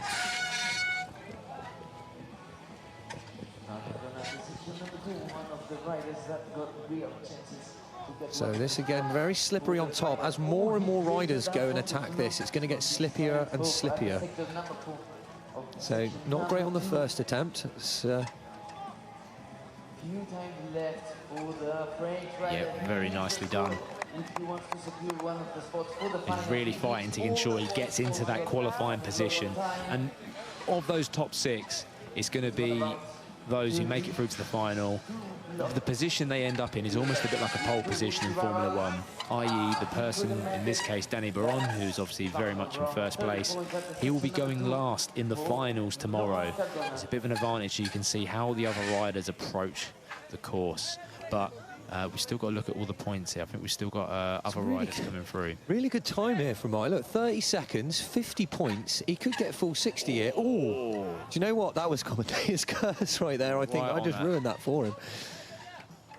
No, he's gone too far now. Yeah, He's got the 50 points, though, so that's a very good score. It could have gone a lot worse but sooner on. You saw him strategically getting rid of all the mud off of his pedals and whatnot, because you don't want to leave any of this to slip. You know, to go put your foot back on, it doesn't go back in the right place. yeah, and the needs to have gathered those points there just so he can stay in the finals. Little 'cause hard. right now, look at the focus on his face as well. And it's Still just this going. here, he didn't quite get the switch. So he sort of popped through, but wasn't enough to get him in the Yeah. right place. Front wheel kind of fell out a little bit there, didn't it? A few onlookers there. Yeah, this is Swiss rider Louis Vuillemin. You can really hear the brakes now. That noise, that real squeaking, that's because his brakes are really wet. Currently the number 17 raking on the right-hand side, so he's not going to be able to qualify for the final.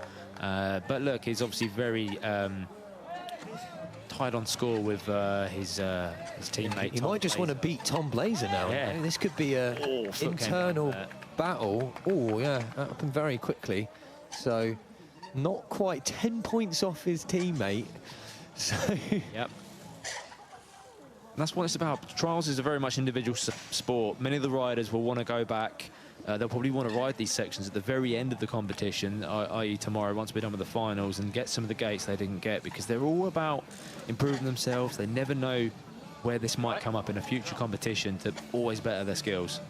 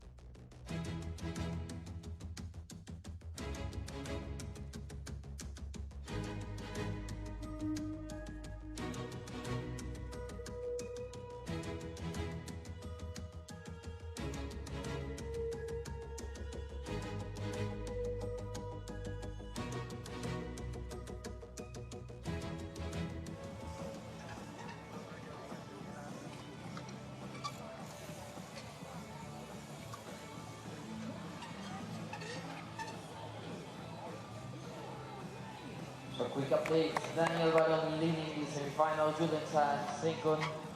With 2 sections remaining, Jack Carty, Oliver Whitman, it goes 4th, 5th to Vincent Herman, and 6th to Martí Beireda.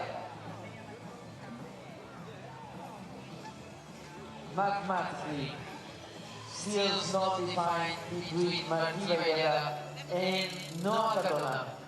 There's options for Cardona, there is option for Beireda. If Cardona wants to secure the spot, he needs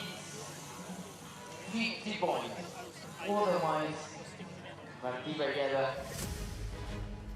Once you become champion once. There's a hand cramp there. They're just trying to shake it off. Yeah, see? It's either within the hand or it could be within the forearm pumps. The forearms that really get it because of the squeezing of the brake with the fingers. You know, I don't know if you ever had it. It's like when you're at the petrol pump and you pull the petrol pump and your hand sort of locks up. That's probably that, but on quite an extreme condition here. It could mean your chance of qualifying for the finals or not. So this is Jack Carthy. Now, probably one of his final runs here. Lap 3 on section number 5. Clean so far, 20 points with good timing left. Now he's, again, we saw a new approach to others because there's one particular gate catching a lot of these riders out.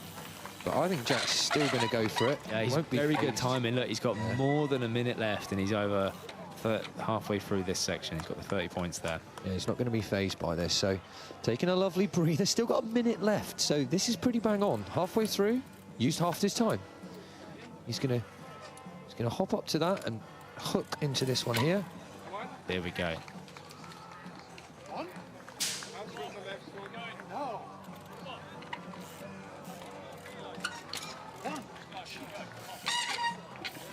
Here we go. One of Jack's last runs, so didn't get the points on that one. But he's moving through. I think now, if we're just checking some of the scores, we've got 20 seconds left anyway. To our qualifiers now, yeah, we've had word of who the qualifiers are going to be. We can sort of confirm that. Now, just looking at the scores now, because of who's from 6 onwards, just checking that Aldona's 6:10 that way. He's only can't get another 40 because he's already done. So I think that might.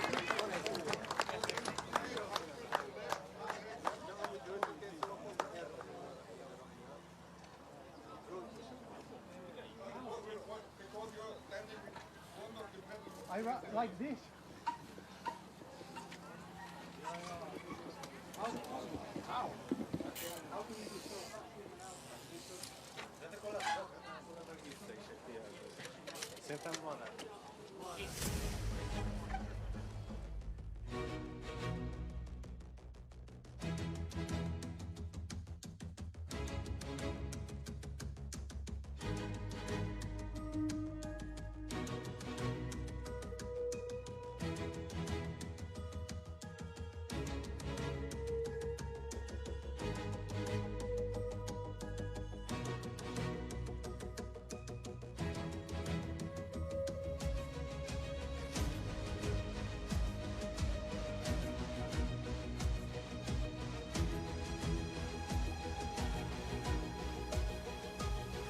A little bit frustrated there, I think, from Jack, just to saying, like, I'm sure I got that clean, but do you know what, Jack? It's fine.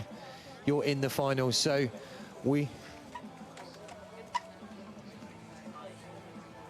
Yep, so we're going to get the final 6 coming up now.